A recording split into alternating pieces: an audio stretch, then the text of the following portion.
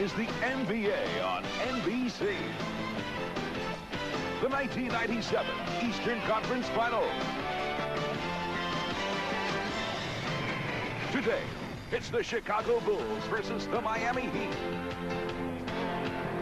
The Chicago Bulls hoping to close out the series in 4. The Miami Heat looking to extend. Get ready, Rumble! Wednesday in the Windy City. No team in NBA playoff history has come back from a 3-0 deficit. And that is the task facing the Heat this afternoon. Hi, everybody. I'm Marv Albert along with Matt Gukas. And Matt, although the Bulls have certainly had their uneven moments during the course of this playoff run, they are 10 up and 1 down in the postseason and certainly appear to be back on track. Well, the Bulls are getting it together at both ends of the floor, and it's the big three right in the middle of things, with Michael Jordan doing just about everything, including overpowering little guards to the basket like Tim Hardaway, and Scottie Pippen enjoying better health this season, adding the post-up game to his arsenal. And Dennis Rodman still not in top shape, coming back from a knee injury, but he still manages to get into the mix on almost every play and always trying to get into the heads of his opponents.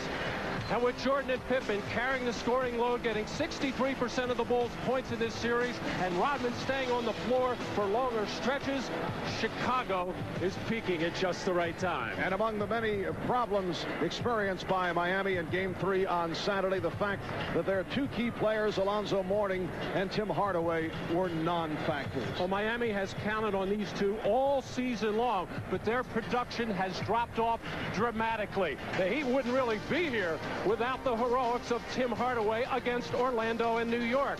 But his shooting has been way off, especially the three-pointers, just 2 for 17.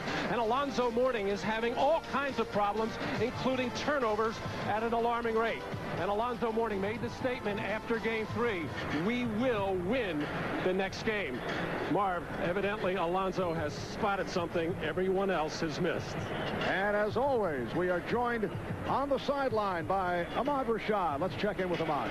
All right, thanks, Marv. You heard Alonzo Mourning in our opening saying he guarantees a win. Now, that caused a reaction among the Bulls. Michael Jordan said that he would have been better off saying he would guarantee that they'd play better and play harder and let the outcome work itself out on the court. Now, Dennis Rodman said he didn't care.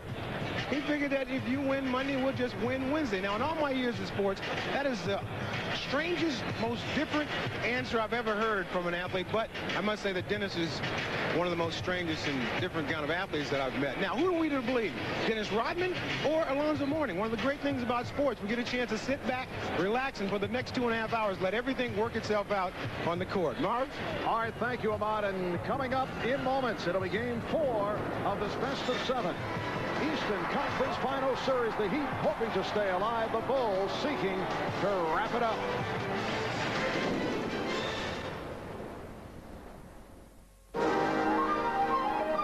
Hi, I'm Rebecca Romaine. Want to spend a few days with me at the next Sports Illustrated swimsuit shoot? You could make a difference here. Because where I work, it's really hot. So if I get thirsty, you could get me something to drink. It's also really sandy. And maybe you could help me with my different swimsuits. Nothing to do this fall? You could win a trip to the next Sports Illustrated swimsuit shoot. Apply where you buy Miller Lite. A storm rolling in, and Mom's not due for another hour. Hey! What about me? A pretty tight spot, unless you have MCI. 33! The kids dial one special number, and that one call goes to Mom's office, then to her cell phone, then right to her. I'm so glad you called. And Mom rolls in right before the storm. Let me in the phone booth, Mom. There's no room, you dweeb. Dweeb. Dork. The Mitsubishi Eclipse Spider GST. Vorrei del pane tostato. Vorrei del pane tostato. The perfect way to express yourself in any language. Dove sono le valigie? Dove sono le valigie? Buon gusto, sei bella e parli italiano. Un buon toast, vorrei una fetta de valigie. Ciao. The 1997 Eclipse Spider and Coupe Mirage and 3000 GT. The family of sports cars from Mitsubishi. Built for living. The NBA on NBC is brought to you by Miller Lite, who reminds you that anything can happen at Miller time. by the 97 Mitsubishi Eclipse, the sports car that speaks your language, built for living. And by MCI. Is this a great time or what? Well, a hot and humid 89-degree day in South Florida. As we welcome you back to Miami Arena, the Miami Heat and the 97 players 4-0 when facing elimination. Involved in a Game 5 against Orlando. Remember, they were down 3-1 against the Knicks, so they had to stave off 3 games for elimination. A look at the starting lineup. Both teams going in the same manner they did in Game 3 on Saturday. The officials: Ed T. Rush, Bob Delaney, Joe Forte, Luke Longley, Alonzo Mourning on the opening tip, and it's controlled by the Heat. And the Chicago Bulls are expecting an emotional charge out of the Miami Heat in an effort to get this crowd going. For the Heat to do that, they got to make some shots. P.J. Brown working on Dennis Rodman. And here comes Scottie Pippen, turning Jamal Mashburn around and able to convert. Well, first of all, a short arm shot by P.J. Brown, and Miami Heat want to go at Dennis Rodman. They don't respect his one-on-one defense that much, but a terrible transition defensive play by Mashburn. And Harper with the steal. Ron Harper, who injured his hip here in Game 3 on Saturday. Bob Rashad telling us Alonzo Mourning refusing to shake the hand of Michael Jordan just prior to the opening tip. And it will be Miami ball. In Game 3 on Saturday, a disastrous performance by the Miami Heat. Tim Hardaway said it was embarrassing. We just quit. Pat Riley said total embarrassment. But I'll tell you what, Mark, professional players very resilient by the nice move by Mashburn on the baseline against the double team. But by the time the players get to their car after the game, they really put that game behind them and have to get ready for the next day, which, by the way, was a grueling 3-hour practice with Pat Riley. Foul called on Mashburn. And Pippen will put it in play. If there is a Game 5, it would take place Wednesday night in Chicago. Pippen picked up by Mourning. Minute and a half gone by, and the game is tied at 2. Dennis Rodman. Rodman able to tip it to Longley. And here's Harper for 3. Hardaway going into the second key to set it up for Mourning. And that's what the Miami Heat and this crowd have been looking for from Tim Hardaway. A little explosion, a little aggressiveness, challenge the defender and take the ball to the rim, and then something good will happen as he did there. Rodman. Well, Dennis Rodman opening up in an offensive mode. Missed a baseline jumper, but able to hit on the drive to tie the game at 4. Mourning. Alonzo Mourning, who had a very long day with the 9 turnovers, 1 of 4 from the field on Saturday. And a little adjustment there. Alonzo caught and did something with the ball immediately. What he's been doing in the past game, catch, turn, face, hold, wait, and it has really stagnated the offense of Miami. And Alonzo Mourning has come out, hit his first 2 shots. Shot clock at 2. Jordan for 3. And went over the glass. So the ball back to Miami. Well, Ron Harper has been given a lot of credit for slowing down Tim Hardaway. He says, hey, I have nothing to do with this. It's Tim Hardaway slowing himself down. Hardaway played only 32 minutes. On Saturday, he scored 13, 15, and 6 points. That's the breakdown in the 3 games of the series. The steal by Harper.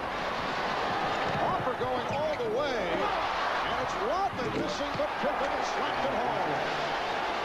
That's what the Bulls have been doing throughout this series. Even though they have not been shooting the ball particularly well, they have been the quicker team to the loose balls, the quicker team to the second shot opportunities as the Heat stand flat-footed. Game tied at 6. Mashburn. And a foul. Bob Delaney with the call against Chicago. Here's Alonzo Mourning running right down the middle of the lane, and Tim Hardaway with that penetration knew all he had to do was to get beyond Luke Longley, and then Alonzo Mourning turn, catch, shoot, and stop waiting for the offensive players to space the floor, get everybody legal, and then kind of paw the floor and make his move. Here you see the scoring by Michael Jordan in the season. Actually has raised it throughout the playoffs, and Scottie Pippen also playing well in this series as well. The Heat 7 and the Bulls 6 with 3.5 gone by. Rodman posting up on Brown. Jordan over Hardaway. Again a three-point attempt. And the pass saved by Brown. P.J. Brown. And tipped by Mourning. Alonzo Mourning with his third field goal. And as that ball went through the net, Mourning inadvertently, I think, hit Dennis Rodman in the back of the head, and on the way back down the floor kind of looked and smirked at him and said, "You're going to get a lot of that today, pal." Pippen blocked by Mourning. Longley couldn't handle it. Hardaway hesitating and then firing. Three-pointer for Tim Hardaway.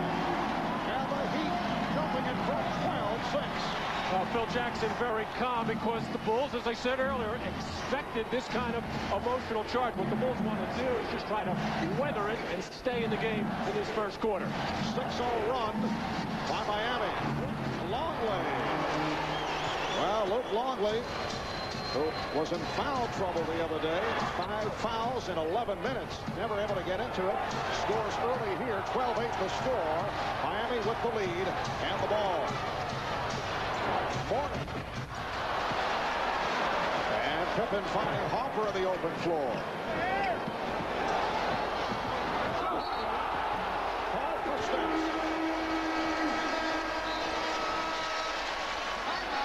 And a timeout called by Chicago.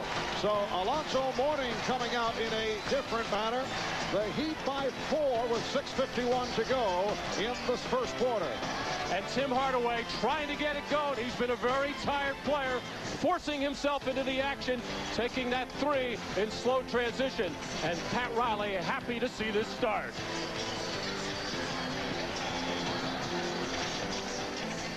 The thrills continue for the Rockets and the Jazz, Tuesday night on NBC. Nelson reunion? Presenting a new family of cars for 1997 from a new era at Mitsubishi. Nelson family. A wide range of rugged sport utility vehicles. The Nelson? Straight ahead. Red-hot sports cars and refined new sedans.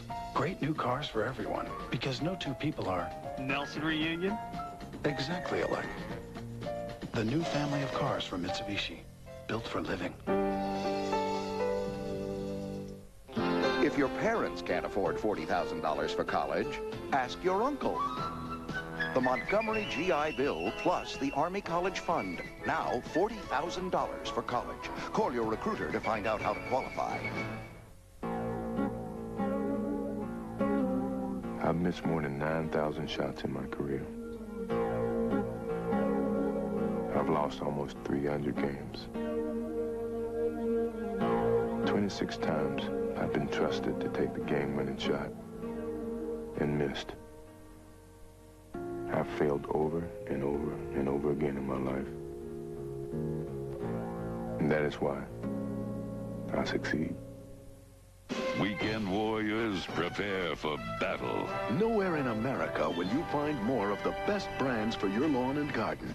Great names like Scott's, Honda, and Toro than at the Home Depot, your power equipment headquarters. This is Dick. What do you get when some really small group of people gather in some tiny, sweaty little club to see some incredibly huge band, but nobody knows who it is until the second they hit the stage? The Miller Genuine Draft Blind Date. Small clubs, large bands, big mystery. Explore the unknown. Miami starting out in hot fashion. Chicago has begun slowly, and Tim Hardaway and Alonzo Mourning hoping to turn things around here in the early going. Alonzo has. Well, and they need him to be aggressive in every area, not just scoring. He's got to run the floor, he's got to rebound, he's got to make the passes out of the double team, and he has to make his free throws, which he really has done a better job of in the last couple of games.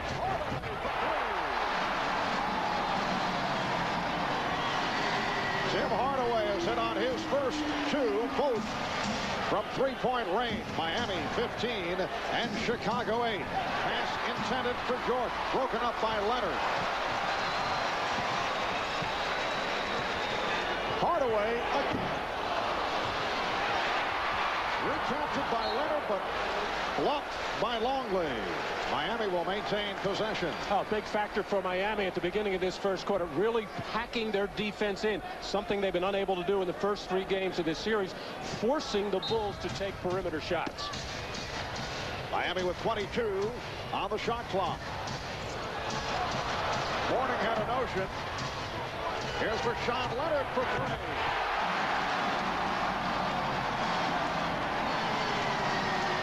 The Heat 18 and the Bulls 8. Michael Jordan has missed his first 3 field goal attempts, 2 from downtown. Miami with a 12-2 run. Scottie and Luke Longley keeps it alive. Here's Pippen setting it up for Longley, and an offensive foul.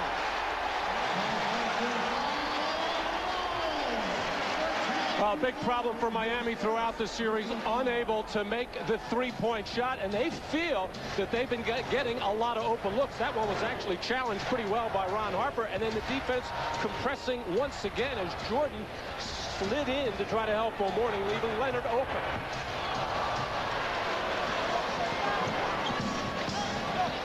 Michael Jordan putting moves on Rashawn Leonard and then going right at Alonzo Mourning, but the shot too strong.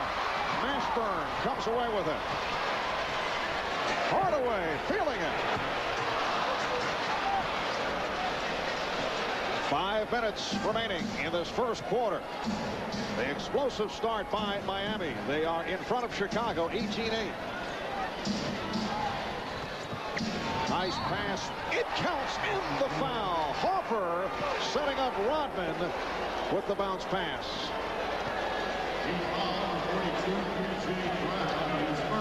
Well, the Bulls running their triangle here, and Dennis Rodman doing a good job. Usually he runs away from the play, not expecting to get passes on the cut there, but just at that last split-second turn look, and a good thing he did to wind up with that three-point play.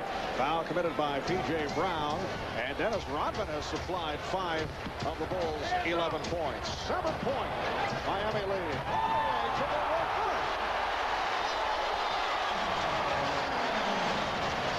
20-11 Miami. Harper for 3. Oh, the Chicago shooting way off here at the start. 5 for 16. Matt, what is different about Miami here in the early going, aside from hitting their shots? Thanks. That makes a huge difference. The three-point shooting has been such a big factor for Miami throughout the season. Take and make more than any team in the league. And you make some of those outside shots, draws the defense out, and that enables a good penetrator like Tim Hardaway to get to the basket. He has had great crossover move, but we have not seen much of it this season. And you see how important he is to this Miami Heat team. In the wins, he generally scores big. And in the losses, we saw very lethargic Tim Hardaway in Game 3. Ashburn with the spin, and it will count. It's a goaltend. Longley getting a piece of it.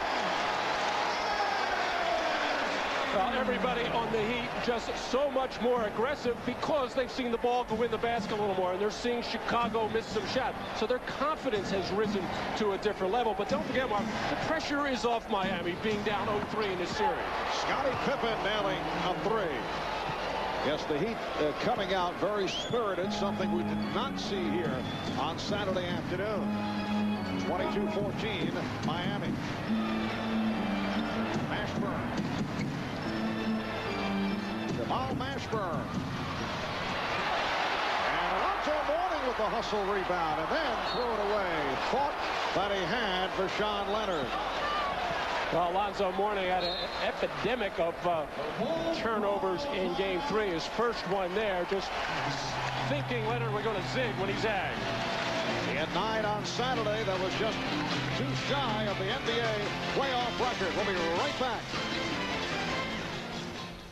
Grant, it's time to look beyond basketball. I'm thinking made-for-TV drama.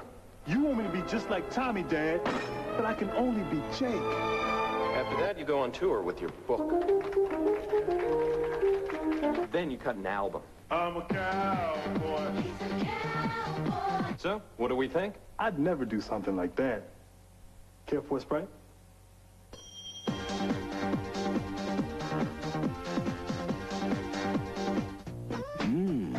McDonald's Big Beefy Quarter Pounder with cheese. Just buy any size fries and drink and get one Big Beefy Quarter Pounder with cheese for just 55 cents in a My Size meal. 55 cents? How much is the quarter pounder if I buy a small Coke and fries? 55 cents. How much if I buy a strawberry shake and fries? 55 cents. The deal is in the meal. My Size meal at my McDonald's.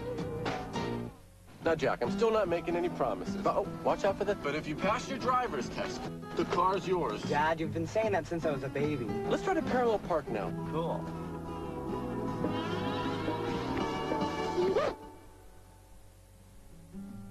The 1997 Mitsubishi Galant. Reliability other cars only dream about.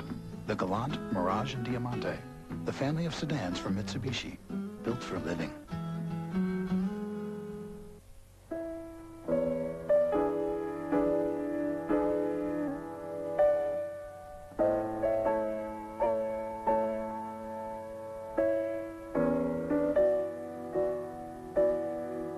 Some of us know we can keep going when bad things happen. Because we've got someone who'll help make things right again. Being in good hands is the only place to be. An abusive mother. You never notice any bruises? And a father forced to steal his own child. This is the only way I know she'll be safe. Abducted. NBC Tonight. Well, in the history of the NBA playoffs, no team has ever come back from an 0-3 deficit to win the series. That is the task in front of Pat Riley and the Miami Heat. We talked about that with Pat. One day it will happen that somebody will come back from 0-3 in some series, and it's happened in every walk of life. It's happened in every sport. It's happened in track and field with, you know, the high jump. It's happened in the 4-minute mile. It happens. I don't know if it's going to happen for us, but it will happen one day, and you might as well be the first. Well, that's coach speak as an answer for that inevitable question, and Pat does that very well, but he also is quick to say that all he cares about is how his team plays today and focus only in on this game. On 51 occasions, teams have been down 0-3 in the NBA playoffs. Only 22 teams have managed to even win one game after trailing 0-3. So statistically, it's not a pretty picture from the Miami Heat point of view. Ryan Williams, who played well the other day, has come on for the first time. And a 3-second violation call. And it's on Dennis Rodman, and in my memory of this series, that's the first time a 3-second violation has been called on Dennis Rodman, who is one of the best cheaters in all of basketball as far as getting into that lane early. And I use that word cheating in a positive way. It's good to do that if you can get away with it and force the officials to call it once in a while. Mashburn went to the crossover. Beautiful move by Jamal Mashburn, has come out strong. He has 7 points. The Heat up by 10. And you also see the mindset of Miami. Every chance they get, they want to go at Dennis Rodman and make him defend. No way is Dennis Rodman the defensive player that he was 4, 5, 6 years ago as a member of the Detroit Pistons. He does scramble for those loose balls and rebounds very well, but does have trouble with individual D. Michael Jordan fouled by Sean Leonard. And Dennis Rodman would much prefer to play bigger, stronger people inside. He does not like to leave the basket area to have to bend his knees and try to defend a guy who can put the ball on the floor, as Jamal Mashburn did right there. So Jordan to the line, an 83% free throw shooter. Michael winning a record 9th scoring title, averaging just under 30 per game. Another stellar regular season. What's amazing, the competitive spirit still going so strong. Able to combine talent with amazing drive. His first 2 points of the game. And Marv, I'm a little surprised that Michael did not come out roaring a little more. Now, he had to take some tough shots early in the first quarter with the shot clock winding down, but realizing that the Heat would be fired up, the Bulls might be a little complacent, I expected Michael to take over early. P.J. Brown getting position. And Rodman knocked it away, recovered by Hardaway. And last touched by Brown. And now the Heat showing some signs of being aggressive on the offensive glass. Dennis Rodman trying to do it all by himself as Brian Williams bailed out a little early, looking for transition. Dan Marley getting set to check in for Miami. Harper backs to three-point territory. Yes! Ron Harper with his first field goal. It cuts it to a 5-point Miami lead. Mourning got the step and was fouled by Williams. Well, you can satisfy your basketball craving any time of the day or night by logging on to NBA.com, the official website of the NBA for in-depth playoff coverage, full-color multimedia, up-to-the-minute scores and stats. Check NBA.com, all hoops, all the time. Alonzo Mourning, as you mentioned, did pick up the free throw shooting the other day, although only 1 of 4 from the floor. He was 10 of 12 at the line. And 4 for 6 in game 2, 7 for 15 in game 1. But you got to like what Alonzo Mourning has done so far. Really into this game as his former college coach John Thompson sitting on that left baseline and watching very intently. But Alonzo Mourning coming out very aggressive, but that really hurts when you don't take advantage of the freebies. Steve Kerr has come on for the first time for Chicago. Steve in a bit of a shooting slump, 0 for 5 in his 22 minutes on Saturday. Scottie Pippen calling for the spread floor there, where Miami got hurt in game 3 was going out too far in the floor. This time they compressed defensively and forced a turnover. 1 minute left in this first quarter. 5-point Miami lead. Marley guarded by Rodman. Marley with a running hook. He was forced into the difficult shot by the defensive play of Rodman. And wanting to go at Rodman, but really shouldn't have taken that poor a shot because the defense of Rodman was not that good. Now Pippen putting moves on Marley.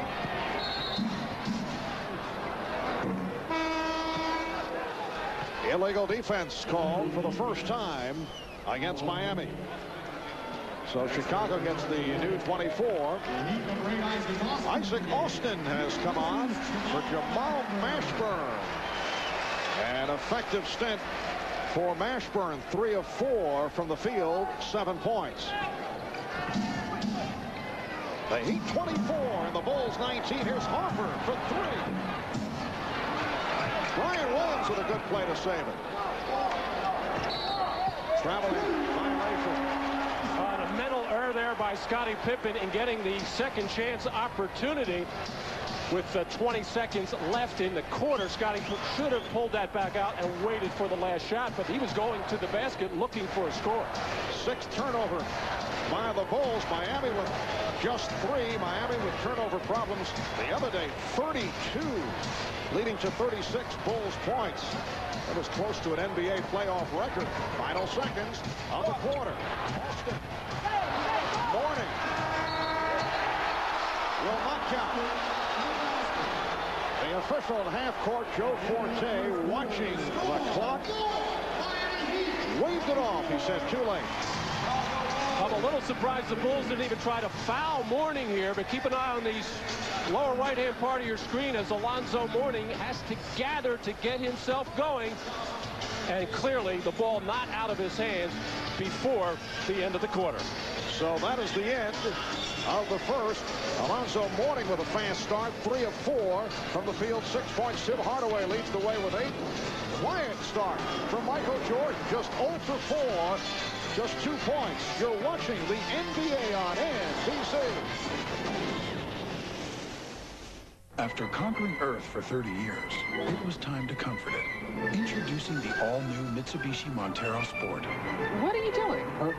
Forgot to shave. A remarkably smooth-riding sport utility vehicle. The Montero Sport.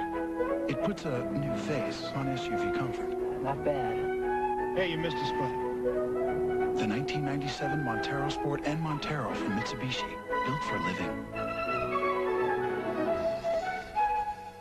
He's an out-of-work actor. Think you want me? It was a walk-on, Charlie. Impersonating a lawyer. This is fraud. Leading overruled. They? No. Who's taking the case? That's our defense. A Twinkie. And making the most. Can we get around this wall thing? You're touching me. Of his day in court. Michael Richards. Jeff Daniels. The defense threat! Trial and Error. Rated PG-13. Starts Friday.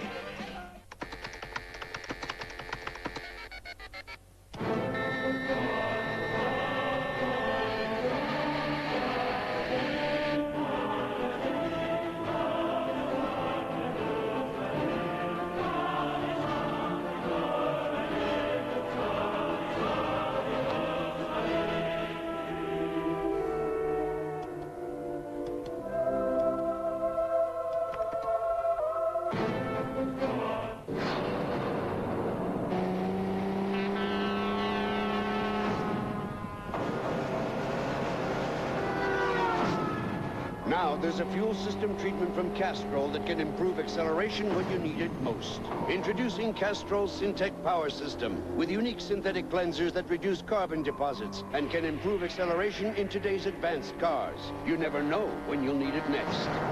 Castrol Syntec Power System. Power when you need it. You're watching the NBA on NBC. The 1997 NBA playoffs.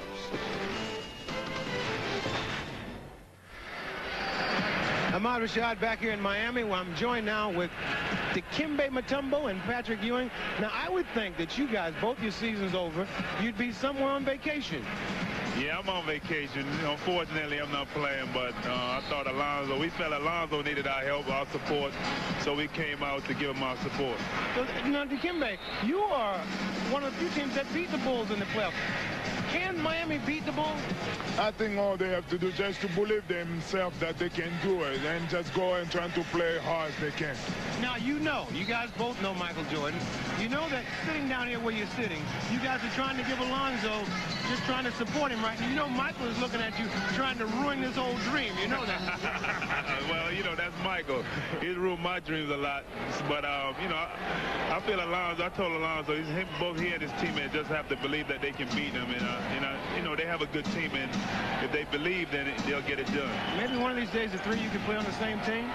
I don't want it to happen. No, because you need about 3 or 4 basketball. We'll be the point guard. All right, enjoy yourself, you guys. All right, back to you, Marv. All right, thanks, Ahmad. So a couple of Georgetown Hoyas rooting on Alonzo Mourning, hoping that he and the Heat able to keep this series going. Alonzo Mourning off the beautiful alley-oop lead from Tim Hardaway extends to a 26-21 advantage with the second quarter just getting underway. Tony Kukoc has come on for the first time. Jordan and Kerr in the backcourt. Dennis Rodman very offensive conscious with another shot. Rodman is up front with Kukoc and Williams. Dan Marley met by Tony Kukoc. Isaac Austin. Austin with a post-up on Rodman, and well done. Once again, Miami taking every opportunity to go at Rodman, and that's where he generally, Dennis Rodman that is, plays his best defense, but overpowered that time by Ike Austin. The Heat 28 and the Bulls 21. Kerr played by Hardaway. Brian Williams. So he's hit 2 of 2 from the field, and it's Miami by 5. Best execution so far from Chicago, starting out with the spread offense and getting into the triangle. Good ball movement, good player movement, results for a good shot. Brown looking for a foul on Williams. Mourning goes right at him.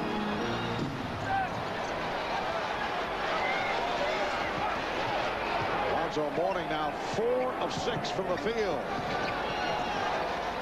Jordan's pass broken up. Well, Miami Heat taking a page out of the Chicago play with the back pick by Vashawn Leonard and the perfect pass to Alonzo Mourning. Vashawn Leonard coming up, setting the back pick on Brian Williams. No talk from Michael Jordan. Perfect execution. 9:57 remaining. First half. It's the Heat by 5.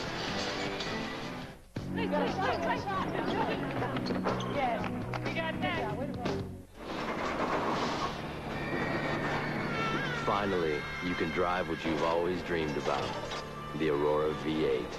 If this engine can power the Indy race cars, imagine how you'll feel on a test drive. Isn't it time you drove your dream car? For a limited time, you can lease the Aurora for just $3.99 a month. See your Oldsmobile retailer. The Aurora V8, the power behind Indy. He won the Kentucky Derby. He won the Preakness Stakes. And this year, as he heads into the final race of the Visa Triple Crown Challenge, there really seems to be an absolute 100% sure thing.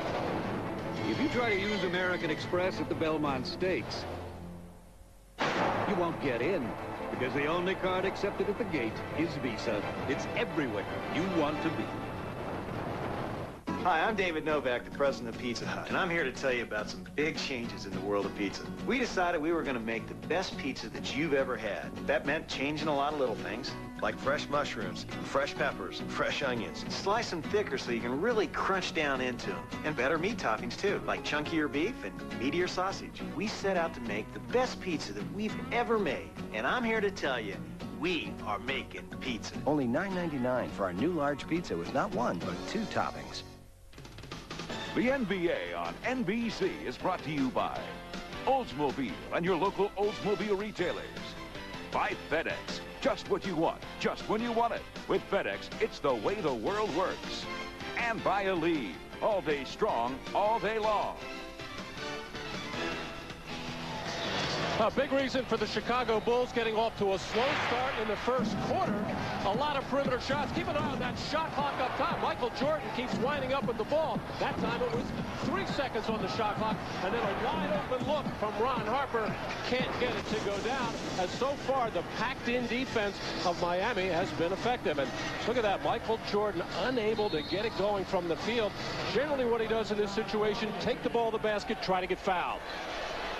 And as you mentioned earlier, did not look to come out with the barrage. He's now 0 for 6 from the field, and it will be Miami ball. He tried to penetrate that time, couldn't turn the corner on the baseline. I think you have to give a little credit to Vashawn Leonard, who has certainly had his hands full trying to defend Michael Jordan. He's getting the best of it so far today. The Heat 28, the Bulls 23. Leonard did not get the friendly roll. Mourning able to hustle it down. Marley with the room for 3. And Rodman rebound. Oh, Michael disappointed there. First he thought he should have got the ball from Rodman, then the alley-oop from Kerr. Oh, Dennis Rodman on the drive. And Dennis Rodman with 7 points, 5 rebounds, 3 assists, keeping the Bulls in it here in this first half. Did you mention that he's taken 6 shots already? That's about 3 games worth for Dennis. 3 of 6 from the field. Leonard sets it up. Austin. Nice Nice adjustment by Rashawn Leonard. Did not have the shot and was able to locate Isaac Austin. The Heat 30 and the Bulls 25. Marv Albert, Matt Koukas, and Ahmad Rashad from Miami. The season on the line for the Heat, down 3-0 in the series. Chicago would like to wrap it. Steve Kerr, and that's a good sign for the Bulls. 0 for 5 the other day in Game 3, and Kerr cuts it to a 3-point Miami advantage. The Miami Heat are so conscious of Steve Kerr from downtown. They're hugging up on him. Steve has to make that adjustment to start moving in and find those little seams inside the arc.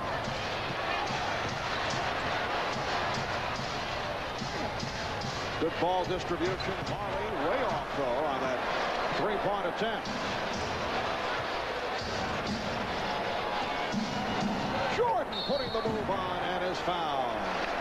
Michael Jordan off the hesitation dribble, got the step, and he's headed to the line. Well, there's a tendency to forget about Dennis Rodman as an offensive threat because he rarely looks at the basket. That time, no doubt about it. He just wanted to catch the ball, make a move to the basket, as a couple of big guys who have gone against against Dennis. I said, where did that come from? Well, Michael Jordan has hit his last 18 free throws. So much for that strip.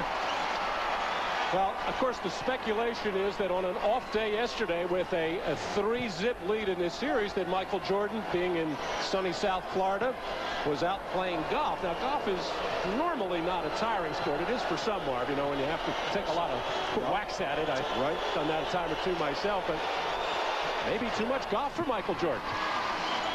That is always the possibility with a team up 3-0. Come out on the Loggy side. Of course, Pat Riley challenged his ball club. Foul is called. It's a block on Jordan. You know that Pat Riley made the point that did not want to go out humiliated at home. Swept 4-0, and the Heat have certainly come out with much vigor here today. As we discussed earlier, it helps to hit your shots in contrast to what took place in Game 3 on Saturday. But in every phase of the game, they've picked it up. Jordan with the strip of Mourning, who was able to recover and then lost it again. Collides with Rodman. And Mourning is being held back. He felt that Rodman tried to take him down. You know, that was just traffic there, although I'd have to see the play again on the replay, but an overreaction, I think, on the part of Alonzo Mourning, and then stripped by Michael Jordan once. Michael Jordan is going to get it again and knock it loose, and Dennis Rodman did bend over as Mourning was up in the air, and you can see why now that Alonzo Mourning had something to complain about, but in all the banging and hitting inside, that was not one of the worst by Dennis Rodman. And no fouls were called, only 2 on the shot clock, and it is a 24-second violation. It has reached the point where we're making judgments on the degree of the hit where Rodman is involved. Dennis did hold his ground there, but in bending over while Alonzo Mourning was up in the air. We had a play similar like that in Game 2 where there was a hard fall to the floor. And of course, Miami is so aware of Dennis Rodman, even though they say they are not. Jordan putting moves on Mashburn. Mashburn played it well, and Michael way off. 0 for 7 from the field.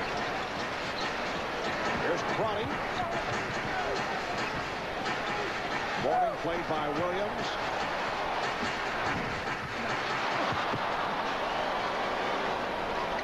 Miami has led by as many as 11. Not able to take advantage here with the Bulls closing. They're within 2. Good off the recovery and was trapped. Nowhere to go. Good look from Pippen. It will count. It's a goaltend. Dennis Rodman with 9 points, and he's tied the game at 30. Well, with all the struggling that the Chicago Bulls have done, and you look up and you see that it is tied 30, clearly Miami missed a lot of opportunities so far in this first half. Timeout called by Pat Riley. 6:28 left. First half, the game tied at 30. I'm Tiger Woods.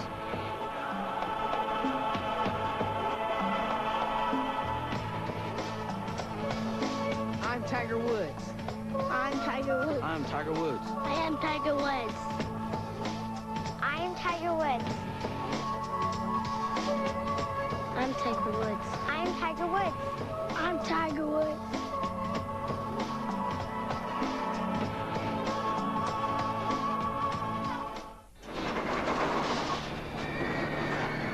Finally, you can drive what you've always dreamed about, the Aurora V8.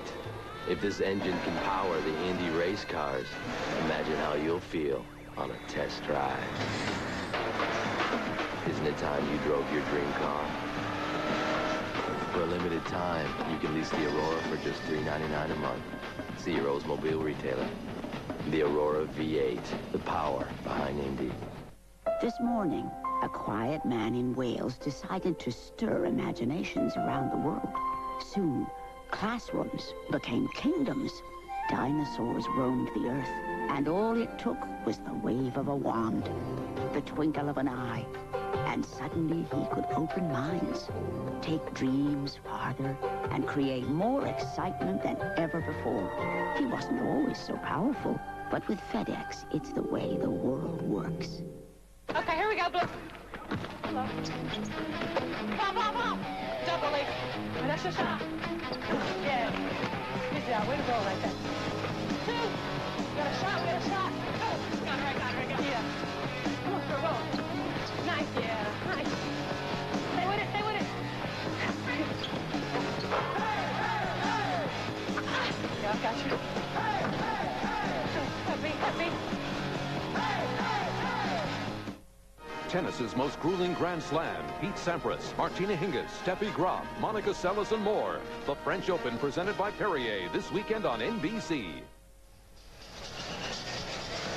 Well, in Game 3, Alonzo Mourning just 1 for 4 from the field, coming out alive in this first half. Hitting this quick jumper. No box out, takes advantage to get inside Luke Longley. And then the back pick by Marshawn Leonard and the perfect pass as Alonzo Mourning. 4 for 7 from the field, 8 points, 5 rebounds, all of them at the offensive end as Alonzo We're picking on just about everybody on Chicago, and that'll happen when you're aggressive, and that's the way he has to be. Sometimes Alonzo tends to drift offensively, and when he does get the ball in the post, hold the ball too long. He gets a breather right now. The Morning sitting it out. P.J. Brown, Isaac Austin, Jamal Mashburn. Up front, here's Mashburn. He's played well. 9 points for Mashburn. The Heat leads 32-30. Prior to that basket, the Bulls with a 19-8 run. They were down by as many as 11. We're halfway through the second quarter.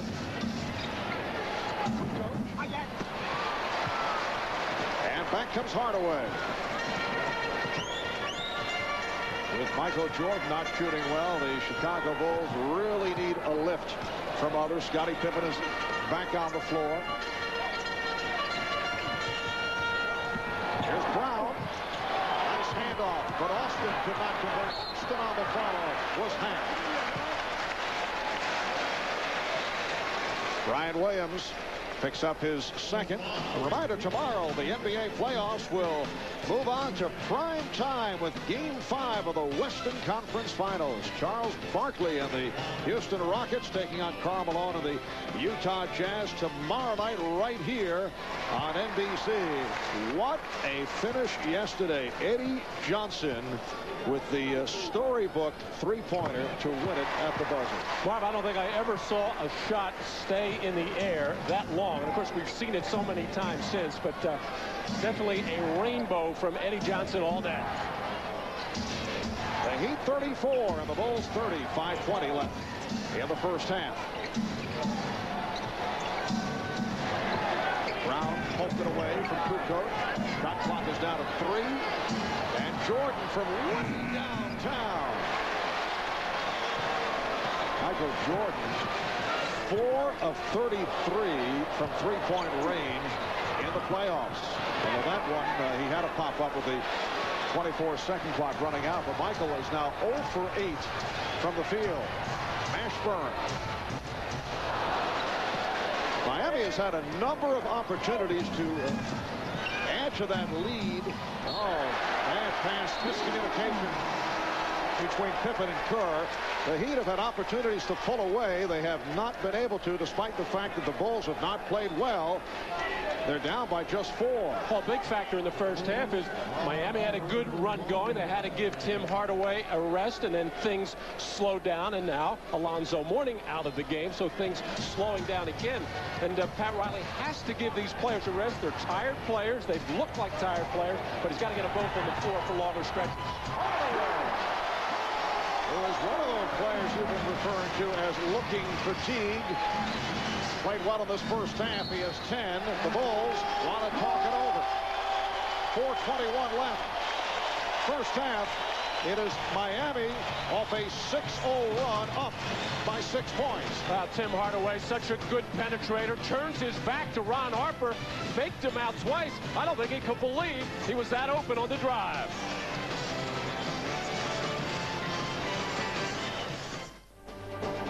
If you ever end up in some Ben Hur movie, in your new 97 Pontiac Sunfire GT, with its powerful twin-cam engine,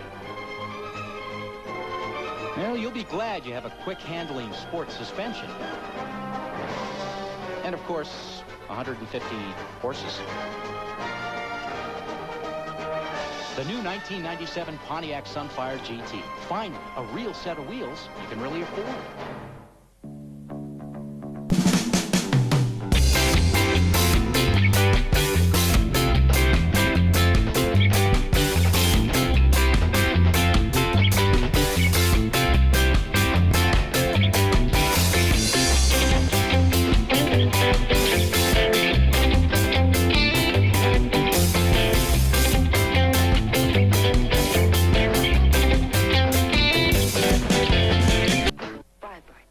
You have no idea who you're dealing with. When the FBI can't handle it.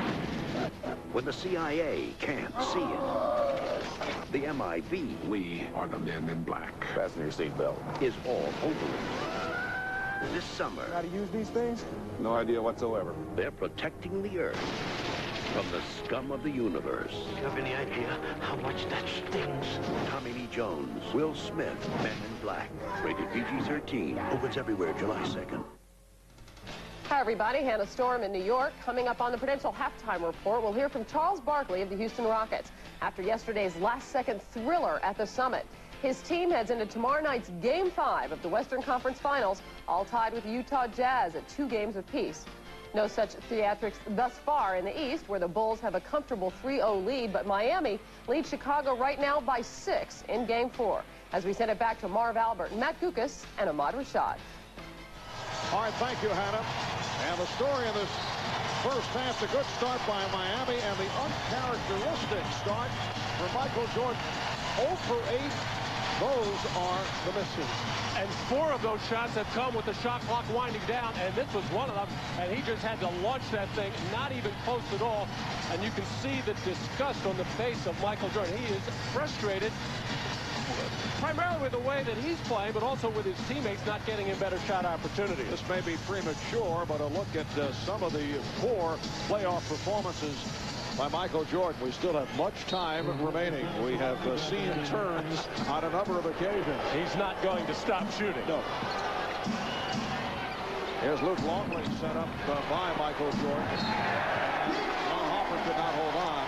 Jordan with 34 points on 14 of 25 from the field here on Saturday as a follow-up to the poor game in Game 2, 4 of 15, but he did his damage at the foul line, particularly in the fourth quarter. And we're seeing that rare slumping body language from Michael. Tim Hardaway. 39-30. The Heat with the lead. They've led by as many as 11. Chicago was able to tie it at 30. And Miami has reeled off 9 straight. Jordan not able to hit again. And he's been missing by wide margins. No legs on that last jump shot. Hardaway, yes. Miami by 11.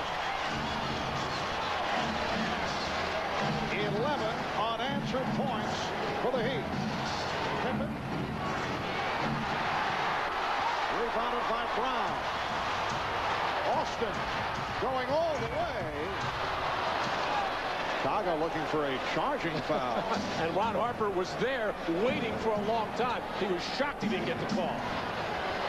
Just under 3 minutes remaining in the half.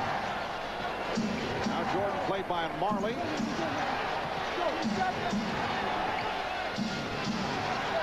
Harper for 3. And Rodman and Austin hit the floor.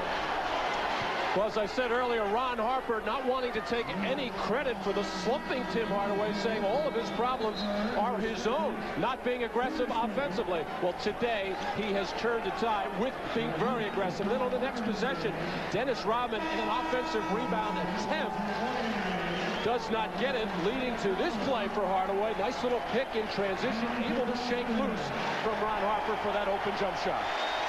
Foul was called on Mashburn on that play. Isaac Austin hearing the cheers as he sits down. The Bulls have not scored in the last 3 minutes and 20 seconds, trailing now by 11. Longley's pass was rejected by Mourning, who just checked back. Longley on the recovery. Miami looking for a travel. Rodman and Brown having words, but a foul called. It's on Mourning, his first. Alonzo Mourning obviously not happy with that call. Luke Longley getting himself in all kinds of trouble away from the basket, putting the ball on the floor, putting up a very poor percentage shot, and a worse foul by Alonzo Mourning, who just his first, and Alonzo can pick them up in clusters. And Luke Longley, during the regular season, a 79% free throw shooter. It has all gone wrong for the Bulls in this first half. And the Bulls and their two key players, Scottie Pippen, Michael Jordan, have the same look on their faces that all the Miami Heat had in Game 3. Miami by 10. Hardaway. Oh, you know.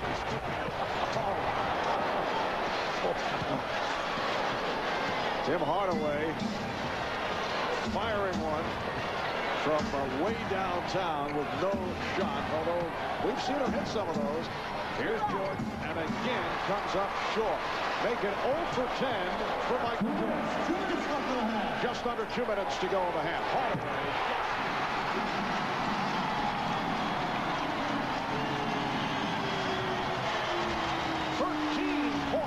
Miami lead. Hardaway 4 of 7 from three-point land. And the chant of "Let's go Heat." Shot clock at 3. Down to 2. Jordan for 3.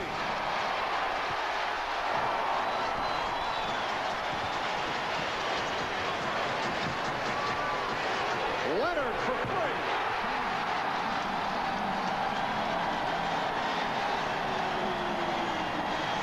Miami by 16. We approach 1 minute to go in the first half. Miscommunication between Harper and Longley, and did a lot of this. Guys barking at each other.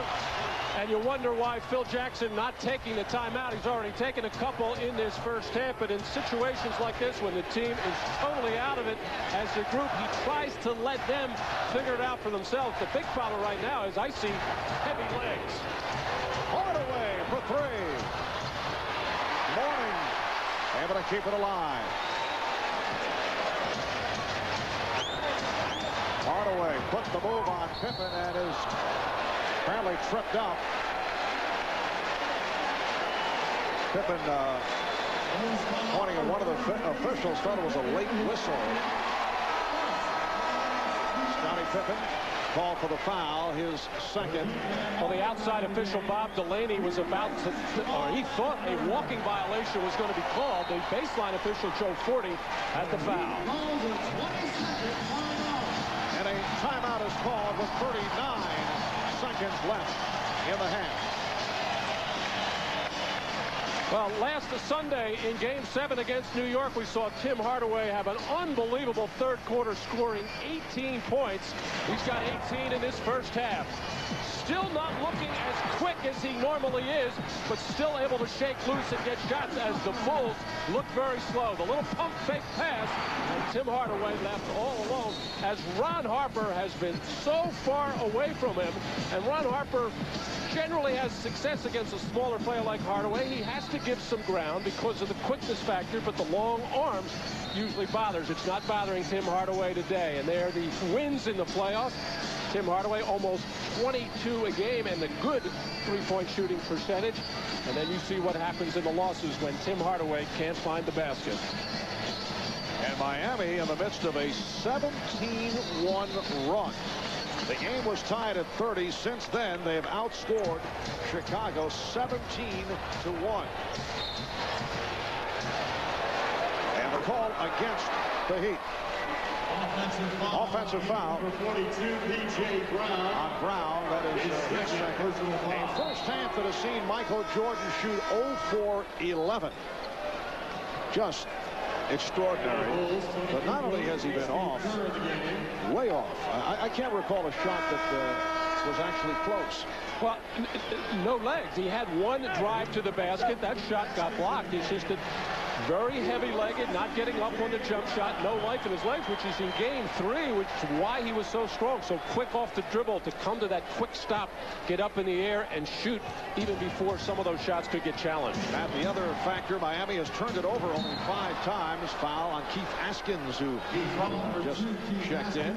Only five turnovers as opposed to the 32, just 4 shy of an NBA playoff record on Saturday. That's the one foul the Heat had to give. Willie Anderson is not with the Heat today. His dad is ill, and he went to join his father at his bedside. That turnover number 9 committed by Chicago. Out of 10 seconds in the half. Hardaway putting moves on Kerr. Fires the 3. Askins. And Jordan just intent on keeping it away from the rim. Only 31 points for the Bulls in the first half. Look at that stat line. 0 for 11 from the field for Jordan. Hardaway turning it on. He has 18 points in this first half. A commanding lead for Miami. Coming up, the Prudential halftime report after these messages.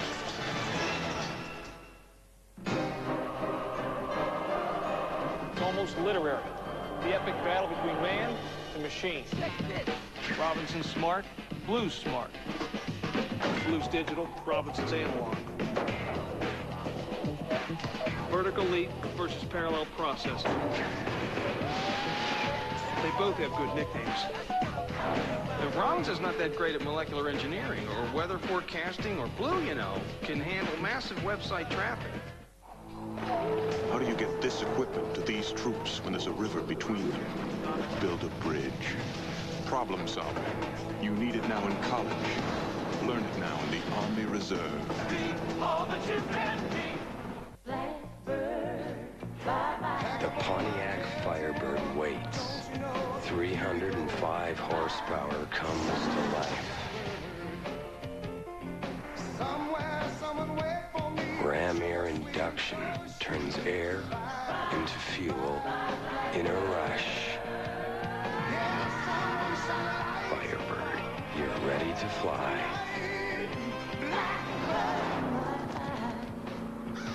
New Buffalo Crispy Strips from KFC are boneless all-white meat chicken. But will they fly in Buffalo, home of buffalo wings? Very good. All right. Not bad. The Colonel, he must have been born in Buffalo. Now try this Buffalo Crispy Strip meal, just $2.99. My sister did without for years to make this business work. Some morning she'd wake up, her back felt ready for a wrecking ball. She'd take 2 Tylenol, but hours later, pain had come back. She'd have to take more. She couldn't take it any longer. So her doctor said try a lead. I could take just 2 Aleve all day. With Tylenol, I was taking up to 8. So she tried a lead. Keeps her pain away up to 12 hours. It's meant a great deal to her. Who did your hair? Aleve. All day strong, all day long.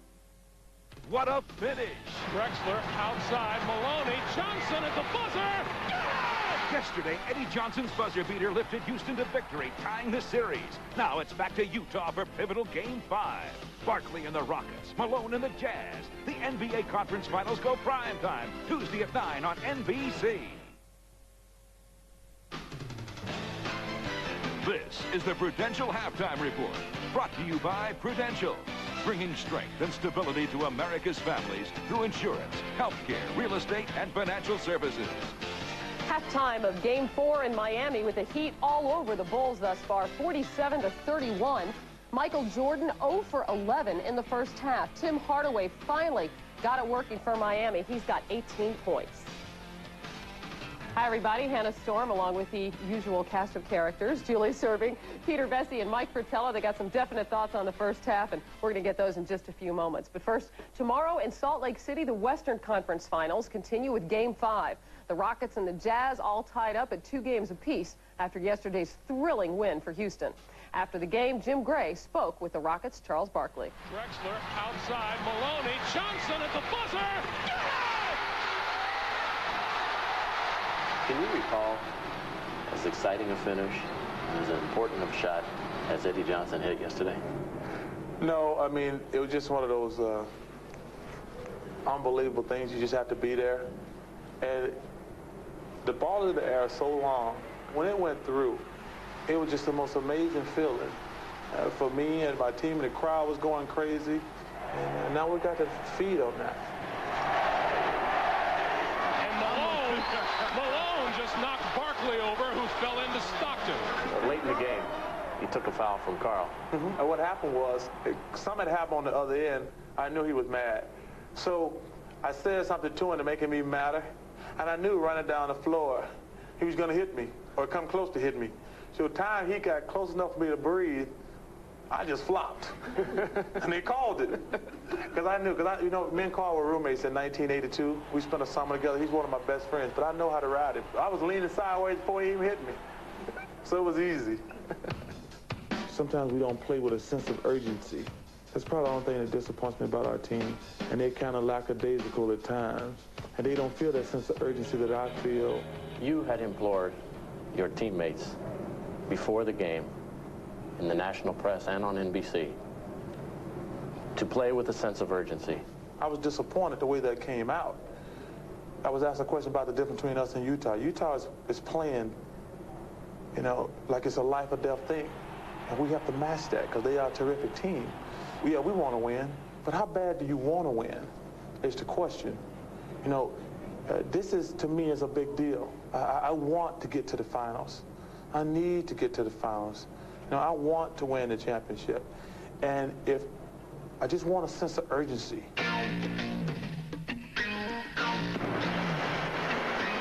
Do you feel as though, realistically, that this opportunity right now represents your last chance? Yeah, I do. Because, number one, it's a young person game, number one. So the young teams, they're pretty good. The Lakers, Minnesota, Seattle. But also, as an older team, you lose something more every year. You know, me, Clyde, and Dream, if we would have played together 5 years ago, nobody could beat us. But now, we're just good players who used to be great players. And next year, if we play, we'll be less of great players. It's a sad, sad day in America. Y'all got nothing better to do than watch me. You have played these playoffs with such joy. Are you the only one in this league who seems to have fun? I understand that it's going to end soon for me. Whether it's this year or next year, it's going to end. And I understand that, man, I've had the best life ever. I've had the best life ever. I've lived every kid's dream. And now that it's slipping away, I'm not upset. I'm not disappointed. But I want to enjoy it and leave like saying I had the best life in the world. When we return, more on the Rockets and the Jazz as we hear from our trio in Salt Lake City and our trio here in the studio. We'll talk about that interesting first half in Miami. But first, a message from Prudential and a word from the NBA.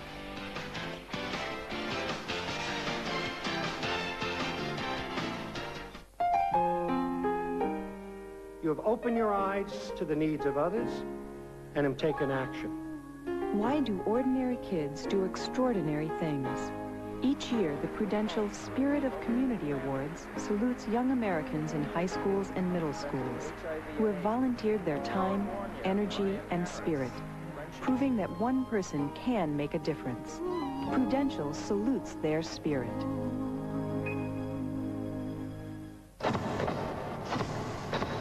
I love playing to a full house.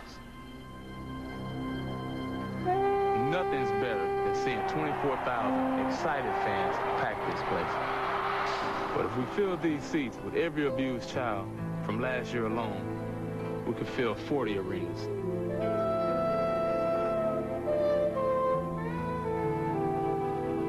The numbers don't lie.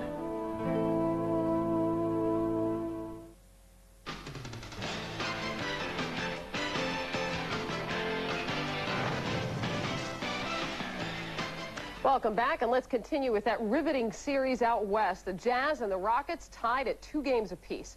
Here's Greg Gumbel, Steve Jones, and Bill Walton.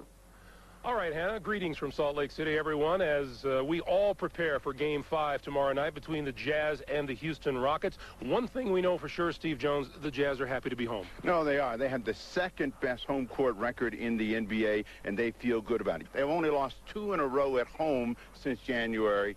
It ain't going to happen. This has become a home court series. Karl Malone has assured us we worked all year long to get this. They're going to the NBA championship. Yeah, the focus of this series has now become Karl Malone versus Charles Barkley. We saw Barkley in the 2 Houston victories come out and take charge in a leadership role. We talked to Karl Malone earlier today, and he wants to do very much the same thing now that his team is back in Utah. Obviously, I haven't played the kind of basketball I have to play, and Charles have a lot more luxury than I have, playing with some guys he got to play with, but that's part of it. I'm due for one throughout the playoffs. Like I said, even though we've won in the playoffs thus far, I haven't had the kind of game or games. I want games, not just one game, but obviously you take one at a time, and I haven't had that yet, so I'm looking forward to tomorrow. That's all fine for Karl Malone, but for the Houston Rockets, it's not about numbers, it's not about strategies. This is all about taking the wildest crowd in the NBA out of the game. This is about turning those cheers into boos. This is about being in the zone. This is about spending 48 hours dreaming about your jumper going down and getting every single rebound. But it's also about making the effort and commitment to develop the confidence to break the spirit of Karl Malone. So when you walk out there for the opening tap, you look in Karl's eyes, and he's the one who's going to quit. Greg, the Houston Rockets are going to have to play the absolute game of their life tomorrow night. All right, Bill, and for us, the challenge is all about getting Bill Walton down to planet Earth in time for the tip-off tomorrow night. We'll see you then. Hannah? Thanks, Greg. Big challenge. Game 5 in Utah is tomorrow night. 9 o'clock Eastern is the tip-off. Now let's get back to this game in Miami. The Heat are leading the Bulls 47-31. One of the few people who's not surprised about that is Dr. J, who told us before the game, hey, they would see desperation on the part of Miami. It's tough to close out a series like this. It is tough. The desperation has turned to desire, and it looks like the fear that Miami was supposed to show has turned into focus. The big 3 for Miami has clearly stepped up here. Alonzo Mourning's all-around play. Tim Hardaway has found his stroke, and we got to give some serious props to Jamal Mashburn here. I mean, he has that look like, no matter who's guarding me, Pippen, Rodman, whatever, I'm going to use my all-around skills. I'm going to get to the hoop. I'm going to take good shots, and I'm going to be a factor in this game. The key for Miami is that third star showing up, and that's Jamal Mashburn. So far, a non-factor in this game, Michael Jordan. What's happened to Michael? Can you believe it? 0 for 11, this guy. Either he is still mourning the fact that Tiger Woods fell apart in the Colonial, or the Bulls made a terrible tactical error of scheduling the pregame warm-up today before the game at Greg Norman's house. Oh. But if he was 4 for 15 in Game 2, and in order for him to get to 4-15, Jordan is going to have to hit his first 4 shots of the third quarter. And if I'm Alonzo Mourning, I'm second-guessing myself right now. Why didn't I guarantee victories in 1, 2, and 3? Yeah, obviously it was that simple, right? Guarantee a win, and here they are. Obviously that's not true, Mike. So what's Miami done to play their best half, really, since the first half of the series? Statistically, what jumps out at you is, first of all, the starting backcourt's 24-6 in favor of Miami against the Bull backcourt. Secondly, they had 32 turnovers last game, Miami, now only 5 in the first half. Well, let's go back quickly to games 1 and 2. They lead by 16 points, Miami, in Game 1, but missed 15 out of 30 free throws. Game 2, it's a one-point game, 59-58, with 5 minutes left in the fourth quarter, but they shoot only 3 for 26. So they knew they could get it done. They had played them that close. They go home for Game 3, and what happens? Many times when you go home, all the distractions affect the home team much more than the road team. They were affected by the distractions. They've got their focus back today. Wow, you look at the 31 points that Chicago has scored. This is their lowest first-half score of the season. It is halftime in Miami, and the Heat are leading the Bulls by 16. We'll send it back for the second half right after these messages from your local station. This has been the Prudential Halftime Report, brought to you by Prudential, bringing strength and stability to America's families through insurance, healthcare, real estate, and financial services. This summer, there's no place cooler than NBC Sunday with Third Rock News Radio and the Cool Jerks. Cool Jerks. Ooh, look at my body. I am so hot. Cool Jerks. This is sexy. Sunday night on NBC, the Cool Jerks. Squeeze my head, it's soft. The kookiest cats you ever did see, the Cool Jerks. Hey, if you're gonna be a jerk, be a cool jerk. Third Rock and News Radio, NBC Sunday. This game is brought to you in part by Ameritech. People will do just about anything for Bulls tickets. And now we have the human cannonball. For Bulls tickets, I'm going off the backboard. Nothing but net. I'm going!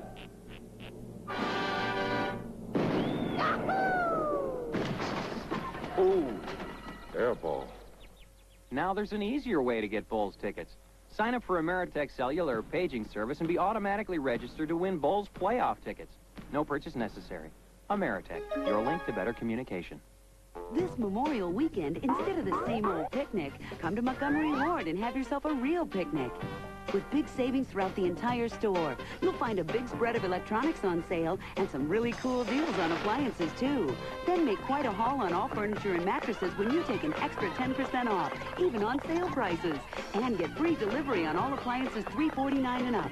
But hurry, because a picnic like this won't be around forever. The Montgomery Ward Memorial Weekend Sale, Friday through Monday. Dodge Caravan thoughtfully comes in 2 sizes. Oh, the price fits, too. During the National Dodge Sale, you'll find all kinds of great offers on Dodge Caravan, including up to $1,000 cash back to close the deal. Caravan, the new Dodge. Fred Couples, Masters champion. Greg Norman, 2-time British Open champion. Nick Faldo, 3 times a British Open champion and 3 times a Masters victor. But one title has eluded them all. Golf's greatest championship, the U.S. Open, coming June 12th to NBC. Welcome back to Miami, where the Heat finished up with a 17-1 run and lead by 16 as we head to the second half. 0 for 11 in the first half from Michael Jordan. As we take a look at the middle line halftime stats, the Bulls incidentally missed their last 8 shots, did not have a field goal the last 6.5 minutes. 10 of 26 from 2-point range, 2 of 10 from 3-point land, and just a total of 31 points. They shot 33% from the field. Not a red dot to be found, as Michael Jordan has had to take a lot of those 3-point shots with the shot clock winding down, which does not make it any easier when you're struggling as he is. And Miami shot 42% overall, 13 of 29 from 2-point range. 6 of 16, which is an improvement the way they have been going from 3-point land in this series. And Tim Hardaway, 4 out of 9 from downtown, so much a part of Miami's attack. The Heat up by 16, 47-31, Miami.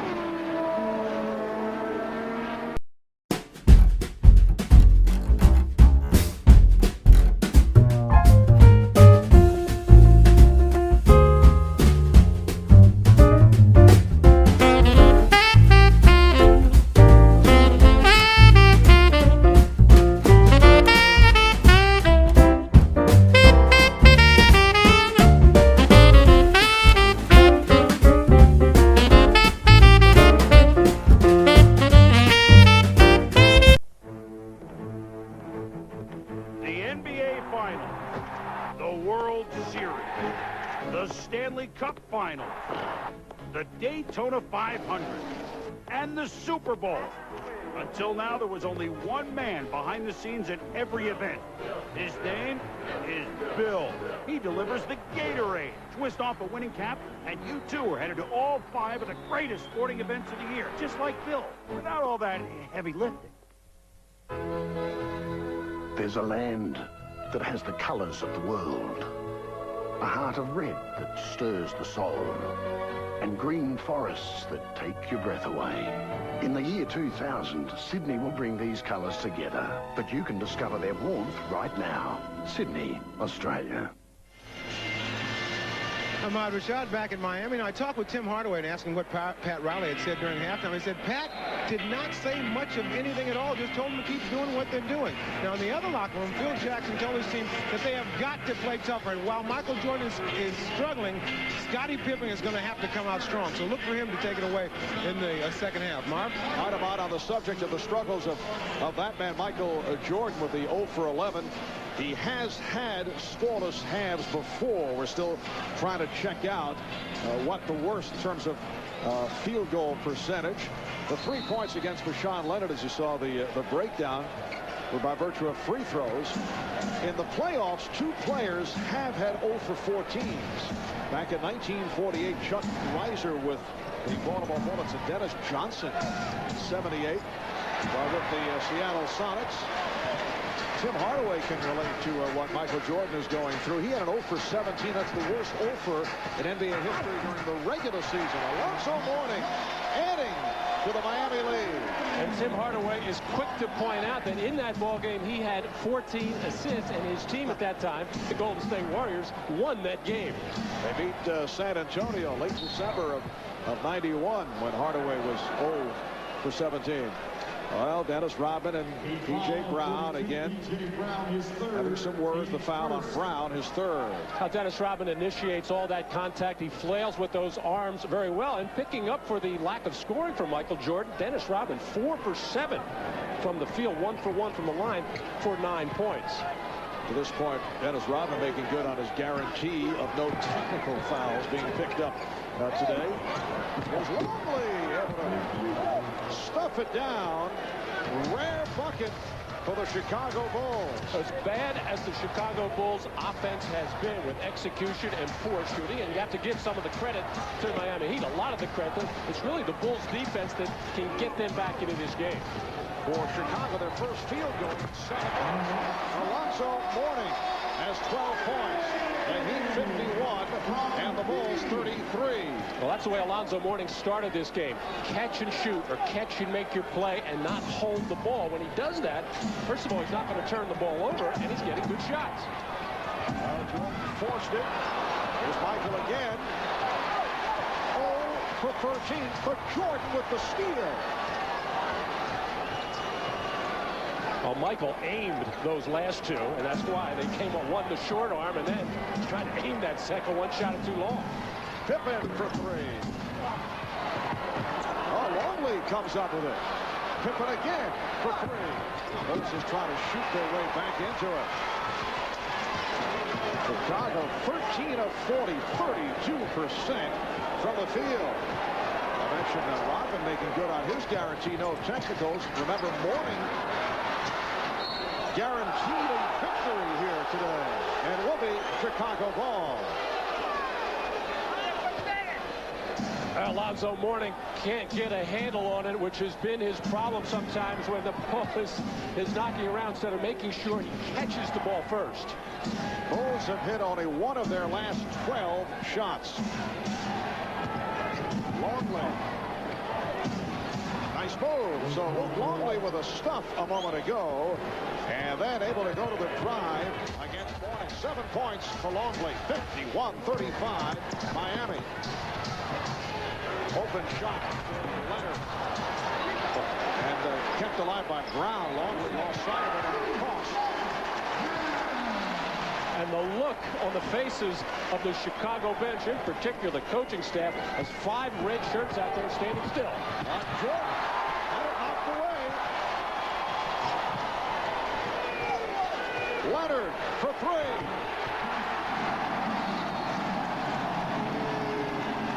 And Phil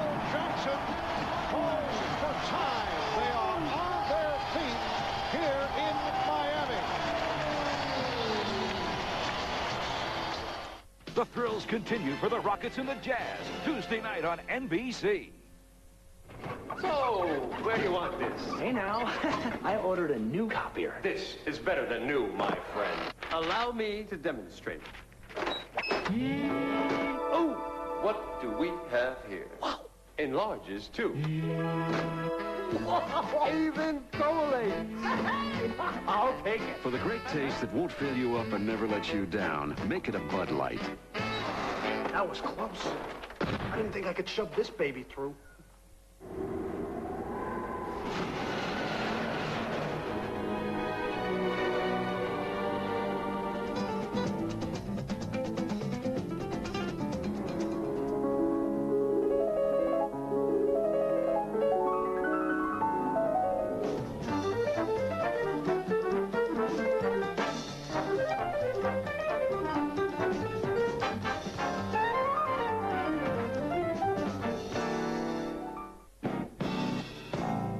Time that I be up there spreading my wings, it feels good, you know. Like, I mean, that's the best part of the game to me. To do something that you ordinarily don't see. You're able to do that, you're put in the right situation, man. It feels good. You know, like, I mean, that's the best part of the game.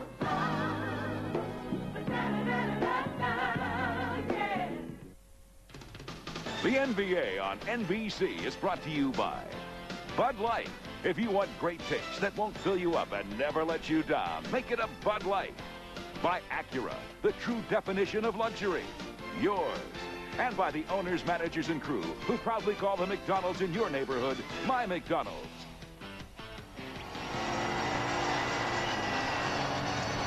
Well, that last sequence, Michael Jordan apparently beyond Tim Hardaway. Hardaway able to reach in and knock it loose. So turnovers also a problem for Chicago. And this led to Sean Leonard's third three-pointer of this ballgame. And a big reason why Leonard's so open after that turnover, Michael Jordan not even close to getting back on defense.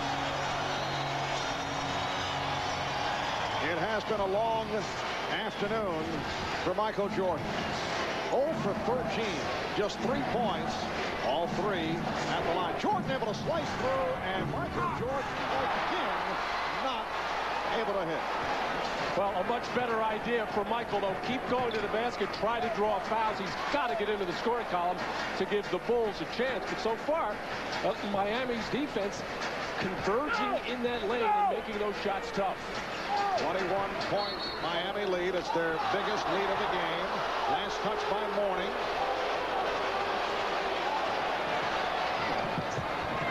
And Williams able to save it. And here's Jordan. Yes. Oh, Michael's talking to himself. Missed his first 14 and now has his first field goal. Well, and oddly enough, it went in, but it was the first shot leaving his hand that looked good as well. There have been several of the early going where he had to force it with the shot clock there running down, so he got hurt by that. He usually has a very fine percentage in converting and bailing out his ball club. Now Jordan looking to put moves on. Played well. Rashawn Leonard able to stop the dribble. Pippen with the pick. Jordan for 3. Pippen off the rebound. Oh, he is fouled. Foul by Mourning. That's 2 on Alonzo. Well, these are the kinds of moves that Michael Jordan was making in Game 3. Very sharp, very definitive, hard dribble, get up in the air, shoot the ball at the top of his jump. Most of the shots that he missed in the first half, he was shooting on the way down. But mainly because he wasn't getting that high in the air because his legs looked so heavy. And a 20-second timeout called by Chicago. Scottie Pippen was claiming that he's all right, but Dennis Rodman coming over to check out Pippen, who was in pain. Whoa.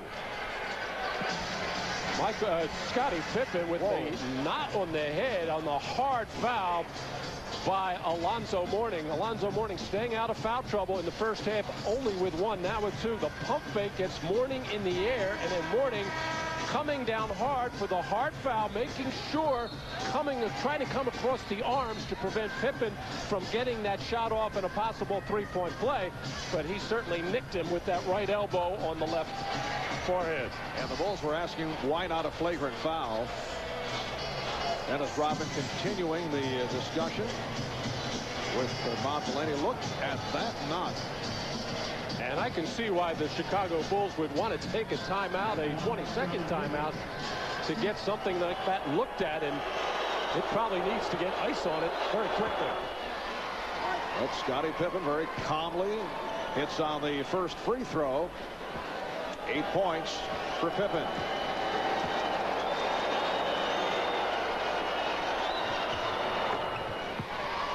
(56-39), 7:25 remaining, third quarter. Marv Albert, Matt Gugas, and Ahmad Rashad from Miami. Game 4 of his best-of-7 Eastern Conference Final. Miami hoping to bring the series to Chicago for Game 5 on Wednesday. The Bulls with hopes of a dramatic turnaround. They'd love to sweep it and go home and rest. Jordan, 1 for 17. Mashburn for 3. Miami back to a 20-point lead. A complete turnaround from Game 3 as Chicago, the team, having the problems with the offense, having the problems with the turnovers, and Miami converting after every one of the misses. Here's Harper for 3. And Brian Williams able to haul it down. Mashburn broke it up.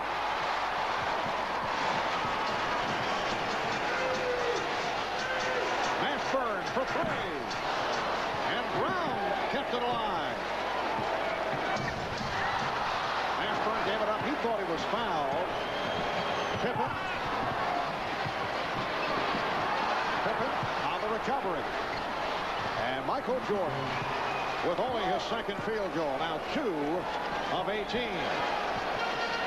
Yeah, it's almost as if Chicago Bulls coming into this game, we said earlier that they knew it was going to be an emotional onslaught by Miami early, but the way that Miami played in Game 3, it's obvious that the Chicago Bulls just didn't think Miami had anything left. Well, they do.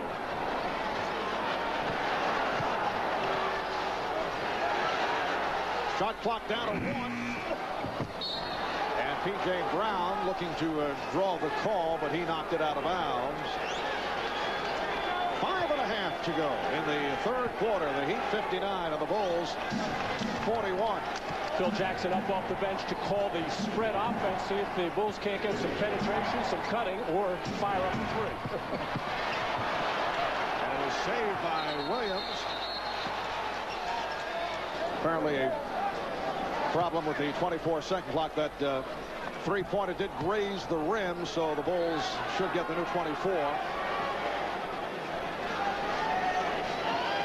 Both Scottie Pippen and Michael Jordan taking the ball to the basket at every opportunity, with the exception of that last three-point attempt by Scottie Pippen. But Scottie did have a reputation as a guy that didn't respond well to physical play, but he's staying on the floor with that knot on his head. Foul on Hardaway.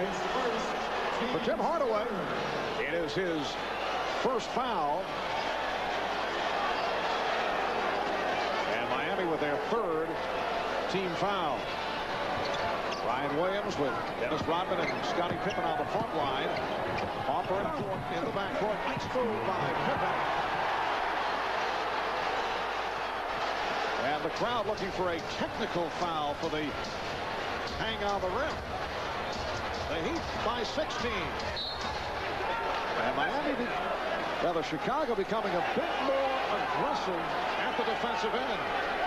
Well, Scottie Pippen, who did a lot of posting up in Game 3 with a great deal of effectiveness. Dennis Rodman coming in and hanging on the rim ever so slightly, jumping on the back of Alonzo Mourning and catching him on the back of the head.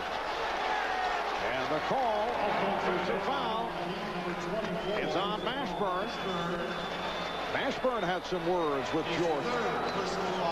Well, you see a totally different look of the Miami Heat. Mashburn right in the face of Ron Harper, and now technicals. Well, Jamal Mashburn got involved a moment ago with Michael Jordan. And then had something to say to Ron Harper. He's been hit with a technical. That's the first technical of the day. And Jordan to the line. 3 of 4 at the line.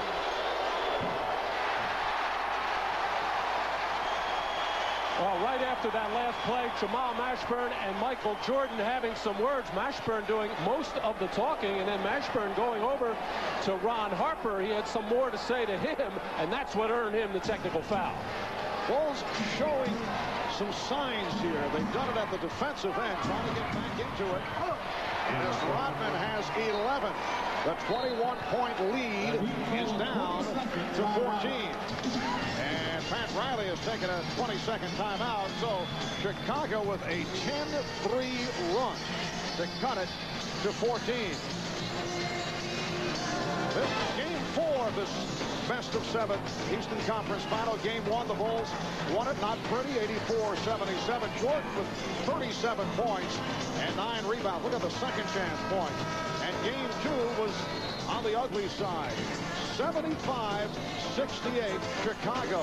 Pippen with 23 points and 7 rebounds. Both clubs struggling from three-point range. Michael Jordan only 4 of 15, and the Bulls exploded here Saturday in game 3. Look at the stat line. Morning 1 of 4, 9 turnovers, and Michael Jordan able to break out with a 34-point game, shooting 14 of 25 from the field. Well, the Chicago Bulls in their championship years of 91, 92, and 93, famous for their third quarter defensive outburst. Really, last year and this year, here's some almost steal by Ron Harper. And Harper's aggressive play has really helped to turn things here in the third. He'll get the tie-up. He and P.J. Brown scrambling on the floor, and things getting a bit testy now. Dennis Rodman playfully playing with the officials. A different mindset by Dennis Rodman today. More offensive-minded and no technical as of yet. Ron Harper stepping away to gather himself as he goes against P.J. Brown, and it's controlled by the Heat. Mashburn picked up by Pippen. 4:20 left in the third quarter. And pass. You can see little signs here, although it's been a horrendous game for Chicago coming into this third quarter. 6th Miami turnover in this third quarter after they protected the ball so well in the first half. Jordan putting moves on Leonard. Here's the fadeaway. Just cannot get it going, although the shots are looking better. It'll be Miami ball. Because the mindset is to get into the lane, try to get to the basket, try to draw some fouls. He was cut off nicely that time by Vashawn Leonard, but in so doing, it left Michael open for the jump shot. He is now 2 of 19 from the field. Well, Jordan looking for the steal on Leonard. Leonard protected the ball well. And here come the Bulls. Pippen pulls it up for 3. Oh, what a tip by Rodman. Taylor ends up with it. Make it 2 for 20.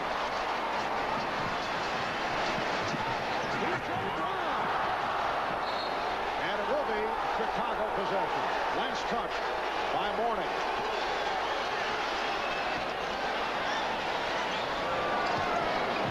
Bulls trying to catch Miami back. The block stopped Jordan.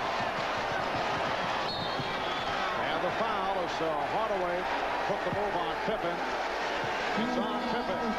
Well, this game has almost taken on schoolyard proportions for the Chicago Bulls and the Miami slow getting back in transition defense, and Michael Jordan thought he had an advantage, which he did against Leonard, beat him to the basket, but Alonzo Mourning, who does that so well, coming over to help out, knocked that shot away. Dan Marley has come on for P.J. Brown. Bulls have missed their last 6 shots. The Heat have missed their last 4. It has not been pretty. 1-800-COLLECT presents Max Jerome, Private Eye. Now what are we gonna do? Better call the Beast House. Tell them we're gonna be late. Hey, You could save up to 44% if you dialed 1-800-COLLECT. 44%? You're kidding. No, I'm not. It's easy. See? You better listen to the brother. You're going to need that 44% when you get my bill. Any Joe will tell you, 1-800-COLLECT is the easy way to save up to 44%. McDonald's Big Beefy Quarter Pounder with cheese. Just buy any size fries and drink and get one Big Beefy Quarter Pounder with cheese for just 55 cents in a My Size meal. 55 cents? How much is the quarter pounder if I buy a small Coke and fries? 55 cents. How much if I buy a strawberry shake and fries? 55 cents. The deal is in the meal. My Size meal at my McDonald's. Open up a Juki, it's a party in a can. Juki is so fun and fruity, you'll be dancing in the sand. Juki make you really kooky, Juki make you manly man. Juki, woo! Ah, it's a party in a can. Juki. Oh man, mine's busted. Trust your taste buds, not commercials.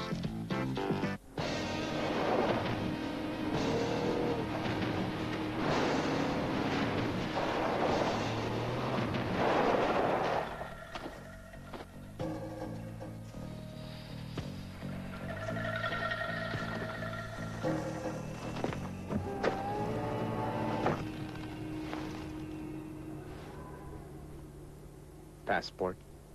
Yes.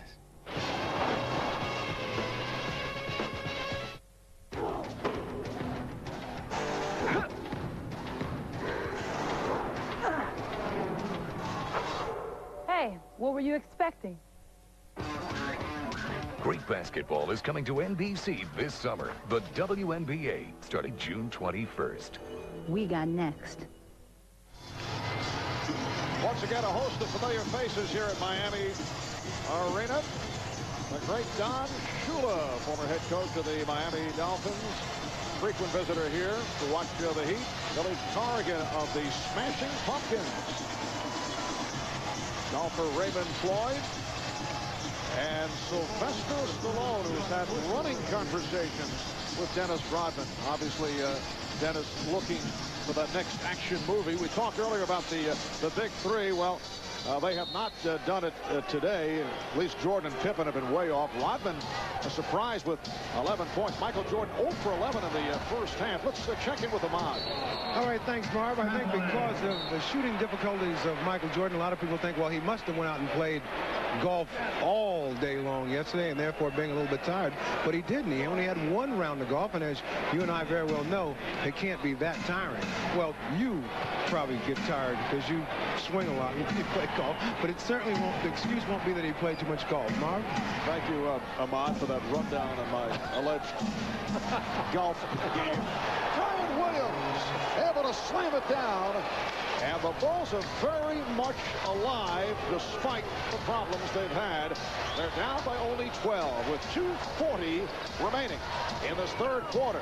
Miami is led by as many as 21 points. They were up 56-35. Mashburn, beautiful shot with the double team coming over. Now the defense for Chicago has picked up, and that shot surely challenged by Scottie Pippen as that Mashburn had to launch it high over his outstretched arm. And a foul called, a holding foul for the Heat. It is their fourth team foul. It's on Leonard, his second. Another trend starting to settle in here in the second half. Miami, with only 5 turnovers in the first half, have kicked it away 7 times in this third quarter. Judd Bushler has checked in for the first time. Bushler with Williams and Pippen up front. Hopper and Jordan are the guards. They set it up for Bushler, and he hits the three. Well, Judd Bushler fresh off the bench. He's been hitting the three-pointer. Has that good touch. Cuts it to 11. Phil Jackson pressing a button, knowing he's going to get some defensive effort, some lively legs from Judd Bushler. You don't expect the three right off the bat. Hardaway coming up short. And last touch by Austin. Tim Hardaway, a native of Chicago, particularly disappointed with his performances in the 3 earlier games because a lot of friends and family back in Chicago, and he has heard from them. But he's picked it up here today with 18 points. Jordan puts the Bulls on. Jordan draws the foul. So Michael to the line with 1:38 remaining in this third quarter. Next Saturday, NBC Sports will take you to the red clay of Roland Garros Stadium for the French Open, presented by Perrier. Grand Slam tennis starting next Saturday, 3 o'clock Eastern, right here on NBC. Rob, you mentioned Tim Hardaway with 18 points, all of them coming in the first half. He has only taken one shot in this third quarter, a 3, and he's missed it.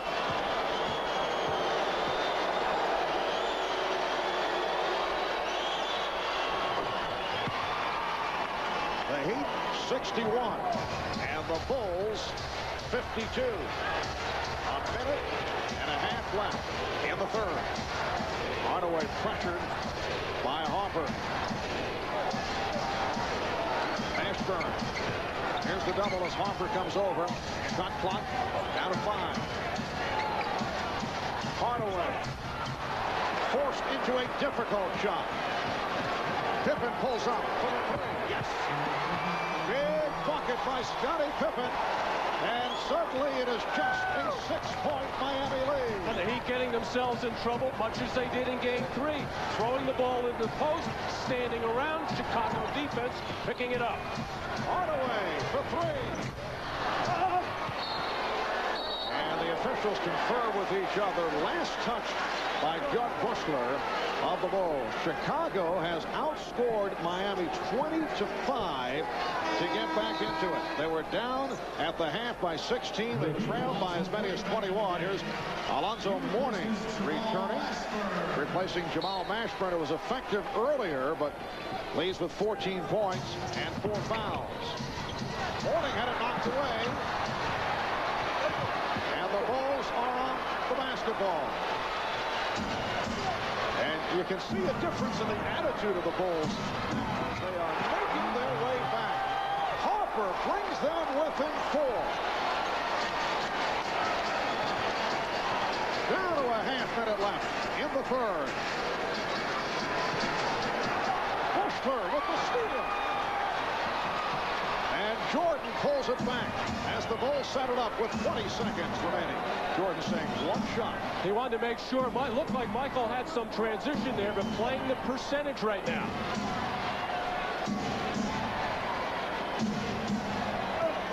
Just a second differential between the game clock and the shot clock.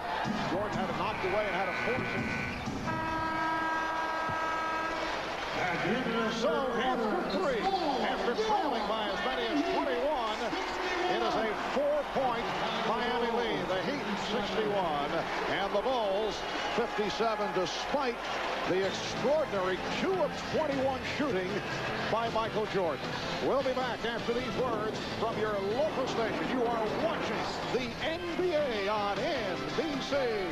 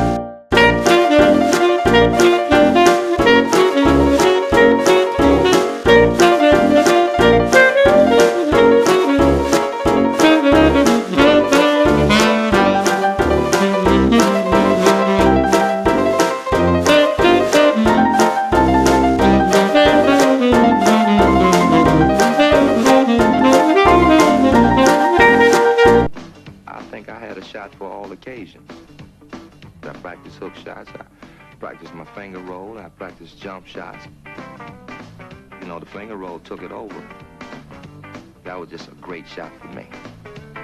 Just roll it over their fingertips, you know, and they think they got it, and it just roll over. Everybody can dunk, but everybody can't finger roll.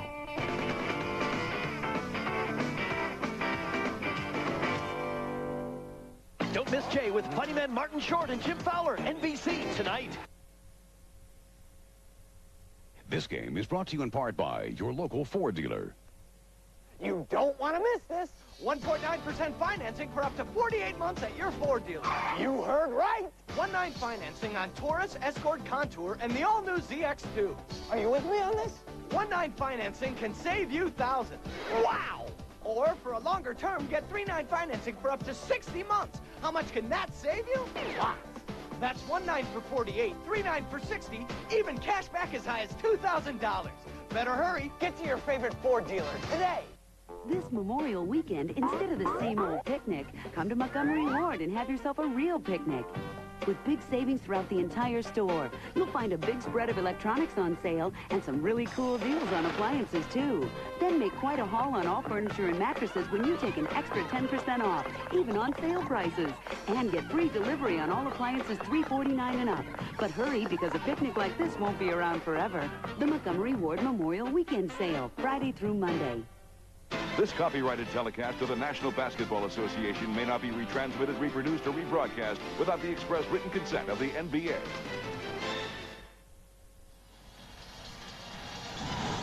Well, the Bulls are back in it, but Michael Jordan's struggles continue from the field. 2 for 22.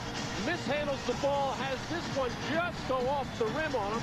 And then his reaction, just like other players on other levels, the look of frustration on Michael's faces. There's Michael's numbers or shots in Game 3, 14 for 25, and the Blues have overtaken the Reds here in Game 4, just 2 for 22. Michael Jordan attempting 11 shots in the third quarter. Only 9 points today. 5 of 7 at the foul line, but the Bulls are within 4 as this fourth quarter gets started. Sean Leonard off the fake. Nice move. And the Heat up now 63-57. Miami hoping to extend to a 5th game, which will take place in Chicago on Wednesday. The Bulls seeking to wrap it in 4 here this afternoon. Jordan. Yes. And that is easily the most fluid shot that he has been able to get off here today. And Michael has used so much energy, and when you're missing shots at that kind of clip, it's got to be even tougher. Leonard played by Bushler. 3 Bulls going for that loose ball, and Ron Harper, who's been instrumental in the Chicago comeback due to the defensive play in the third quarter, which included 3 steals, came up with that ball. Miami with 9 turnovers in the third quarter. Now Marley is on Jordan. Jordan able to shut. And Rodman and Mourning have to be separated. Rodman is slid aside by Bushler. It's as if teammates on both teams are just looking to keep their guy out of trouble, avoiding the technical. It's a loose ball foul on Rodman. Well, it's always a wrestling match on the boards, especially when Dennis Rodman is trying to get position, trying to root Mourning out of that position, and then the takedown. And then the feet get involved as they start pushing with feet. And then Judd Bushler, as if he was on a snowboard, right out of there. Dennis Rodman with his second foul. Minute and a half gone by in the fourth quarter. The Heat up 63-59, and Rodman, you're hearing it from the crowd. Dennis has played exceptionally well here this afternoon. Remaining on the floor with Bushler and Williams up front. Jordan gets a rest. Kerr has checked back in. Hardaway. Tim Hardaway has 20. So the Heat leading now 65-59. Both teams, however, Marv, showing a tendency to play a lot of one-on-one basketball. Not enough ball movement, not enough player movement. And that gets people standing around. Rodman at the high post. Trying to draw the foul. The Morning. Oh, here's Rodman teeing it up for three. And Marley with the rebound. Austin.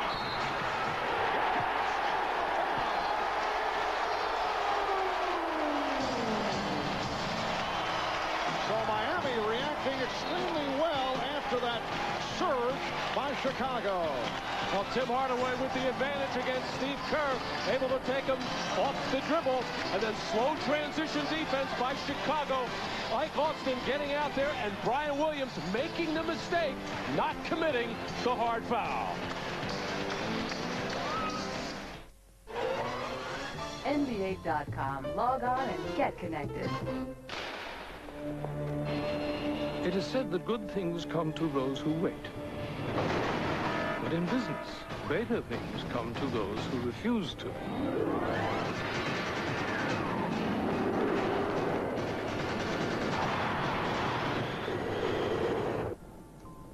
And for people like these, an incredible weapon has been created.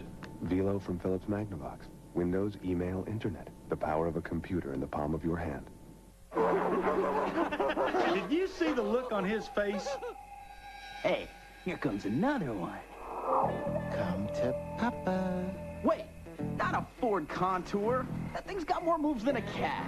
What do they think we are? Greyhound? Test drive the newly restyled Ford Contour. One drive will surprise you. Hey, you guys up for a little Italian? Now, get 1.9% APR financing for 48 months on Ford Contour. Whoa. Oh, no.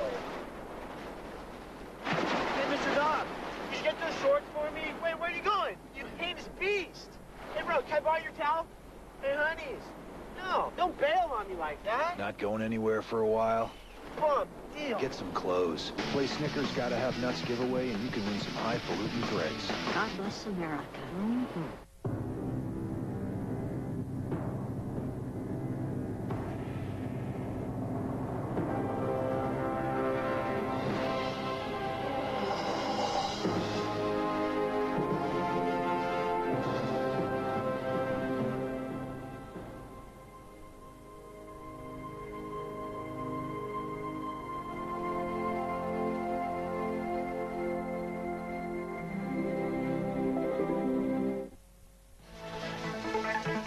Miller Genuine Draft presents a classic moment of the NBA at 50.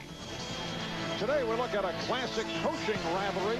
Bulls head coach Phil Jackson and Pat Riley of the Miami Heat. Now, the last time they met in the conference finals was back in 1993. And Game 5, Charles Smith could not convert from under the hoop as the Bulls took a 3-2 lead. The Bulls ended matters in Game 6 and went on to their third straight championship. In recognition of this classic moment, the Miller Brewing Company will donate $1,000 to the Thurgood Marshall Scholarship Fund. Well, the Bulls had cut the lead down to 4. It was 61-57. It was 63-59, but a strong response from Miami. They're up now by 8 as Isaac Austin goes to the line. And Phil Jackson taking a bit of a gamble here with Steve Kerr in the game. He'll be matched up against Hardaway, and that's a tough cover for Steve. But while Michael Jordan gets a bit of a breather, Phil needs an offensive threat out on the floor, and Kerr provides that from beyond the arc. Pippen played by Mashburn. And a loose ball foul. Found the Bulls. Loose ball foul on the Bulls. For Chicago, their 13 foul. That's number 4 on Brian Williams. And talking about the shooting difficulties of Michael Jordan, who was 3 of 24. Scottie Pippen has been off 5 for 14. And getting nothing from Tony Kukoc, who only played 8 minutes in the first half. 0 for 1 from the field. Marley trying to split his way through and then fed off to Mashburn. Morning able to recover with the shot clock running down. Marley with the rebound. And they get the new 24. Hardaway changed his mind. Morning. Williams felt there should have been an offensive foul. Well, Brian Williams took the shot from Alonzo Mourning, and a little earlier, Scottie Pippen got hit in the same spot on the head for Mourning. So Alonzo throwing those arms around. 7-0 run by Miami. Here's Williams. And Brian Williams will go to the line. But the last sequence for the Miami Heat, much better. The ball, crisper passes, sharper cuts, and everything looks better offensively as Alonzo Mourning with that little jump hook getting that left arm out. In the 7 wins, Alonzo Mourning with the 21 and 10 and the block shots. And in the losses, it's the general problems for Alonzo Mourning are the turnovers and the missed free throws. Michael Jordan checking back in. Brian Williams, who saw limited action this season, signing on late with Chicago, shot 73% at the line. Look at those numbers. 5 of 14 for Pippen. Dennis Rodman, the surprise at 5 of 10, 11 points. And Michael Jordan 0 for 11 in the first half. And 3 for 24, only 11 points. Again, a loose ball foul.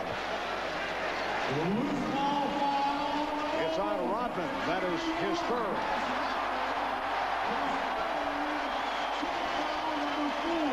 Well, Dennis Rodman guaranteed he would not pick up a technical foul. Once again, getting all tangled up with Alonzo Mourning. Evidently, the officials thinking he pushed Mourning, which he certainly grabbed him before that, but just the customary clap by Dennis Rodman on the call, but has really not done anything yet to get that technical. Bulls now have 4 team fouls. Nice serve for Austin. And the Heat leading 72-60.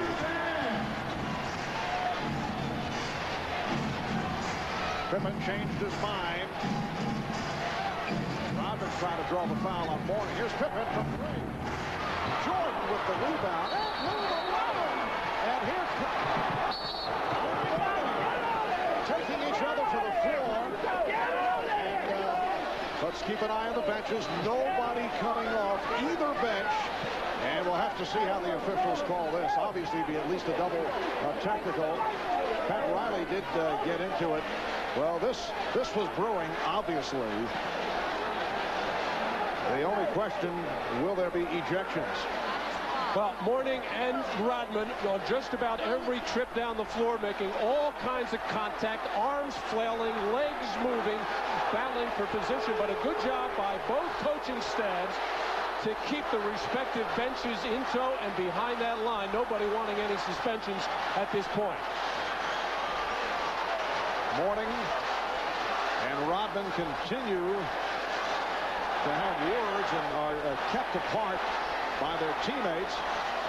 The officials now discussing it. So much for Dennis Rodman not picking up at least one technical foul here.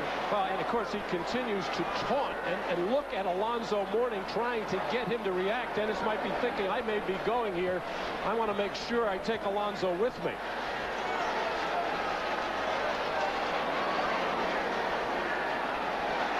And rushed over to interpret the call to the Bulls. Joe Forte talking with Miami. No official word yet. Let's pick it up here.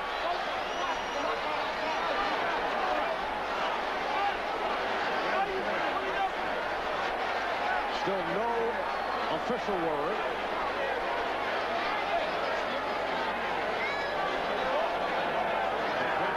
Will it be double technicals or ejection?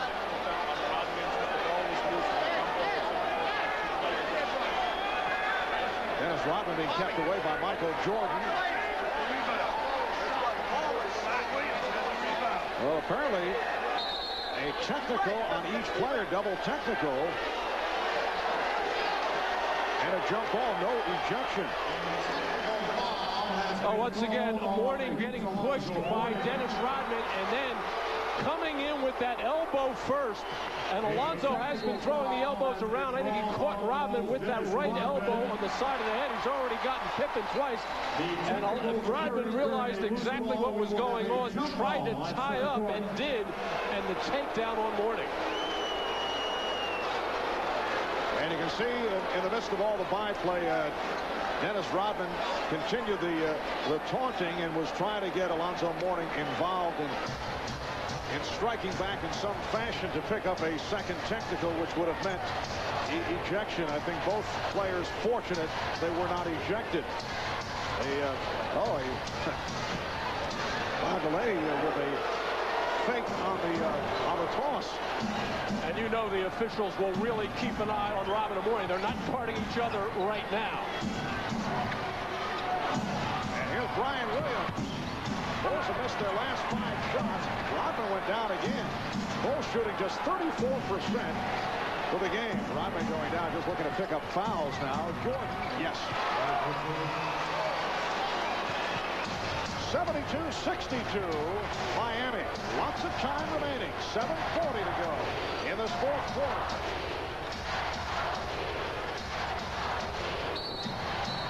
And a foul called. The basket will not count.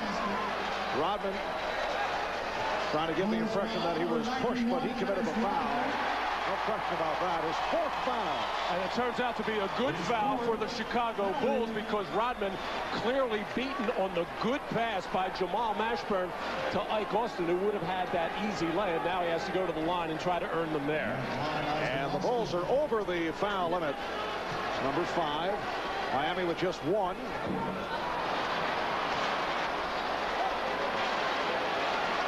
Isaac Austin, 3 of 4 at the line.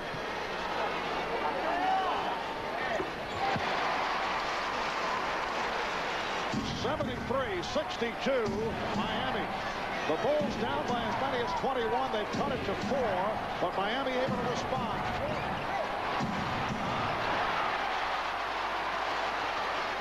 Isaac Austin able to protect the ball.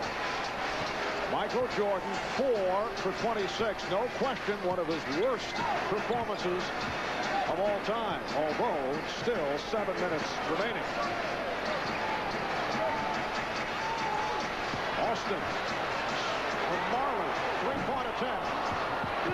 And Rodman with the rebound.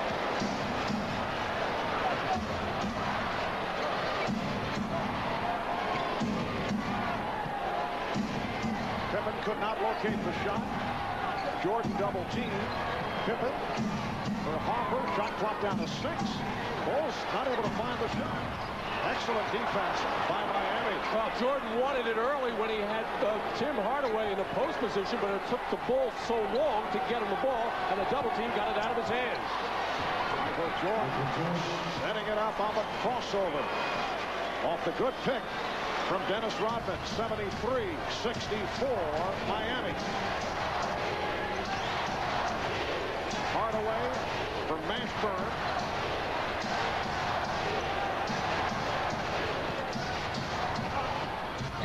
Mashburn. And back comes Pippen. Jordan with Hardaway at close quarters again. Michael Jordan cuts it to a 7-point Heat lead. Timeout taken by Miami with 5:52 to go in the fourth quarter. So Jordan now 6 for 29, but showing some signs. Hey, Max, why just sit around when you could have fun in the new Ford CX2? Nowhere to run to, baby. Nowhere to hide. Everywhere I go, your face I see. Every step I take, you take with me. Nowhere to run to, baby. The new Ford CX2. Grab life by the wheel. Max? Now get 1.9% APR financing for 48 months on the new Ford ZX2. Deep Blue is actually an IBM RS6000 SP. It's scalable. Massively scalable. Parallel processing. Massively parallel. A maxed out SP can do 1 trillion calculations per second. But no arms. Arms are definitely a problem.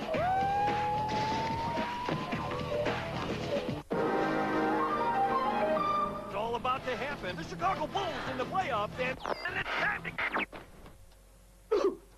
No, please. Please, listen, watching TV. Please, go first. On. Oh, the game. Grab a Miller Lite. They're holding. Pass in the middle.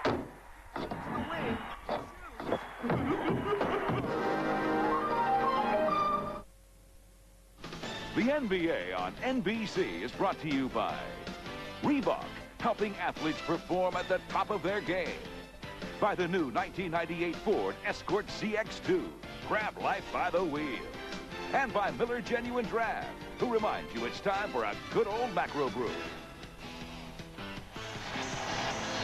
It's been a struggle for Michael Jordan all day long. 6 for 28 from the field, but starting to get the rhythm now. Just beating Dan Marley, getting up in the air, knifing between two defenders to put up the jumper, and then Brian Williams setting the screen. Nobody's showing up to help out Tim Hardaway. Well, the Reds are starting to creep back, but the Blues still with an overwhelming advantage. 6 for 28 for Michael Jordan. The Miami Heat coming into this fourth game averaging 73 points in the series. Has 73 right now and the 7-point lead. And Michael Jordan with 8 of the Bulls, 9 points in this fourth quarter. He's hit 4 of 6 from the field in the fourth. Now to a 7-point lead. Brian Williams fronting Alonzo Mourning. And a foul is called. So that's number 5 on Williams. The Bulls already over the foul limit. A reminder, tomorrow the NBA playoffs will move to prime time. Game 5 of the Western Conference Finals. Charles Barkley and the Rockets going up against Karl Malone and the Utah Jazz. And if a Game 5 is necessary, you can join us in prime time, 9 o'clock Eastern on Wednesday. The Eastern Conference Finals will continue if Miami can hold on and beat the Bulls here this afternoon. There would be a Game 5 Wednesday at 9 Eastern time right here on NBC. Phil Jackson losing confidence as Mourning has missed all 4 free throws that he's taken. Luke Longley only playing 3 minutes in this second half. Tony Kukoc not playing at all. So Brian Williams remaining on the floor despite the 5 fouls. Mashburn now defending on Jordan. And a foul from Mashburn. It is number 5. The foul on 24, Jamal Mashburn, is 5th. Team second. Only the second team foul, a non-shooting affair. And the Bulls get the new 24. A late wake-up call for Chicago.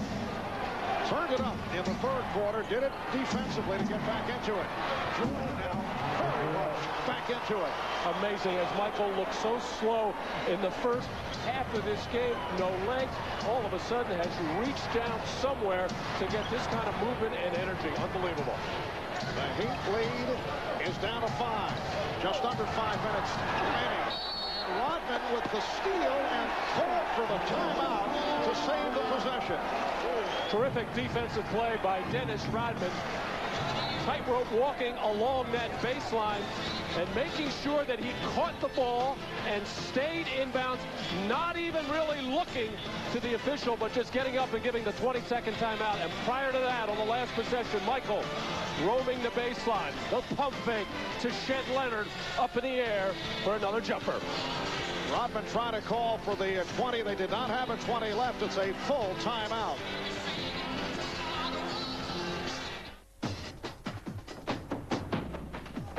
Go where you wanna go. Leave the boundaries far behind you. Introducing the all-new Goodyear Eagle F1 with racing-inspired dual aqua channels that sweep water away for serious traction in the wet, especially in braking. The new ultra-high-performance Goodyear Eagle F1. Serious freedom. Goodyear, Goodyear.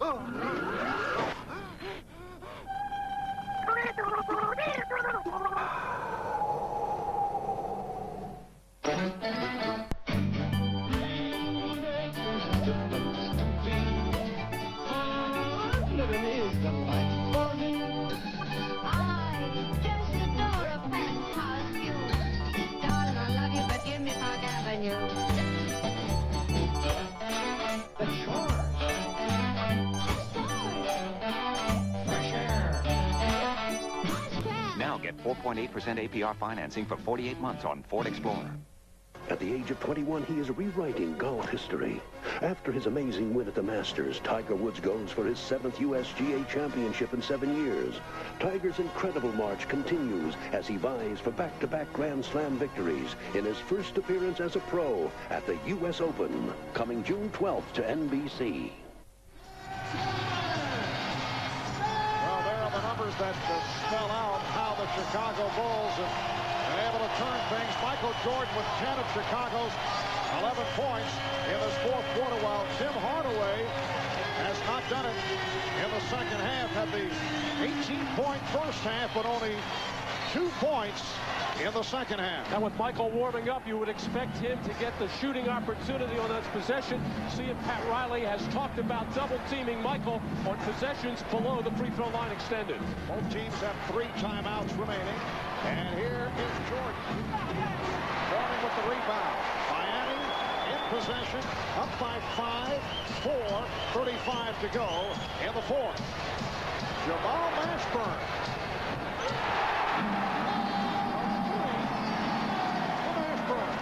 He has 17 points. Looked to be hesitant, and then took the open shot.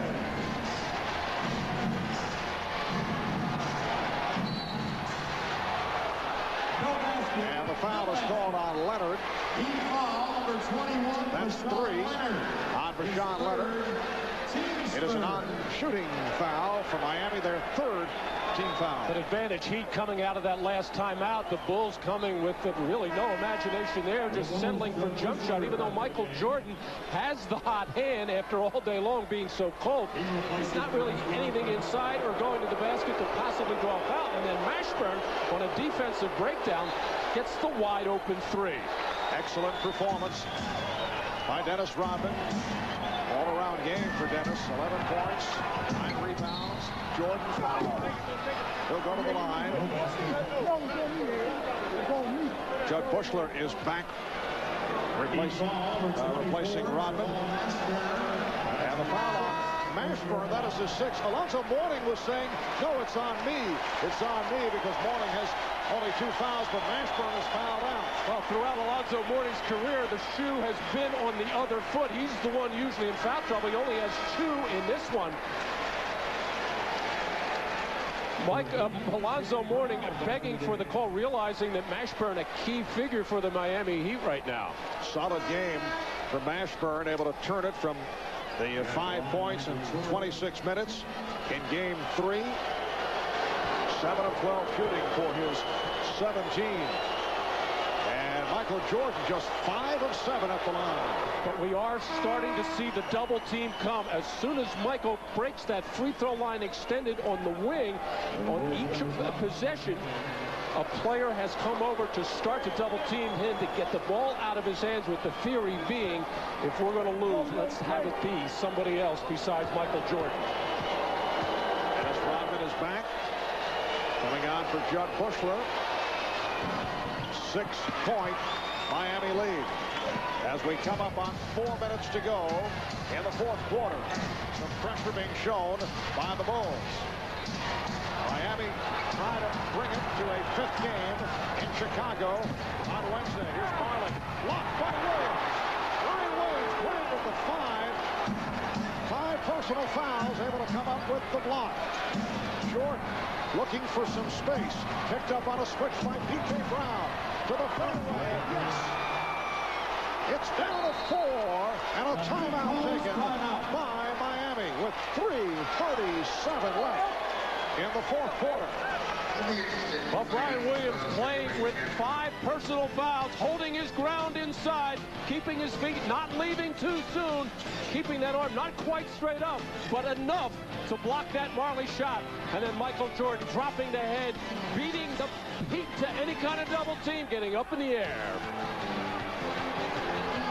So the Miami lead is 4, and they're forced to take a timeout. Ah, the stars in your life. The Big Dipper, the Little Dipper, and the Milky Way. They're the reason we make Ford Windstar with over 40 standard safety features. In fact, Windstar is the only minivan to earn 5 stars, the highest possible rating in government crash tests. Follow the stars, and they'll lead you to Windstar. Ford Windstar, created for the most important people in the world. It happened one day. Just after sunrise in Hunan, Shen Cheng became the first in his village to call America. Lloyd moved from Lone Pine to the global village. And a man named Riley scouted 6 NBA teams at one time. Later, a banker sent $500 million and hope to workers halfway around the world. And a reporter sent word that the citizens of Claremont were all safe and sound. Nothing is impossible. Well, we've got to believe that, too. As Christopher Reeve inspired a room full of people 1,000 miles away.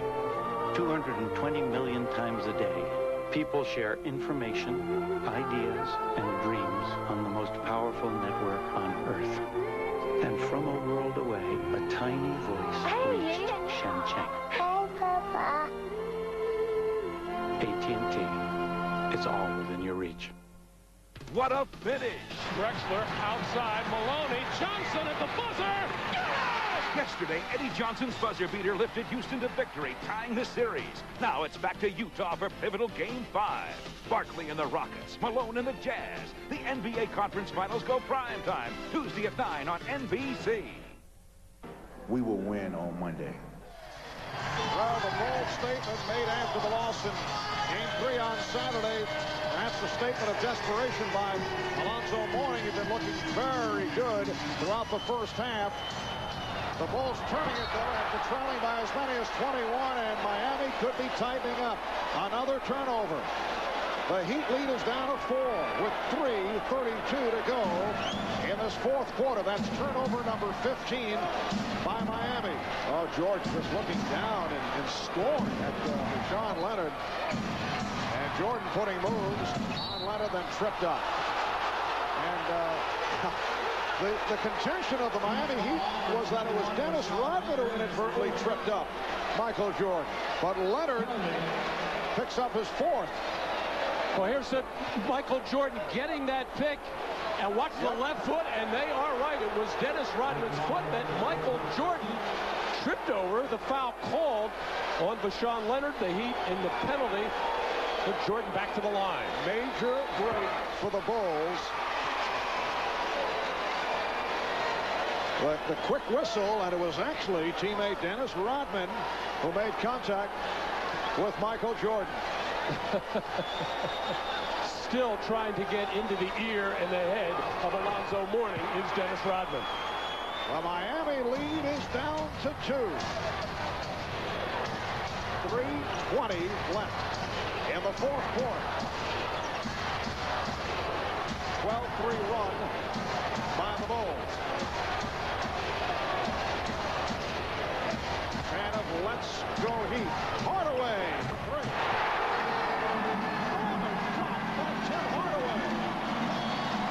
Scottie Pippen had the right idea. It was an isolation for Hardaway. Tried to get him to get off the ball. Hardaway wisely kept his dribble. And again, Jordan to the line. Matt Riley very upset. Very fortunate that he was not hit with a technical foul. Joe Forte had the whistle in his mouth, ready to call it. If this was not playoff basketball, Pat Riley certainly would have gotten a technical foul. No way of knowing exactly what he said, but Joe Forte showing a lot of restraint. Well, Michael Jordan has scored the last 15 points for Chicago. And as you mentioned earlier, what's amazing, because it appeared he had no legs earlier, that he was able to regroup and somehow find the strength to turn it on here in the fourth quarter. 79-76. A 3-point Heat lead. Jordan now has 27 points. Hard-fought 27 for Michael Jordan, who was 0 for 11 in the first half. Brown wanted a foul on Jordan.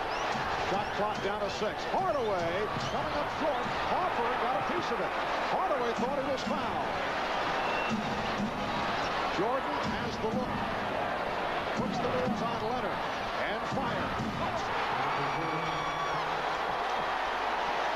It's down to 1.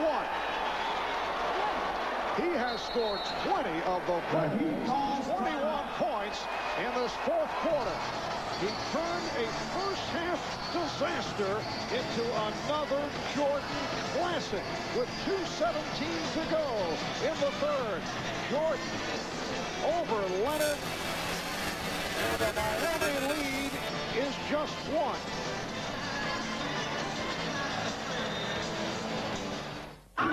Yo, man, being out here in L.A., I don't know how you can avoid not getting caught up in the hype. Well, don't talk to me about the parties. Ask me how it is in the paint.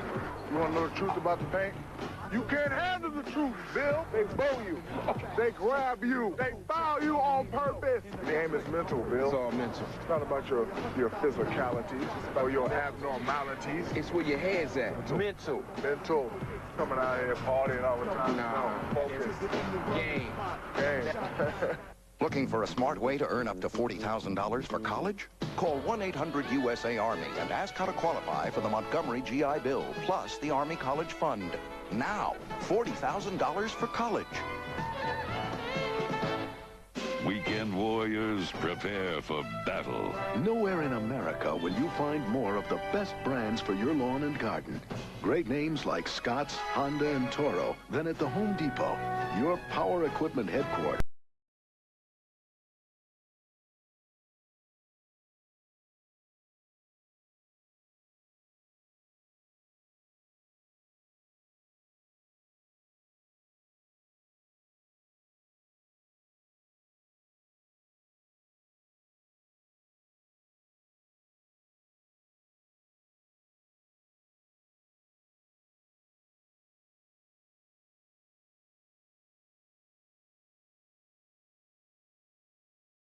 Third rock from the sun! What you talking about, Willie? Tommy's upset cause he has to wear bows. The hacker man is sucking on Mary's toes. Sally's in love with that Seinfeld guy. Harry's got a headache and he doesn't know why.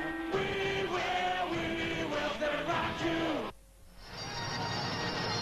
Well, we talked about the body language of Michael Jordan in the first half. It was not good. Now you just see him dropping his head, using that high pick from Dennis Rodman on the reset, hanging in the air, fading back. And Dennis Rodman knew he freed on Michael Jordan, but knew that Michael had to take a tough shot, and he'll take it. 7 for 10 for Michael Jordan in this fourth quarter. Michael Jordan with 20 of the Bulls, 21 points, including the last 18. 2:15 remaining in the fourth. Here's the pressure by Chicago. Pippen all over Marley. 1 point, Miami lead. Looking to extend their season to a 5th game. Marley came up short. He thought he was fouled. No call. Harper pulled it back. Pippen with the pick. Jordan swings in. And Mourning with the rebound. 1:35 to go in the fourth quarter. Pick and roll, Mourning. And a foul, a blocking foul against the Bulls. Alonzo Mourning to the line where he has gone 0 for 4. Foul on Rodman, his 5th. Well, on the previous possession, Tim Hardaway unable to get the ball. Good denial by Ron Harper, and that was the time that Dan Marley drove, took a shot at the Jordan, no call. And then on this pick and roll to Alonzo Mourning, Dennis Rodman was there, and I thought him plenty of time, but he turned his body away, and that's why the foul was called against him. Miami with a 2-point lead. 15 points, 14 rebounds for Mourning. Miami by 3.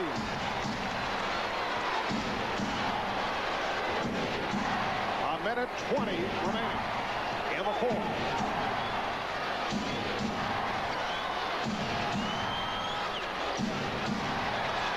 Jordan. To Pippen, the shot clock running down to 3. possession with 1 minute left. They have a 3-point lead. Here comes the double on Hardaway. Shot clock down to 6. And as Leonard went to his left, a blocking foul. Foul on Jordan. That is his second. Alonzo Mourning, when he went to the line earlier in the game, missing the first 4, but making 2 crucial ones there. Former coach John Thompson showing his happiness. John Leonard, an excellent free throw shooter. 82% at the line. So Alonzo Mourning, who's had his difficulties at the line, hit 2 a moment ago. And now Leonard in a clutch situation hits on both. Miami by 5. 44 seconds remain in the fourth quarter. And the Bulls call for time. We'll be back after these messages and a word from your local station. NBC Friday. It's about punishment and punishment fitting the crime. A vigilante on the loose. It's got to be somebody who's a part of the system. No appeals, no mercy. Prosecutor who's become judge and executioner. On the docket, a hung jury. She may still be alive. Profiler. NBC Friday. You want to share a thought? Set up an appointment. Find an old friend. Or learn a new fact.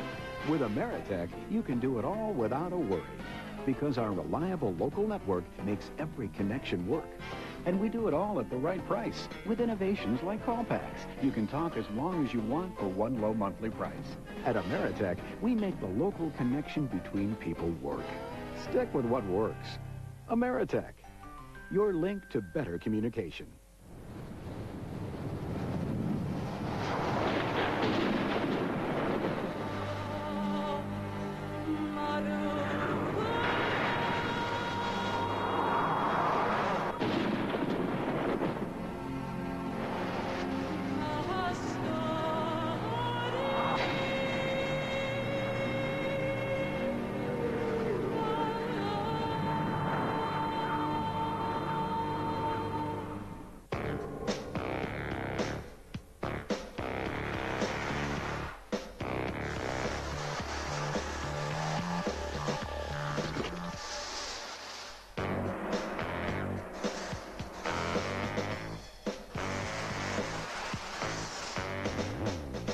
Watch out.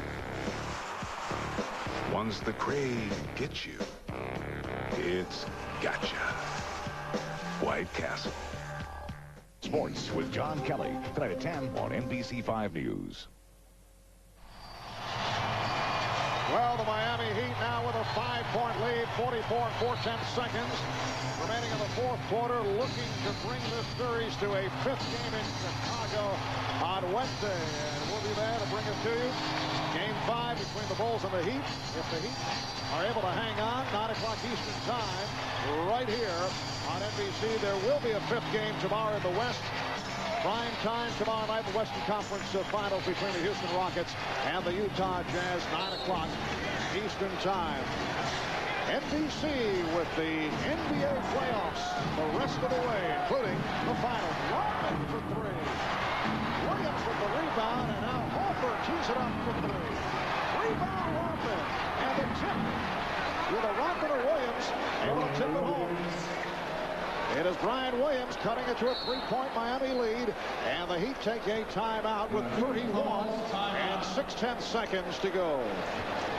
Well, in the previous possession before the timeout, it was a tentative one for the Chicago Bulls as the Miami defense was scrambling, got the ball out of the hands of Michael Jordan. This possession, everybody launching threes. Rodman taking one, Harper making one, but the relentless effort by Dennis Rodman to stay with it and knock it down to pull Chicago within 3 with 31.6 seconds left in this fourth quarter.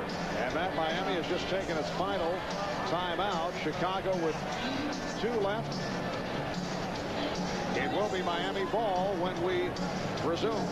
And you can see John Crotty, another point guard, getting his jacket off. It's a lineup that Pat Riley has used quite a bit this year with 2 point guards, John Crotty and Tim Hardaway, but it's not a very comfortable lineup against the Chicago Bulls because of their size in the backcourt. But on this particular possession, with the Bulls scrambling on defense, Pat Riley wants to get good ball handlers out on the floor and good foul shooters. Well, I'll look at the three-point shooting rundown for the Chicago Bulls. They have not had the touch, obviously. Scottie Pippen 2 of 9. Michael Jordan 0 for 6. 1 for 7 for Ron Harper. Bulls at one point were down by 21. It appeared Miami was on its way to a blowout. The Bulls had nothing going in the first half. The first half that saw Jordan go 0 for 11. But with 2:17 left, the Bulls did close to 79-78. Their defensive pressure, their all-around defensive play got them back into it in the third quarter. Alonzo Mourning receiving support today from his 2 Georgetown Hoya pals, Patrick Ewing and Dikembe Mutombo, and Patrick waiting in the tunnel to take in these final seconds. Well, when you're a good defensive team like the Chicago Bulls and 31 seconds to go, you would like to rely on that defense to get the stop. But I would think that the Bulls are under instructions if Alonzo Mourning touches the ball to foul him. And Marley will put it in play. Remember, the Heat with no timeouts left. Now Randy Brown, excellent defensive player, has come on for Chicago, matched with John Crotty. Marley gets it in to Crotty. The Chicago Bulls are over the limit, as are the Miami Heat. Crotty with the feed in. Puts it down. 85-80. Bulls do have timeouts left. Scottie Pippen for Michael Jordan. Can't find a 3 and now guns it. Rebounded by Hardaway. And a foul with 10 seconds remaining in this fourth quarter. Well, what a substitution by Pat Riley. Coming out of the last timeout, John Crotty sitting on the bench all this second half, showing a lot of poise under some defensive pressure, got the penetration and the kick to Alonzo Mourning, and that puts a little hop in the step of Pat Riley as the Bulls with Dennis Rodman and with 5 personal fouls, but it really wouldn't have mattered in that situation, not getting the opportunity to foul Mourning. Hardaway at the line for the first time. Excellent free throws due to 80% during the season. They put some time on the clock. 11 and 4/10 seconds to go. 6-point Miami lead. Make it 87-80. Now the Bulls take a timeout.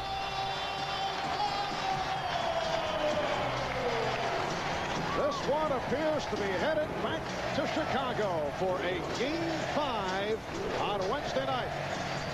Despite the exploits of Michael Jordan following up on that 0 for 11 first half, he has hit 20 of his 29 points in the fourth quarter. Nearly took the Bulls on his back to pull this one out. Well, I said in the opening, Marv, that Alonzo Mourning, in not necessarily guaranteeing a win, but saying that his team would win, I said that he must have spotted something that everyone else missed.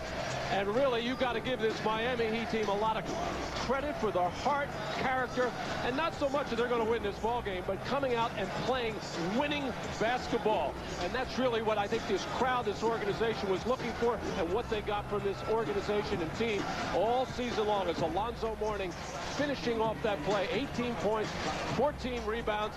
Rodman had a help on defense, and Crotty makes the perfect dish as Patrick Ewing happy to see his foul from Georgetown. Alonzo Mourning finish off that play and earlier make those 2 key free throws.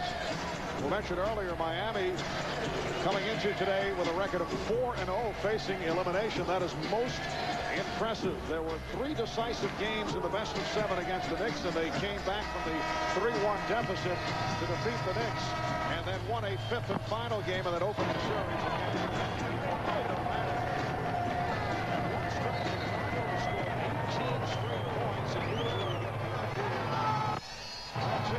But the Heat responding so well, did not want to get embarrassed by being swept, particularly when the fourth game is here at home. And Pat Riley certainly did a job getting his club ready for the defending world champion Chicago Bulls here this afternoon.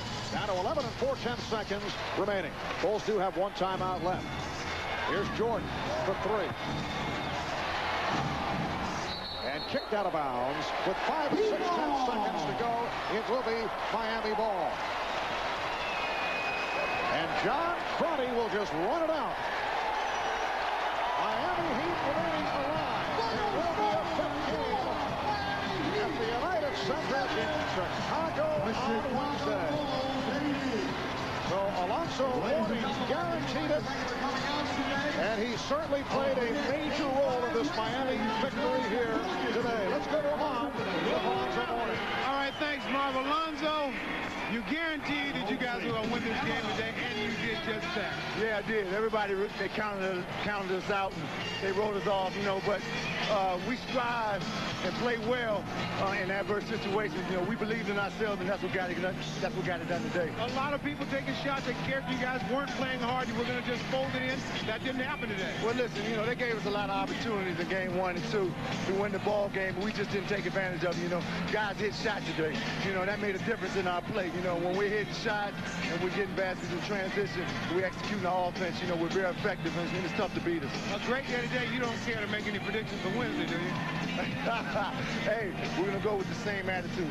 Same attitude. We come out with the same attitude, mental toughness, mental and physical toughness. We'll get the job done. All right, Alonzo, congratulations. We'll see you on Wednesday. All right, back to you, Marv. Artemont, Alonzo Mourning, 18 points, 14 rebounds. Tim Hardaway with 25. Jamal Mashburn, 17 points. Michael Jordan, as a follow-up to the 0 for 11, finished 9 of 35, 29 points, 20 of his 29 in the fourth quarter. So this series advances to Chicago for a Game 5 on Wednesday night. That'll be 9 o'clock Eastern Time right here on NBC. And then tomorrow night, starting at 9 in the East, it'll be the Houston Rockets and the Utah Jazz in game number 5 of that series that is tied at 2. We'll see you Wednesday at 9 from Chicago as the Miami Heat remain alive by beating the Chicago Bulls 87-80. Marv Albert, Matt Kokas, Ahmad Rashad saying so long from Miami. The NBA, the NFL, Major League Baseball, the French Open, Notre Dame football, the U.S. Open, Wimbledon, the Ryder Cup, and the 2000 and 2002 Olympic Games, all on America's sports leader, NBC. Hey, Cubs fan, up here, give me some of your old style. The Croizon old style. Give me some, and I'll lift the curse. Didn't you lift the curse? In your lifetime, have you ever heard the phrase, World Champion Chicago Cubs? No. Hurts a little, doesn't it? Oh, yeah. Why do people keep doing that? Croizon old style. Brewed once for taste, twice for smoothness. Presenting the fastest way to pay for gas, Mobile Speed Pass. Just wave this key tag in front of the pump once, and it automatically bills your credit card of choice. Speed Pass is fast, free, and just like friendly serve, it's only at Mobile. There's no pulling money or credit cards out of your wallet. Speed Pass, the fastest way to get gas, because there are some things you don't want to miss. Call 1-800-459-2266.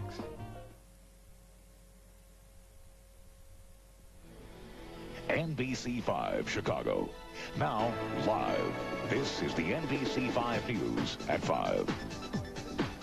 Well, they tried, but even Michael Jordan's late surge couldn't take the heat off the Bulls. Miami wins its first game this series. Now the playoffs return to Chicago. In a game you just watched here on NBC5, the Bulls had a chance to sweep the Miami Heat, but they just couldn't get it together. The final score, 87-80 Miami. Let's go live now to Tom Zenner. In our studio, he's been watching with everybody else in the newsroom. A tough one at the end. You know, it was. You know, for one full week, Allison, we were wondering what the heck Miami was doing in the Eastern Conference Finals. Today we found out the Heat looked lost for 3 games, but they showed some pride today as they stayed alive in this series, and they also made Alonzo Mourning look like a genius. We will win on Monday. Saturday. And Michael Jordan thought he had it. Zoe, a couple days ago, he had his best game of the series. Michael had his worst. Got swatted by Zoe. MJ just 9 of 36 from the field. The Bulls down 16 at the half. They get a run here in the third. Pip with the three-pointer. Cut the lead to 6. But it was just too much Miami down the stretch. Zoe scores again in the paint here. He had a solid game with 18 points and 14 rebounds. The Bulls go down in Game 4. Final score of 87-80. So it will be Game 5 Wednesday night at the United Center. If the Bulls win that game, the earliest the NBA Finals could begin is Sunday. But first things first, they have to get rid of a now confident team from Miami. And we'll have live postgame. John Kelly is at the arena. We'll have that coming up later in sports. All right, Z, thanks. Chicago fans reacting to this Bulls cliffhanger loss. NBC 5's Robin George live at Michael Jordan's restaurant. Where else? Robin? Well, Mark, I hate to speak poorly of a man in his own restaurant, but what did happen to Michael Jordan today? As soon as that final buzzer went off, take a look and see. The whole restaurant emptied out, practically. But I must say there were some fans here that right up until the end had faith in their man. This is like the small United Center right here. This is it. This is my first time. I love it. Well, what was going so wrong in the first half of the game? Michael Jordan and Scottie just laid back, but now they are back and we're going to win. It doesn't matter. It's all academic because they're going to win. Even if they might lose this, but I don't think so. They're going to win everything. Michael Jordan he's the greatest. He is.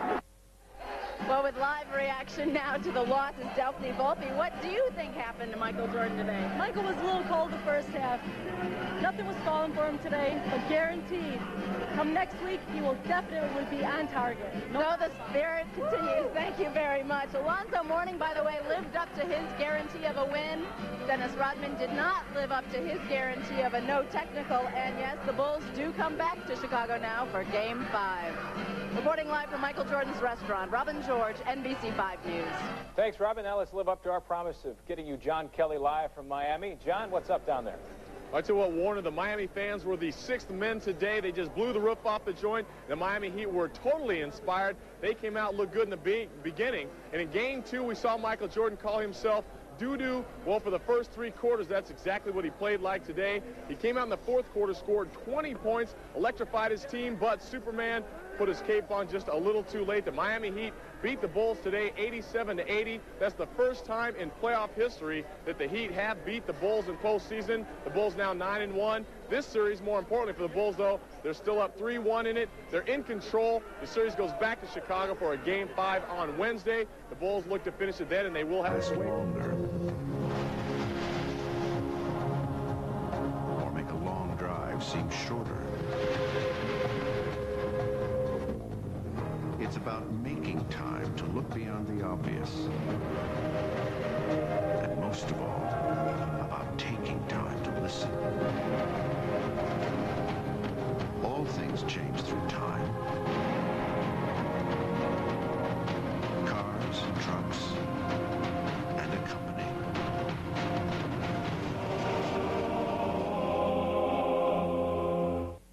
Southwest Airlines. Fares so low, you have the freedom to go places and do things you never thought possible. Fly Southwest Airlines. In the second half. Steve Cashel back with you. This is a live picture from the Miami Arena where the Chicago Bulls and Miami Heat have just completed Game 4 of their Eastern Conference Finals series. The Heat stay alive with a 7-point win, 87-80. For complete post-game coverage, including more from both locker rooms and Norm's keys and analysis, keep it right here, because following the Indians-White Sox game down at Comiskey, we'll be back with a special Bulls post-game report. Myself, Norm Van Leer, Lou Canellis, Eric Collins will have the most in-depth coverage of the Bulls you can find anywhere. Let's go back to the ballpark now for more baseball. Hawk Harrelson, Tom Pachoric. Guys? Thanks, Steve. It is the bottom of the 8th inning here at Comiskey Park, and 10-4 Cleveland leads it. They have put another run on the board, and our Dodge drive of the game came in the first inning. Frank Thomas saw the first pitch from Oro Hershiser, and he rips it. Dead central. That tied the game at 2, but it's been all Cleveland ever since. And some changes for the Tribe. Brian Giles goes in to play left field. And the new pitcher is Joe Table. Jose Mesa 16 games, 0-2, 3 saves, 4.96 is his earned run average. Wow, 27 hits in 16 1/3. That's a lot. Based on the years that he's compiled, 7 walks and 15 strikeouts. And the relief pitching most home runs allowed, Seattle. That's understandable. Cleveland way up there too, and so is Oakland A's. So Ray Durham will lead off the bottom of the 8th as the Sox got a whole lot of work to do and not a whole bunch of time to get it done in. Ray 0 for 3 this afternoon. Well, I think it's understandable why maybe Jose Mesa got off to a rough start as he takes fastball strike. Situation that he had to go to court on and was completely vindicated. Yeah. 0-2 the count to Durham. Ray has bounced back to the pitcher, grounded to second, and struck out. Outfield playing him around to the left. As Durham is gone, and that's out number 1.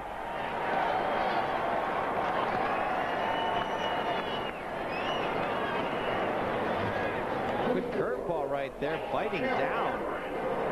So Ray Durham 0 for 4 in this contest.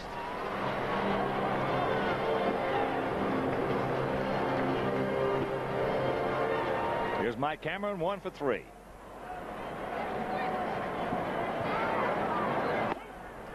As Mesa runs that fastball right down the heart. Boy, 2 years ago, Mesa had one of those years pitchers only dream about. 46 saves. He had a 1.13 earned run average for the 95 Indians. 1-1 the count.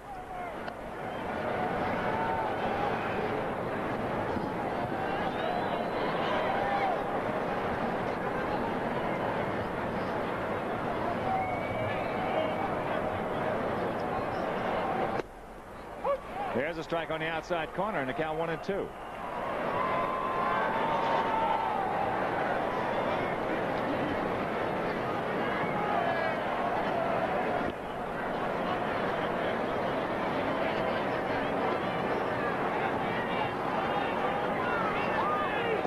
Breaking ball, no. 2-2 the count to Cameron.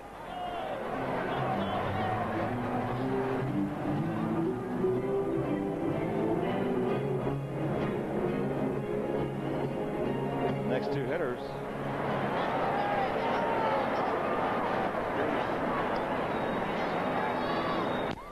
Fastball high, and it's full.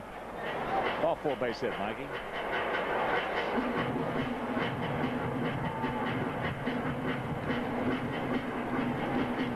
Dial it up for this one.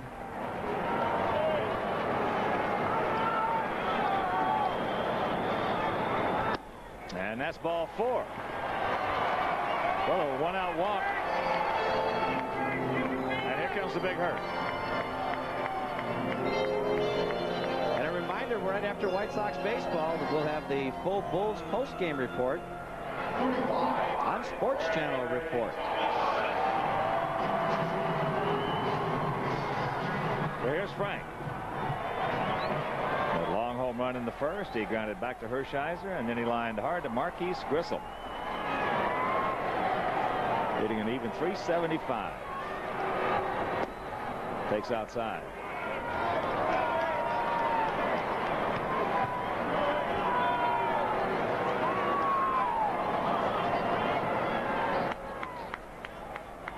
Outfield playing Frank to hook.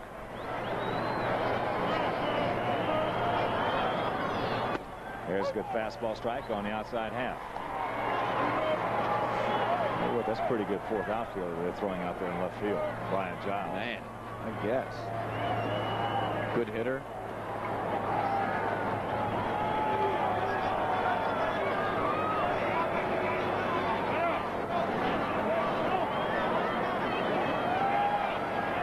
Young man's a good player.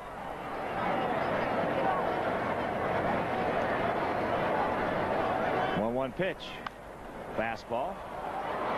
Upper tank. Frank down in the count 1-2.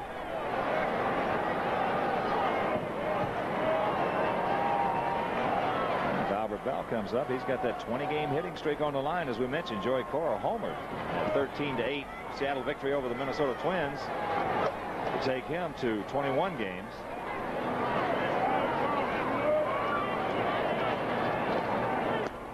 Two and two.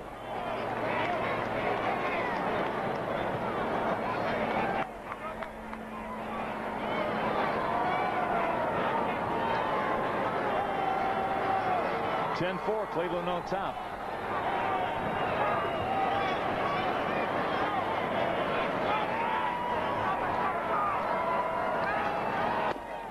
Ooh, he just whistled that one right on by it.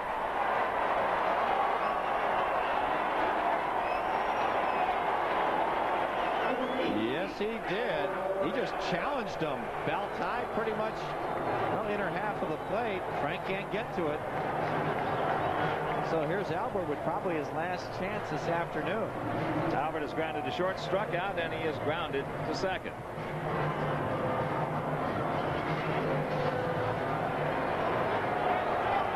$26,383 in attendance and a lot of Cleveland fans.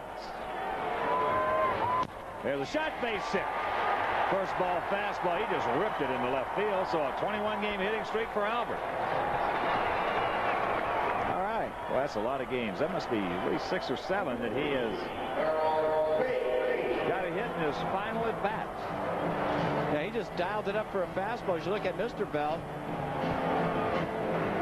got a fastball, inner half, and he smoked it. Yeah, I say final at bat, not yet. Well,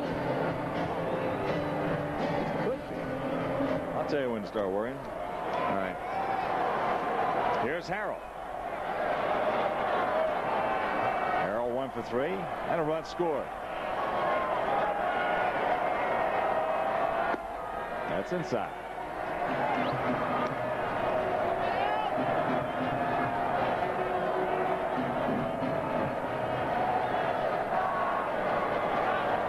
Come on, Hal. Take him out of here to left field. Ooh. As Mesa grabs a strike on the outside corner. I remember Mesa. Actually, I think we make him sit back down and talk to us.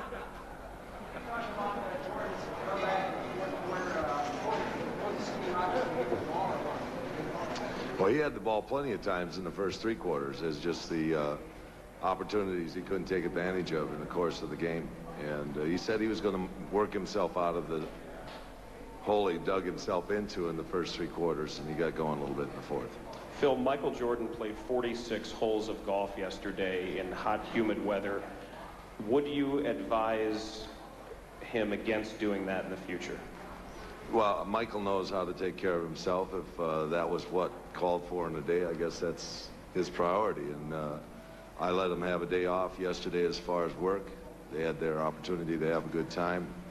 It might have cost us, but that's the way it goes at this time of the year. Sometimes it's better to do those things than stick your nose to the grindstone all the time. So you do think that affected his performance in this game? You'll have to ask him when he gets out here. But you said it might have cost us. Do you believe that? Well, you saw the game. You ask him the question. Phil, did you take this team for granted in any way today? Well, we knew that we had an opportunity, and this is a tough game to close out, always is. And we wanted this ball game, but we just didn't seem to have the right thing going for us the first half. But we knew that we'd find a way to get back in the ball game if our defense could settle in. And we got going in the 3rd quarter, and we felt we had the opportunity. The Heat came out in the 4th quarter and scored maybe 5 or 6 of the first 8 possessions they had, and got us back in the hole again. We had to dig ourselves out of it. It was just one too many holes to have to grind away at. We found a way to get it within 1 point, but we just couldn't get over the top. Well, Dennis played a fine game today. I just don't know what went on at the other end of the court. Didn't see it. Obviously, we were blocked out from the view. But, you know, that ended up to be a wrestling match underneath. I thought Dennis should wait until he gets his WBA or WFA license to start something like that. The game was hotly contested with a lot of energy in it from that standpoint. Scottie got a flagrant foul early in the 3rd quarter they didn't call. things like that led to bad tempers out there on the floor. And I thought that Dennis kept his cool under duress, played a tough game for us along with Brian Williams. Yeah. Besides missing shots, particularly Michael, is there anything out of this game that troubles you besides the missed shots? I think that there were some things that Hardaway did today that broke free, and he was the X factor today for their ball club. We'll have to identify a little bit better in Chicago in the 5th game. Coach, comment on Mourning having 6 rebounds at halftime, all 6 on the offensive board. Well, he was a force out there. He was throwing his body around. He got himself obviously some scrum balls that came loose, put them back in. That was really the difference in the first half. They're just getting the loose balls and creating situations that led to easy baskets. Phil Jackson live in Miami. We'll go back to postgame as more and more of the players come forth. Of course, it's not just a day for basketball. Memorial Day honors those veterans who died in wars. Among the several events in the Chicago area today was the 75th annual Memorial Day Parade in North Suburban Wilmette. Featured the Wilmette Community Marching Band, Girl Boy Scouts, American Legion Color Guard, Police and Fire Units, the Village, and American Legion Post 46 hosted that event. And just in time for the holiday, a big chill moved into the Chicago area. But this is unofficially the start of the barbecue season, so you can't blame these guys for following through with their original plan. At no time did it feel like Memorial Day was supposed to be. Need the barbecue to stay warm. Yeah. Andy, what's up out there in Six Flags in Gurnee? Everything but the temperature, Mark. Despite the autumn-like chill that's in the air really this afternoon, it is a very festive crowd here. We are at Great America Six Flags, the north of Chicago and Gurnee, and it's the official kickoff to the summer season here. And literally, folks are out here by the thousands despite the cool temperatures. How cool is it, you're asking yourself right now? Well, we brought Weather Tracker along to show you what the current temperatures are. And in fact, it is a little on the chilly side through most of the metro area. In fact, we'll show you the metro area temperatures in just a second. But first of all, we have a graphic up for you. We can show you that. If we'll go to the weather computer, I'll give you a feel for this. Over the last 5 Memorial Days, if you think it's been unseasonably chilly, you're absolutely right. Despite the 190-degree day there in 1994, it has been unseasonably cool just about every single Memorial Day, and today's high has only been 57. Away at some point would bust loose no matter what. Was that just what happened Tim tonight? had a great game today. Tim came out, had a good early game. My hats off to Tim. He played good today. Did you feel you guys came in focused enough? Obviously, sometimes you can become complacent up 3-zip. Hey, we did the job we had to do. We came in here, we had a game. We came in, they had a large lead, and we had a chance. They made some shots. That's the game. How were you feeling in the fourth quarter? You and Scottie were having to carry the load. Were you winded at all late as the game went on? This was a fun game to play. I mean, they hit us, we hit them. They talk trash, we talk trash. Zoe and my man, they on the floor hugging, fighting. That kind of game you like. That's playoff basketball, right? Playoff basketball. It was a fun game to go out there and just to do, I think. You think the refs called that perfectly? No one was ejected, a couple of technicals. Tags, and let's keep playing basketball. Ain't no harm, let's keep playing basketball. It was an exciting ball game. Ron, what did you say about Zoe's next guarantee? A trip somewhere around the world. And it definitely won't be to a new basketball spot. Won't be coming back here for the series. Careful, Ron. That was Lou Canellis, courtesy of the Magic of Videotape. Also on Videotape, we have a lot of good things to bring to you. I just got out of the locker room. Vashawn Leonard, P.J. Brown, Chicago's own Tim Hardaway. We also had a little conversation with Dan Marley. So a lot of things to look forward to. Now to send it back to Oak Park. Steve Cash from Norm Van Brocklin, take it away. All right, thank you, Eric. We're also going to hear from Dennis Rodman, so we're working on that, and also Michael Jordan, Scottie Pippen, Phil, and Pat, the 2 coaches. So a lot to do here on our Bulls postgame show. Norm, you get this final stat sheet. One guy we both looked for. How did Tony play? Where was Tony Kukoc today? 0 points, 8 minutes, 1 shot, 1 rebound, 2 assists. What has happened to Tony in this series? I think that's what's making it tough on the Bulls, especially that third score they need coming off the bench to add to the punch. When Michael's having to struggle like he did today, especially early in the first half, you would think Tony would get in, give me the ball, and let him go to work and try to generate and make things happen with his style of play. But I don't know what's happened to Tony. I don't know if the injuries are cause of all this, but I know he's gone into a shell. which definitely feels coached around that. They only 8 minutes, and that's an indication, hey, you're not doing the job, you're not going to play. Let's go on with somebody else and see what they're doing. I like the fact that Buechler is coming and added some punch to this basketball team. Even in just the 6 minutes he plays, he gets excitement. He brings something to the table when he gets out there. So it's all about playing hard, playing tough, and doing what you have to do when you get out here on the basketball court, especially in the playoffs. You just got to go out and suck it up, Steve, and create something. And I don't think Tony's done that at all in these playoffs. Yeah, Bulls now 10-2 in the 1997 NBA playoffs. That loss snaps a 6-game winning streak for the Chicago Bulls. When we come back, we're going to hear from Michael Jordan and Scottie Pippen. We're just getting started here on our special Bulls post-game show. Stay with us. Once again, the Heat get the best of the Bulls 87-80, but the Bulls still lead this best-of-7 series 3-1.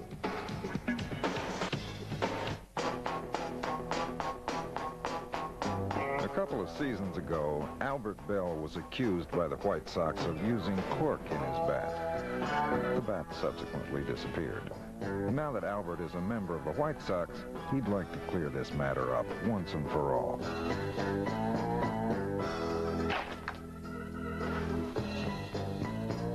Sports Channel. We know the Sox.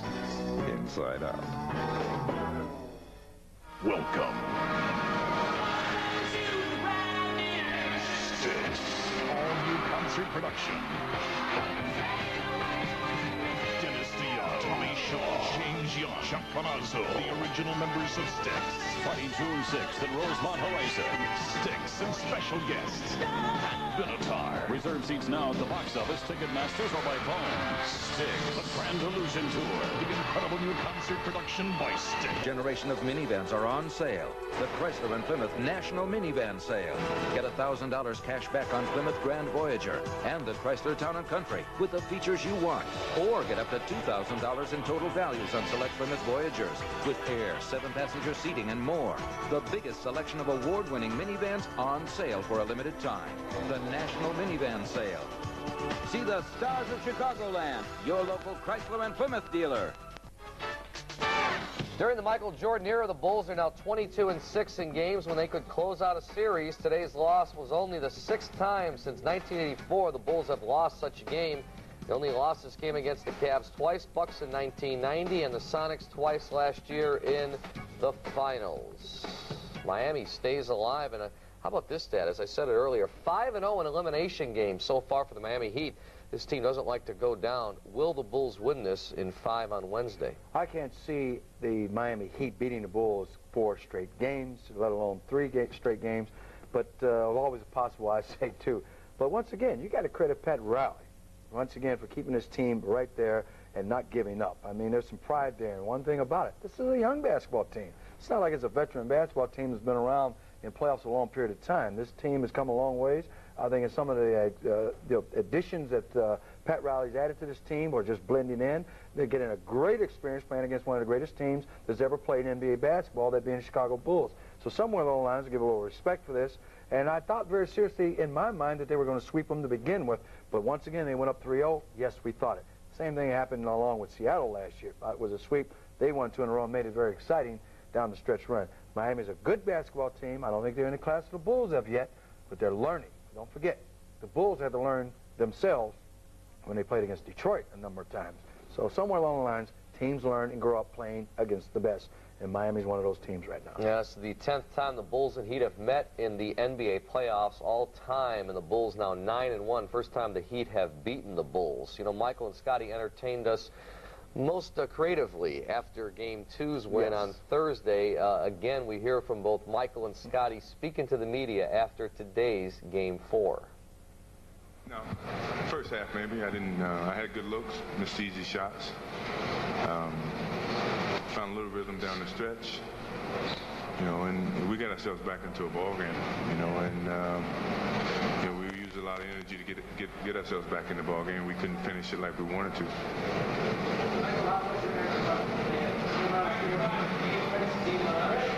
You know, I felt good. I got into the first quarter. I found myself rushing shots, trying to beat the shot clock. So I really didn't get any good looks, and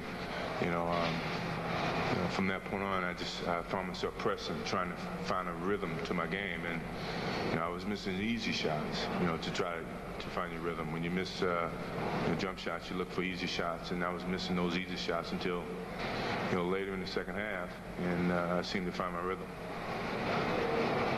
Scottie, the ones who pitched with an elbow and then playing third quarter, did anything mean for him? Yeah, I felt like I had him in there, and I went into him, and he, as he's been throughout the series, plays very physical, and he gave me a cheap shot, but we have to play through that. We allow them to come out and be very aggressive and start that solid game in today's game, and we've never met their challenge. I didn't really get a good look at it. Mike, you guys have followed up Tim Hardaway most of this series, and today he got off a little bit. Any changes? What did Timmy do? Was he just more forceful offensively than normal today? He hit some big shots. I mean, Ronnie played some good defense on me. He hit some shots with a hand in his face, and I think they get into the transition game in the first half, which we pretty much eliminated the first 3 games. And as you can see, they're a great fast break type of team, and it opens up a lot of shots. And we didn't match up well defensively, and we let some key people open, and they made their shots today. And we just never really met that intensity the way we should have. Did you guys bring a sense of urgency? Excuse me. Did you guys bring a sense of urgency to this game? And are you concerned at all by how you lost? No, we're not concerned. I mean, we know that we can play better. We showed in the second half, the intensity that we play at, and how much they can get rattled. So I think that was a good way to finish the game. Although we didn't finish it with a win, after the first half, we finished on a good note. But we still feel confident if we go out and play our game, as we did in the second half to some degree, we'll be all right. Do you find yourself looking at the numbers at halftime and letting it bother you any more than it normally would, or did you just... I didn't look at the numbers. I knew what the numbers were. Sadly enough, I knew I hadn't made a basket at all. And a couple times I had good looks. A couple times I was trying to beat the shot clock, and I really wasn't helping the situation right then at that time, but I had a determination coming out the second half to somehow get involved in this game, because I seemed to not been involved up to that point. And I think the team kind of fed into that, especially when we started our run back, and I became aggressive offensively. I found the rhythm to help the team out in some respects, and we may have relied upon it too much, but once we got into that mode of catch up, Scottie and myself and other players, we just tried to do everything necessary to get back into the game.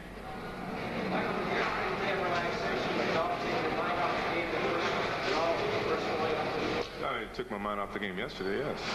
I don't think that had anything to do with the way that I played today.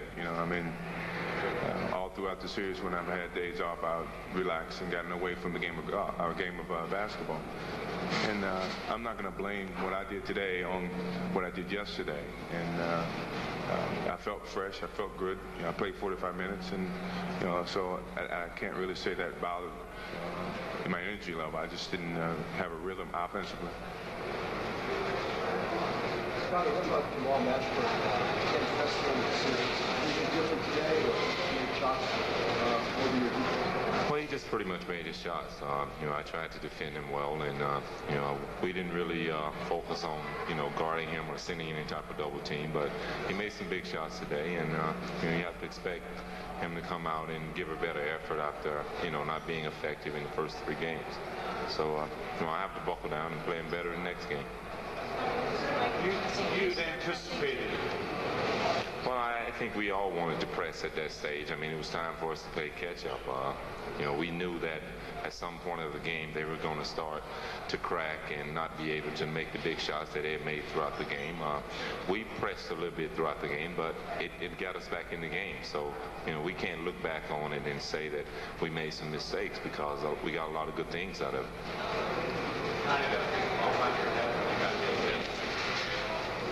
No, I don't think it affected my play. At that time we were trying to get ourselves back in the game, and you never think about those type of things. You just try to continue to play. But it's just part of the game, and we just have to come out and play harder.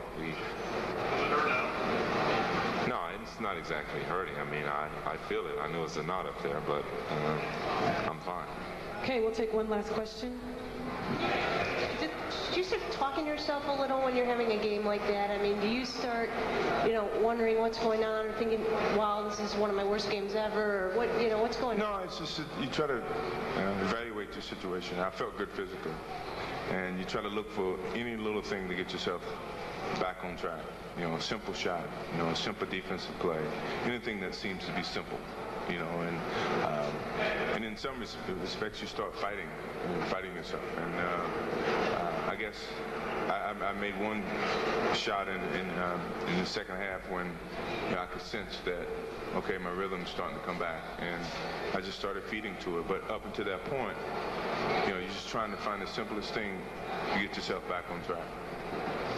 Well, a strange game for Michael Jordan. He was 0 for 11 field goal shooting in the first half, 2 for 11 in the third quarter, but vowed to go down shooting. He wound up with a game-high 29 points. Turned it on in the fourth quarter, Norm. He scored 20 of his 29 in the fourth, including 18 in a row.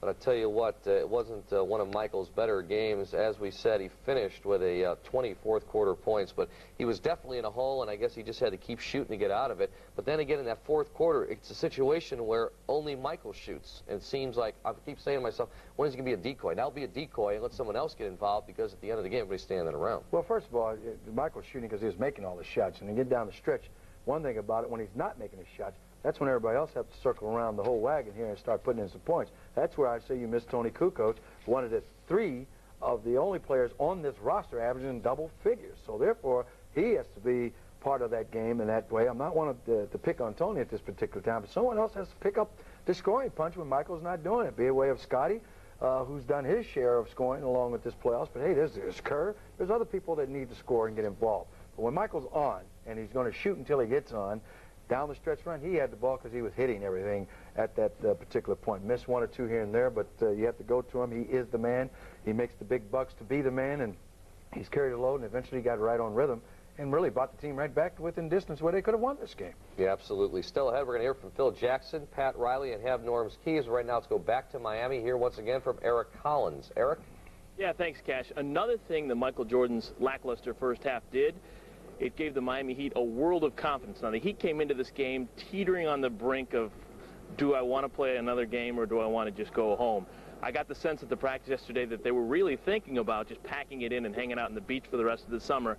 But the slow start gave them confidence. It snowballed, it snowballed, it snowballed, and they were able to hang on because of that confidence and, of course, the big early lead. Now, one of the guys who put the clamps on Jordan in the first half was Vashawn Leonard, the former Golden Gopher from Minnesota, finished with 13 points. Had a chance to talk to him a little bit ago. Let's check the tape. What does the Heat have to do now in Game 5 going into Chicago? Well, I think we're going to have to continue to go in and put pressure on them, and we're going to have to hit shots like we did tonight. We got big production, out of Tim Hardaway today, and I think that was one of the main keys. And also Alonzo, he made some free throws today, and they helped us out tremendously. So we're going to have to continue to do those things, in order for us to win. Timmy says so much that it's just a matter of, me making my shots or me missing my shots. Were there any adjustments made to get the ball to him more and to get to the zone too? Well, what we wanted to do was to give Tim more shots, more attempts at the basket. He did that. And, well, penetration. He was penetrating. He was hitting open jump shots. So that's what helped us out a lot. You get worried when Michael's missed so many. At some point, it's got to end with the way he shoots himself out of slumps. Do we get worried?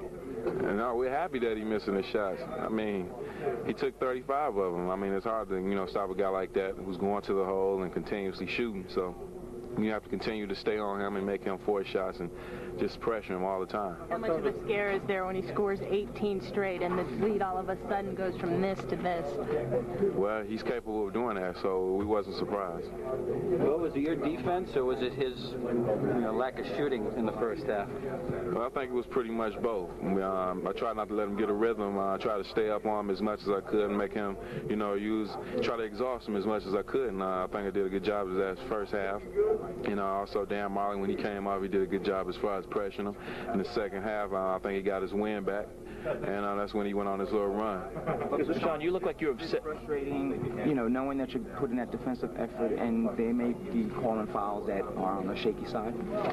That's part of the game. I look forward to going out there and checking. I mean, he's the greatest player in the world, and so I look for that challenge, and I go out and it doesn't do anything but make me better. So I try to go out there and do the best that I can, in order to help this team out. Do you think the series... That's Vashawn Leonard here in the Heat locker room. Now let's send it back to Cash and Norm. Guys, take it away. I want to change my mind. We're not going to send it back just quite yet. We're still here in Miami, kind of still feeling out exactly what's going on here after the big Heat W in game number 4. Now, even though Michael Jordan didn't show up in the first half, there was a Michael Jordan-like performance in the first half. That came from Tim Hardaway, the pride of Carver High School. 18 points on 7 of 13 shooting. We tracked him down in the locker room. This is what Tim had to say. Backed him up with it. We had to come out and show him that, you know, he wasn't just saying that by himself. Any doubts in your mind, though, Tim, when the Bulls came storming back in the 4th period? Yeah, of course. You know, of course. But, you know, we were still up. We still had to play defense. They missed the ball. We got defensive rebound and went down there and scored. What went through your mind when Michael missed his first 14 shots, Tim? I knew at halftime he was 0 for 11. And then when he kept missing, I was like, oh, wow. And then when he started making them, it just came. And, you know, he's a scorer. He's their man. And we know that he was going to make shots. Tim, what's that like? I think if you were in the same situation, 0 for 14, you'd probably still be shooting too. How come some guys do that and some guys don't? It's just in your heart. It's in your heart and confidence you have in yourself to go out there and, you know, next shot, if you open, you got to take it and make it. The Bulls were talking about finishing this out in 4 games. How much motivation is this game for you guys? Well, it was a motivation not in the standpoint of them talking. It was a motivation in the game. We down 0-3.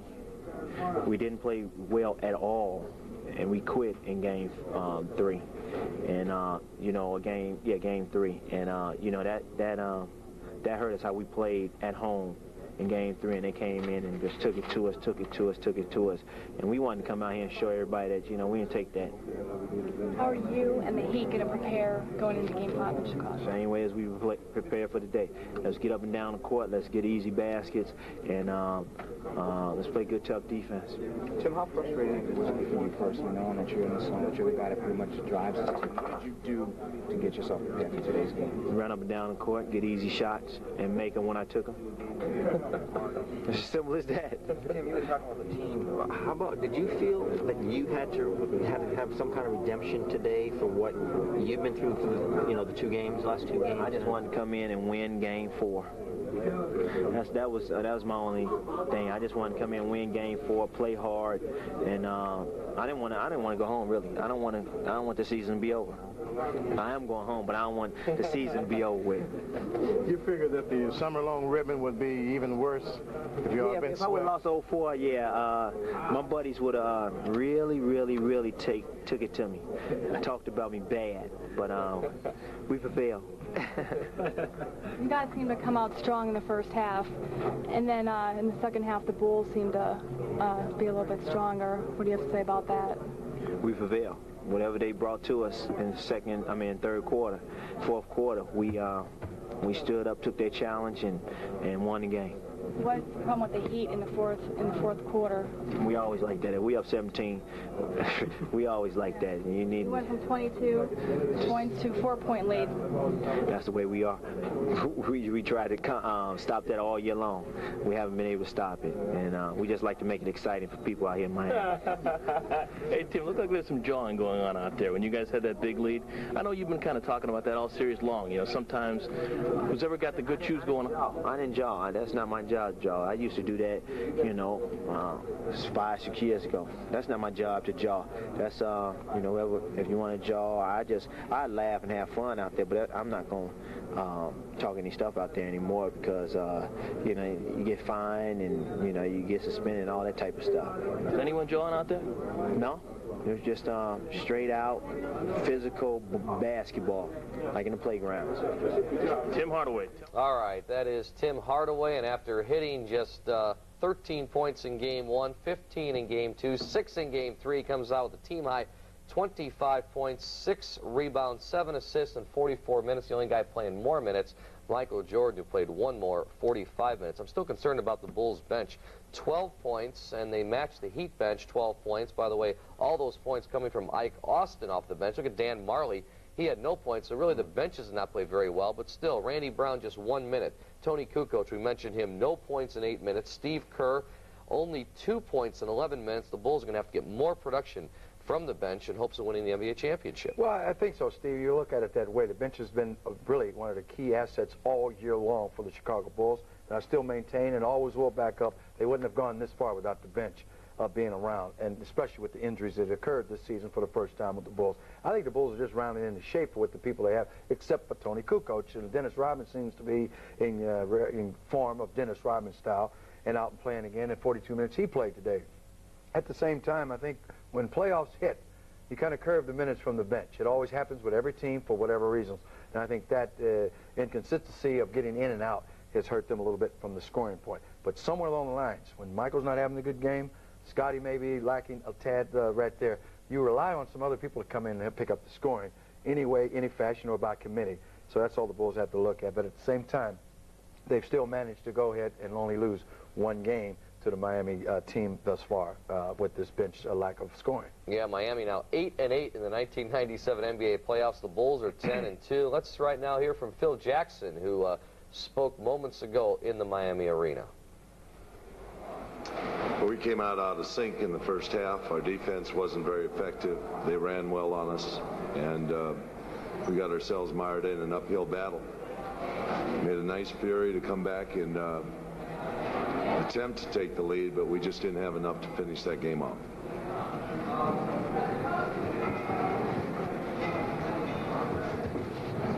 Phil. Well, what are you guys doing? Sitting on your hands or what?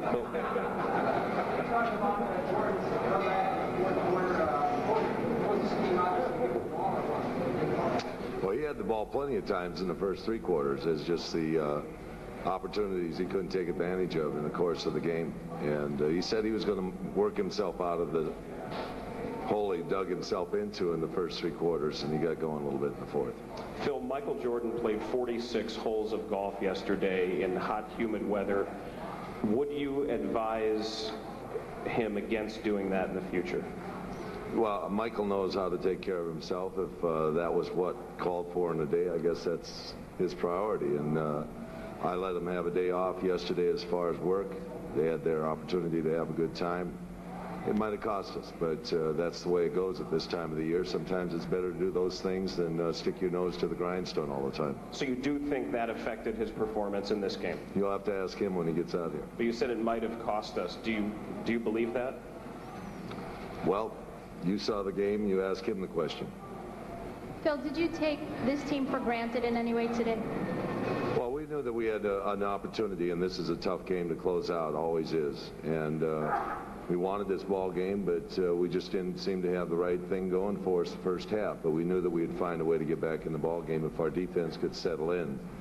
And we got going in the third quarter, and we felt we had the opportunity.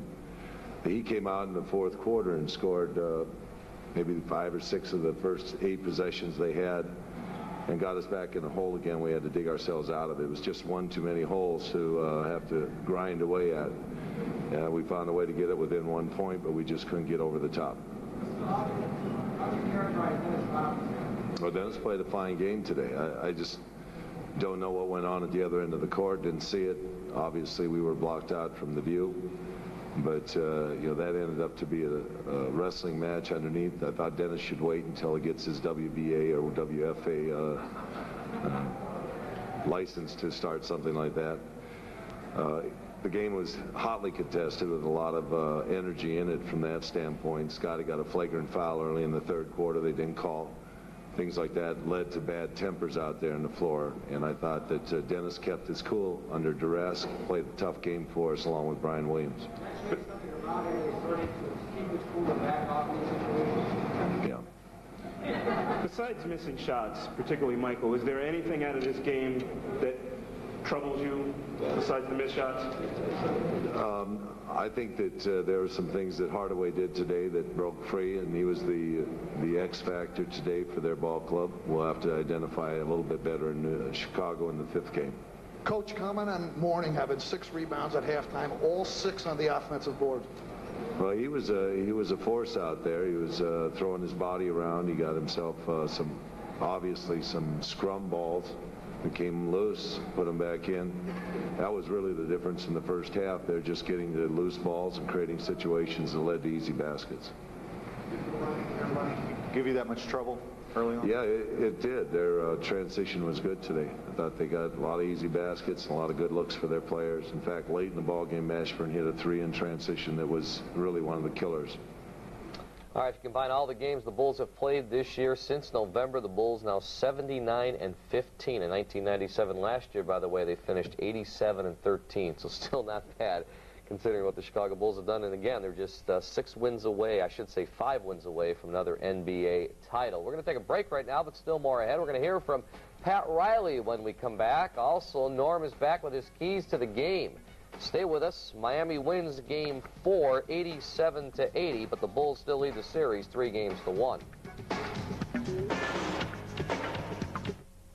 Chrysler Plymouth presents Live in the Locker Room, brought to you by the Stars of Chicagoland, your local Chrysler Plymouth dealer.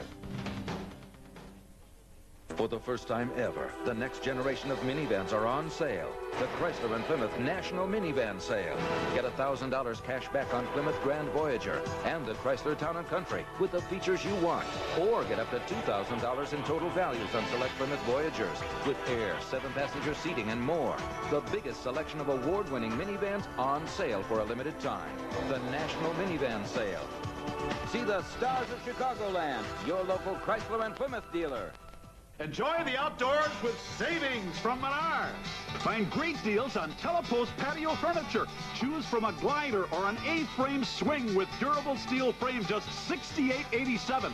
Picnic tables are $98.97. Add comfort to patio furniture with Jordan cushions. Save on a great selection, all 20% off our everyday low prices. Find fabulous deals on patio furniture at Menards. Save big money at Menards.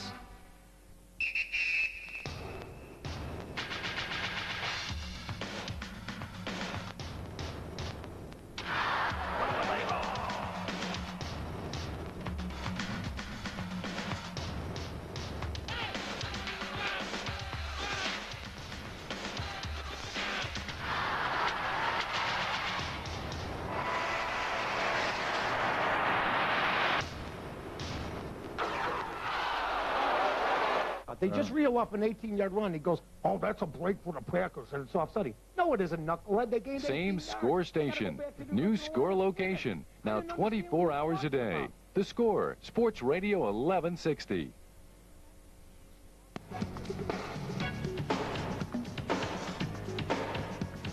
Time now for Norm's ever-popular keys to the game. Any theme today on this Memorial Day? I think you brought one. Yes, Professor. I brought the keys. Memorial Day theme. And, you know, salute all those fighting veterans for our country. Let's roll the tape. Let's go on with it, JR. Here we go. Dealing with the first key, fighting for another day. And you have to lean toward Miami in this particular case. Hey, Hardaway got off to a fantastic start here. Getting the layup driving, believe me, that opens it up for everybody if you get to do something like this. You get to playing that, you go to the hoop, the finger roll. Get out of here. George Gervin taught me that. And you have those type of things going on. That's what deals with it. And here's Hardaway. A little fake to the right and comes back with a jumper. Believe me, when you hit that, you go to the hoop, it opens up for everybody, and that's what he had. Solid line of defense. That's what we have right here. Call it D, call it whatever you want. That's good D. Now, normally Hardaway hit some of those kind of things, but the defense was there today. Marley, no points. Good block by Brian Williams, gets the ball, and that's called solid defense, my friends. And that's what the name of the game is with the Bulls. And that kept them around, believe it or not. Good block right there. Bulls get it. Foul, not called. But that's the name of the game. Experience of a veteran. That's what we have there. I went ahead of myself on that. And Michael Jordan is the veteran. And he missed shot, he missed shot, he missed shot. But say something about a veteran. When you're in the line of duty, you know what to do. Maybe things are not working. You go back to the drawing board and say, what do I do? No, just keep doing the same things I've been doing. Boom! All right, now you break the seal. Now I'm a veteran. I'm on the roll. I'm ready to rock now. I got the ball. Same shot he was taking before. He was missing. Now he's hitting. That's what an experienced veteran will do. Look at that fadeaway. That's unstoppable. That's an unbelievable shot right there. And Michael just canned him. Hey, Pat, what about it? Hey, can't stop this. Let's get back. Hail to the victor. And that'd been Alonzo Mourning. And believe me, that's what General Patton said. And General Patton said, hey, let's not stop here. Let's march all the way up to Russia and kick their butts. And that's what happened when Alonzo Mourning, hey, don't stop here, fellas. Let's keep going. We got to march to Chicago. Now, kicking butts, I don't know, Alonzo, but we'll see. Alonzo did have a good game. He got open. And believe me, a lot of this happened, Steve, because the way Hardaway got off today, hitting the shot, going to the hoop, making things happen, he opened it up a little bit for Alonzo Mourning to get his game. And I tell you what, since we're talking about the fact that Tony Kukoc was not involved in it, what about Marley? Here's a guy that just simply did not have anything going today, made no points at all, so he can join Tony Kukoc in that particular thing. But some of the other young kids picked it up a little bit.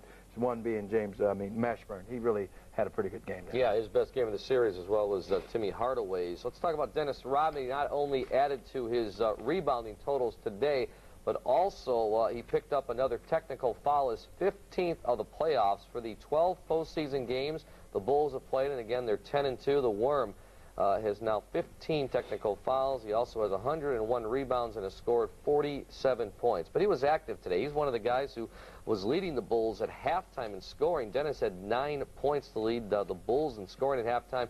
He said, I'm going to come out and be aggressive. I think when he sees Michael and Scottie are a little bit off in the first half, Dennis seems to step it up another level, especially the offensive system, and he takes those shots, but at least he follows his shots because he knows he's not going to be very successful in three-point range, but usually the guy getting his own rebound. Well, one thing in the positive notes that I have to say about Dennis, when he comes out and plays like this and gets within the system, you can't just go and double-team everyone else if you know you're going to pass the ball, move without the ball, and get layups. That's why I like touching the ball, everybody doing it, and everybody passing and moving as opposed to one-on-one, because then you can go double team, you can make it difficult for this team, and if the Bulls not hitting, you got rebounds and they're going the other way. I think you can negate all of that when you move the ball and everybody touches the ball, and you do include Dennis. If he gets around, makes a layup here and there, that way you can't fast break, the floor is balanced, you're not running, Dennis is near the hoop. If you run the plays correctly and do what's necessary, those are the things I like to keep this team in balance. But when you go one-on-one, you miss shots, the other team gets the tempo that they like to have, and you expend a lot more energy playing defense trying to stop these things, Steve. So in 42 minutes, 6 for 13, and 1 for 1 from the free throw line is pretty good percentage. And the production for Dennis Rodman, especially on the offensive end. But once again, he plays the game rough, tough, which I like. Some of the added stuff you can have, but that's for the fans of Chicago to decide. Me, you can have it. At the same time, I love the way he plays the game of basketball without the perimeter activity. Well, I know you like this guy as well, Pat Riley, who had some interesting thoughts today following the game. And here's what Pat Riley said in the press area. It was a good bounce-back win for us today, obviously. And, you know, sometimes when it seems everything is lost, you work hard at it, you come back and just try to get one win, it can be done. And I think that's what happened today. So we had some good performances from some guys, and they shot the ball a little bit like we did the other night. And we got to win. That's what it's about. Besides the win, was it encouraging the way your guys withstood their run in the fourth quarter and closed the final minutes of the game strong? They have a tendency to put you on your heels, and you know, with their pressure, and they trap and they take out of Tim's hands, and you know, we made 1 or 2 big plays. I think Mashburn's 3 gave us a little bit of life, and you know, we made some plays out of it. We got a call. Deshaun got a call miraculously, and made a couple of free throws. And you know, we had enough to win at the end. But I just think it was a great bounce-back game for us, and you know, and that's all this is about. It's one game at a time. It's nothing new. Double question: what went through your mind when Michael missed his first 14 shots, and what went through your mind in the fourth quarter when he started his finish? Well, we knew he would make one somewhere during the day. It's amazing, you know, I mean, you know, how that can happen to anybody, especially him, but obviously he wasn't missing enough, because, you know, he brought him all the way back to 1 point, and you knew he was going to continue to go at it, and you got him to miss one big shot, I thought, when we were ahead by 3, or he missed it, and, you know, we were able to convert at it, but Pat, it was unusual. Pat, you always know that they're going to make a run back and that he's going to lead the run back, but even given that, does he surprise you? What's that? The way Jordan keeps coming back despite everything. You guys. He's a shooter, you know. I mean, he's a scorer, he's a shooter, and they pretty much abandoned their triangle offense, you know, in the second half, and they isolated and they're open, and he just, you know, he started to go, he started to make some shots. we began to feel the pressure of his greatness coming back, and but we held on. I think that's what it's about. You have to sort of stave it off. And but he was committed. I don't know what he ended up with, but he probably had about 30. I have no idea what it was, but it seemed as though he was scoring every time down. When you guys were on that roll, what kind of strategy? What's that? When Mike's went on the roll, what kind of things did you try? Well, you know, I mean, we were running guys at him, shooting guys at him. We double-teamed him a little bit. We don't like to do it that much. We had a lead, so you don't want to break it down that much. And he was pretty much creating his own shots and creating airspace. You know, and you can't double-team airspace. You know, when he starts going off the dribble and stepping back and finding the rhythm to get up in the air, even if you're running guys at him, he's still going to shoot before, you know, you get there. And I thought what happened more than anything else, we began to break down our rebounding by running guys at him, and you know, they got a number of second shots. Pat, what adjustments were you able to make to get Mourning and Hardaway to be able to get more shots? We didn't make any adjustments. I mean, we played 90 games, and everything we have tried to do hasn't worked, you know, and getting them off. We had to run. We had to get out in the open court a little bit. Try to move a little bit more and just be more aggressive. I thought we were very passive against them, and we allowed their defense just to dictate everything, and I thought we were just much more aggressive today. Pat, on that play when you brought in Crotty at the end of the game, was that a set play? No. Well, it was the one that's in Mourning. We wanted to get the ball to Tim, but we needed another ball handler, and John was the second option. But you know, all he did at that particular time, and we wanted to take the ball to the basket. We knew they were going to trap and try to speed the game up, and we just had to have somebody put it on the floor and go to the basket and make a play, and he did. He was very good in the first half. Very, very good. Also, what about, he got a little testy, like for the first time. He got a little bit testy? Was it? I don't know. You know, I mean, sometimes they raise the hair on the back of your neck. You know, I mean, Dennis doesn't do enough of it for everybody, so. Say a little bit about Hardaway. Timmy was great, and he finally got unleashed a little bit. You know, and he was confident early in the game and got to the rim, made some shots, and, you know, got some confidence. And he worked real hard in practice. He's logged a lot of minutes this year. And, you know, he's feeling bad about his performance. But he, you know, he played very well. Very happy for him today. After everything that was talked about the last 2 days, and Tim saying the team quit, he thought, and the way they came out and kind of the resolve they showed, does that say a lot to you not ending the season tonight?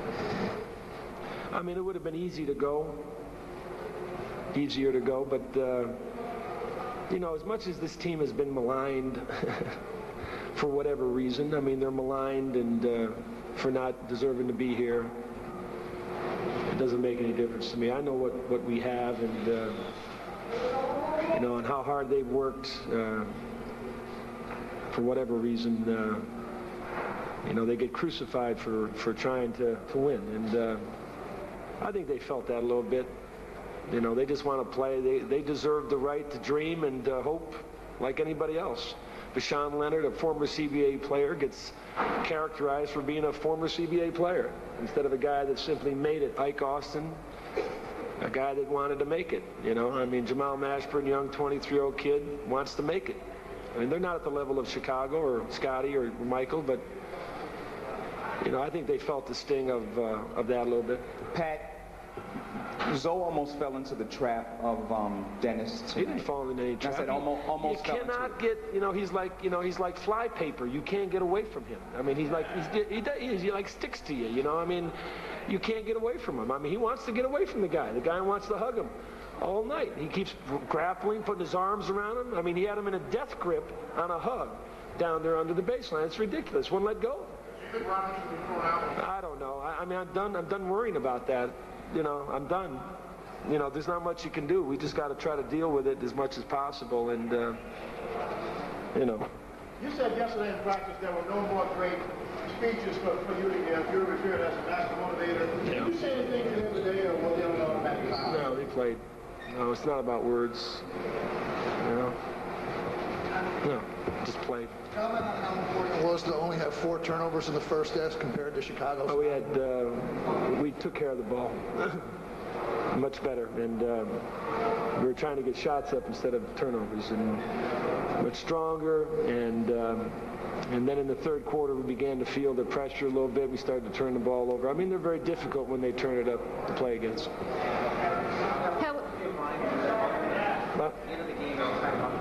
What's that? Sean, and you just kind of threw your hands up and discussed it. I just, I think most coaches that watch him go off on one of those runs is that you hope that the game ends before he gets all the way back. I mean, you just do. You try to do the best job you can do on him, and you just hope the game ends before he gets the final hoop. And the game ended before he could do that. Pat, can you talk about getting back into a rhythm today? And What's that now? Can you talk about getting back into a rhythm today and how it just feels good to win. We have not played well offensively. We made some shots, and we felt a little bit better about ourselves today. I mean, that's what the game is about. I thought we defended them very well in the first half. And it wasn't just a case of, I think, them missing. We pressured them a little bit more, in the half court, and we played well offensively. That gave us enough of a cushion to be able to hold on and win the game. Trying to use a secondary ball handler. Well, we have to look for that. I mean, it's just a tough matchup. I like to play John and Tim a little bit, but their guards usually are so big that it would force one of our littler guards to move off onto one of their bigger guards. But we may have to think about that. Great comments from Pat Riley, the Miami Heat head coach, talking about Dennis Rodman. You had him in a death grip. He's like flypaper. Interesting stuff. When we come back after this break, Norm will talk about that big battle between Alonzo Mourning and Dennis Rodman. It was wild and wacky, and this was the best of it right here. Stay with us, folks. More Bulls post-game ahead as the Miami Heat win Game 4, 87-80.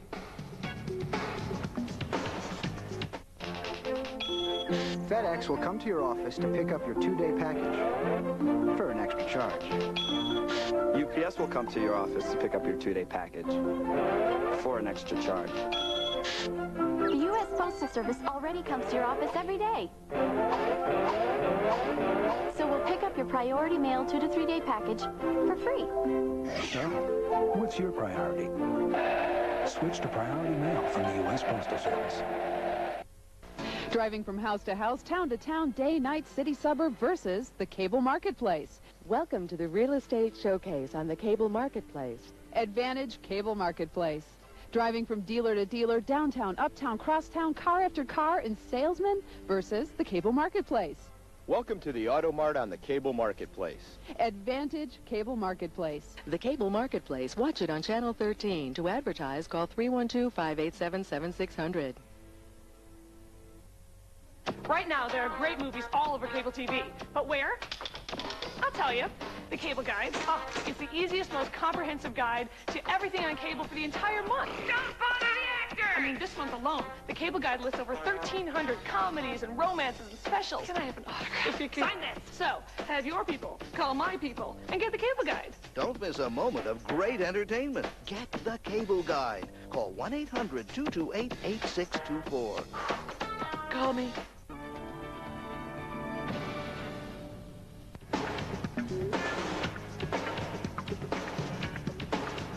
All right, Steve and Norm back with you. Game 4 in the books with Game 5 set for Wednesday night, again at the United Center as the Bulls try and put a wrap in the series and head to the NBA Finals for the 5th time in the last 7 years. And once again, it's on NBC at 8, but we will be here as soon as it's over and start our show then, right after the Bulls and Heat Game 5, and do all the post-game folks like no one else does it. Well, let's go through the big tussle today between Dennis Rodman and Alonzo Mourning. Both had good games, interesting games, but this guy's like flypaper. Well, man, he's like flypaper. He's all over you. He's flipping, he's touching, he's running away, he's doing all those things. First of all, I like the fact that he does all that. That's what you call being inside you. I love to do that by way of defense, take charges.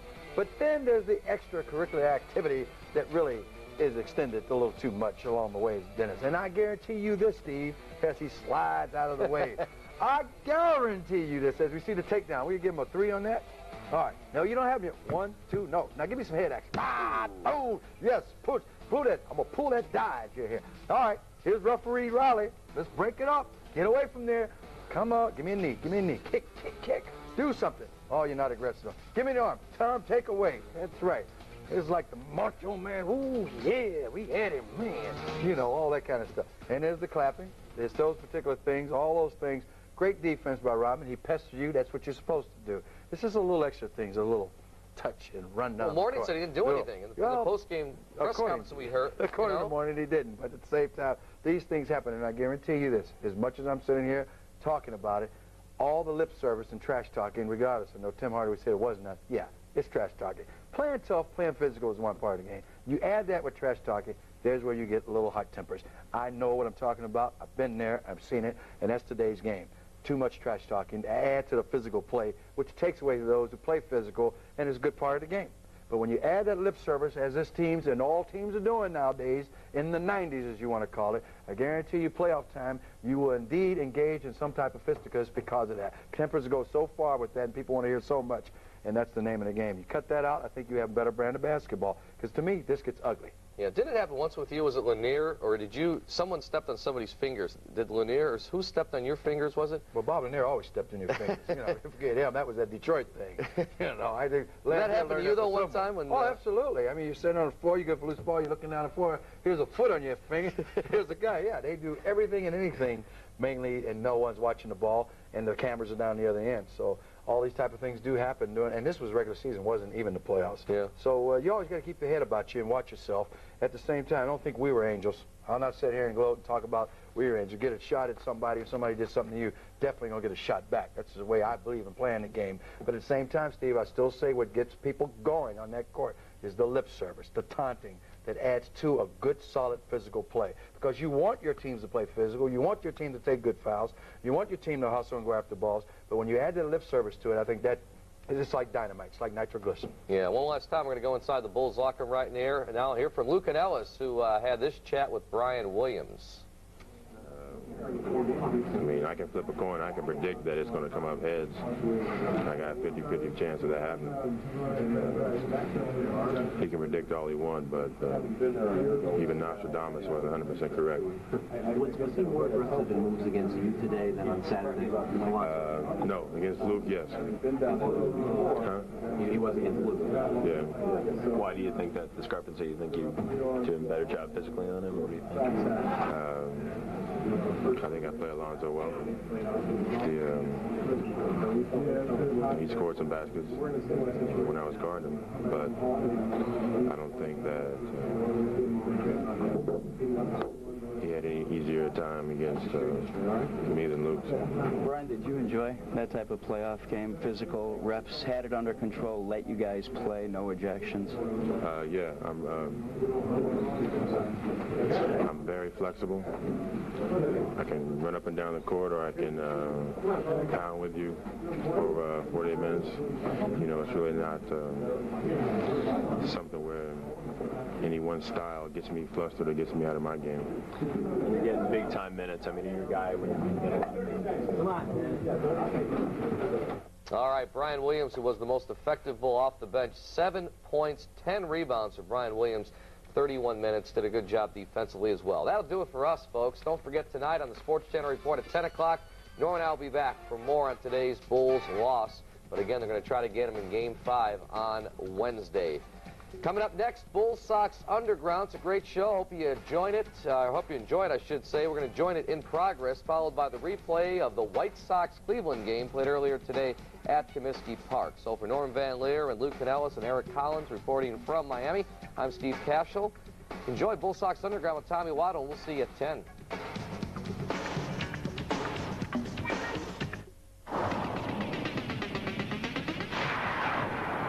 Welcome back to Bull Sox Underground. I'm Roger Bossard, head groundkeeper with the Chicago White Sox.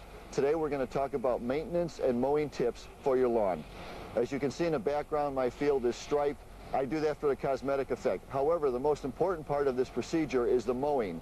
I mow the outfield at 1 1/8 inch. I mow the infield at 3/4 of an inch. The reason for the differential in this is we want the infield to be a little bit shorter so the balls will go through at a quicker pace. We don't want to achieve that in the outfield. When you see the mowing procedures in the background, it's done by the rollers on the back of the mowing unit. Each unit has rollers on which takes the mat of the grass and will mold it or bend it one way. Then I'll come back and mow it the opposite way, and it gives it that cosmetic effect. Now, when the team leaves town, I will mow it completely reverse, and the reason for this is I don't want to get an effect from the ridge of the tires by mowing the same way. So for you, the average homeowner, I would say maybe every 4th or 5th time when you're mowing your lawn, go crossways. It's called a cross cut. By this, you will be able to achieve a nice fine look and a good cut on your grass. Thanks, Roger. We'll see you next week for another tip. For the past 8 years, Phil Jackson's been explaining to the press how the Bulls are a championship caliber team. But for the last 2 weeks, he's been educating us about some of his favorite Western books. This week, the Bulls head coach sends us on a new adventure in his weekly book review. In the process of reading, we've talked about kids' books, about children's books, about kids' tales, about novels that are fun to read. But today I want to talk about a book form that I really enjoy, and that's books about places, about things, nonfiction, books that bring light, color, advantage, I think, to people, education from the most part. And it's a challenge. A lot of us grew up in school having to read sociology and history and geography and all those variety of things that were, quote unquote, so boring. And you can't imagine when you get to be an adult how interesting it is to read very good writers write about things that are so interesting. I've got 2 writers I've profiled here or looked at today. One is Paul Theroux, who's written numbers of books, including fiction. Mosquito Coast was made into a movie a few years ago. That was one of his fictional pieces. And the other is Bruce Chatwin, the late Bruce Chatwin, who died a few years ago. We both have written about places, countries, and about ideas. In this book, Paul Theroux, The Patagonian Express. Patagonia, you know, is the last stop in Argentina. And he takes a train from Boston, his hometown, to Argentina. And Paul has a great sense of humor, but also a great ability to get to know people, speak languages, makes this trip over a course of a long period of time, and done in a couple legs. He also has a train trip that's done from England to China called the Iron Rooster. That's one of my favorite ones. So I was going to China in '84. By reading Paul Theroux, I was able to see that, hey, the Southern Chinese speak almost like a total dialect, different Chinese language than the Beijing Chinese. Here's a man with a visual ability to create scenes for you, moods for you, and bring it with such a way to your eyes, so illustrated that it's almost like fiction. It's almost like reading a tale. You can hardly wait to get on to the next stop. Bruce Chatwin, an Englishman. And Bruce traveled Australia, Africa, Patagonia. Another guy that went to Patagonia, but a place that's very unusual. And had a wonderful way of telling his tales. This one, what am I doing here, is his autobiography, posthumously written or put together in the last couple of years.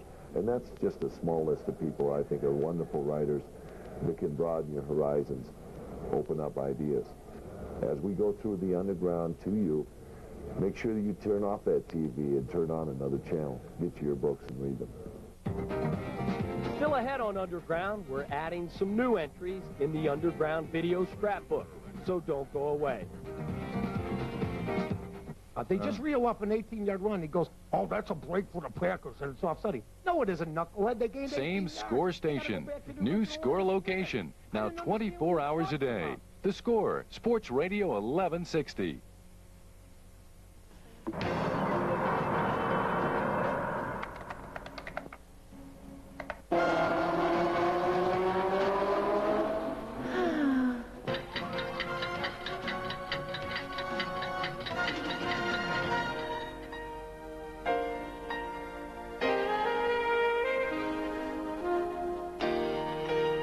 Evergreen Home Banking. Pay bills, make account transfers, and take life a little easier. It was the last thing I needed at the end of the longest week in my life. I know what a headache is, and that was worse. I called 1-800-400-TRIP and got the family thing going on. It was cool. It's your time for a Wisconsin getaway, whether it's the Lake Geneva Resorts or a stroll through the nation's #1 lakefront music festival. Call 1-800-400-TRIP to receive your free Wisconsin Visitor's Guide. See what you've been missing in Wisconsin.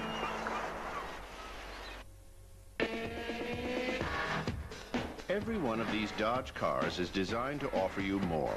More in terms of room, comfort, and stability. Now we've designed a way to give you something less. Less in the way of monthly payments when you select our lowest interest rates ever for 60 months on Neon, Stratus, and Avenger. Or get $1,000 cash back. Announcing the National Dodge Sale. It's never been easier to get into the cars that change everything. See the friendly Dodge dealer near you. Coming up next week on Bull Sox Underground, Sox third baseman Chris Snopek shows us his skills on the basketball court. I love this game. Randy Brown is the only Chicago Bull from Chicago. We'll meet his entire family. We'll show you how White Sox fans get to run the bases. Bill Wennington teams up with the community. Phil Jackson takes us on an educational endeavor. So join us next Sunday night at 7 p.m. on the show Behind the Show. Every week we try to include some new shots in our underground video scrapbook. This week we've made several additions. We begin with Michael. He looked so intense Tuesday night against the Heat. Then Wednesday he seemed perfectly relaxed, wrapped inside his freshly washed Corvette. Hey, I'd look relaxed too. But while Michael was driving off in his Vette, the Bulls bench was battling away in a full court scrimmage. You tell me that Brian Williams doesn't take every game seriously. Phil Jackson is constantly surrounded by microphones and reporters every day during the playoffs. But he brings his own security. His golden retriever, Bo, yes? That would be Bo Jackson. Check out this sequence. Scottie Pippen with a great hustle play, steals the ball, sinks the layup, gets fouled, then gets pushed by Willie Anderson, who gets a technical. Steve Kerr sinks the free throw. Scottie then misses his free throw, but Brian Williams rebounds to Steve Kerr, who lobs it back to Scottie for the alley-oop for a 5-point play. Whew. Michael didn't mince words Thursday night after the Bulls and Heat played one of the ugliest games in playoff history. And we've already gave ourselves names in the locker room. I'm doo-doo, he's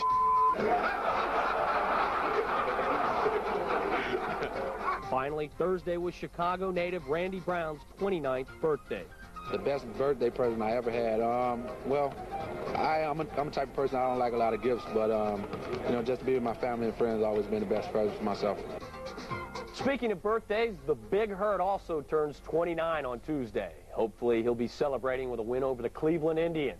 Hey, we're all out of time on this edition of Bull Sox Underground. Join us next Sunday night. Same time, same place, right here on Sports Channel. Good night, everyone. We were playing at Sherwood Country Club. I was invited there by Ed Farmer, and it was after it was hole number 15. It was par 3. Pin was up front. They had a big old lake with a nice rock wall in front of it, and Ed hit his on, but he was like on the back right side of the green. So I get up there and probably went about 160, a little bit downwind, and I hit an 8-iron, and I saw it bounce. And the caddy we were with and Ed, they couldn't really see because the sun was kind of glaring in our face. But after I saw it bounce once, I saw it go in the hole, and I was jumping up and down. And they didn't think it went in, but I knew it went in as soon as I hit it.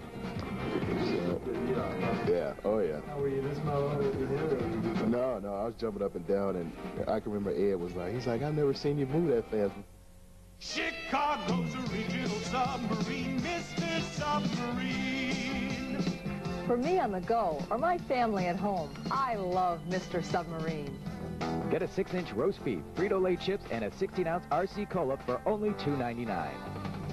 Satisfies my big appetite, and I can have a different sub every day. Chicago's original submarine, Mr. Submarine.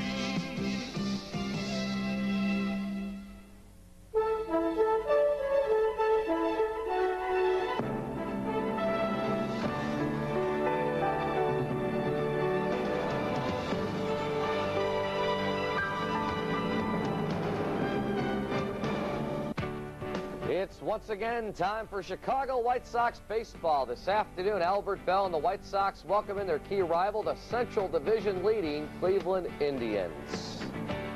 And hello again, everyone. I'm Steve Cashel. Welcome to White Sox baseball here on Sports Channel. After winning 7 of their last 9 ball games, the White Sox now find themselves 3.5 behind the Indians. Today they begin a brief 2-game set down at Comiskey, with the Sox looking to climb even closer in the standings. Now, for more on today's game, let's go down to the ballpark and say hi to Hawk and Wimpy. Guys? Hi, Cash. Thank you very much, and hi, everybody, and welcome. First of a 2-game set with the Cleveland Indians, and a very happy Memorial Day. Please make it a safe one out there for all the veterans who died for our country. Wimpy, this is a big 2-game series right here. Of course, Albert Bell with us now, and there is some rivalry. There's no question about that. Sox coming off a horrible game yesterday, maybe the ugliest game of the whole season. And a couple of pretty good pitchers out there this afternoon. Yes, sir. Jamie Navarro for the White Sox has really got to be able to change his speeds this afternoon, Hawk, because if he throws the same speed with the fastball, slider, and the splitter, he's going to run into some real trouble because Cleveland's got a great offensive team.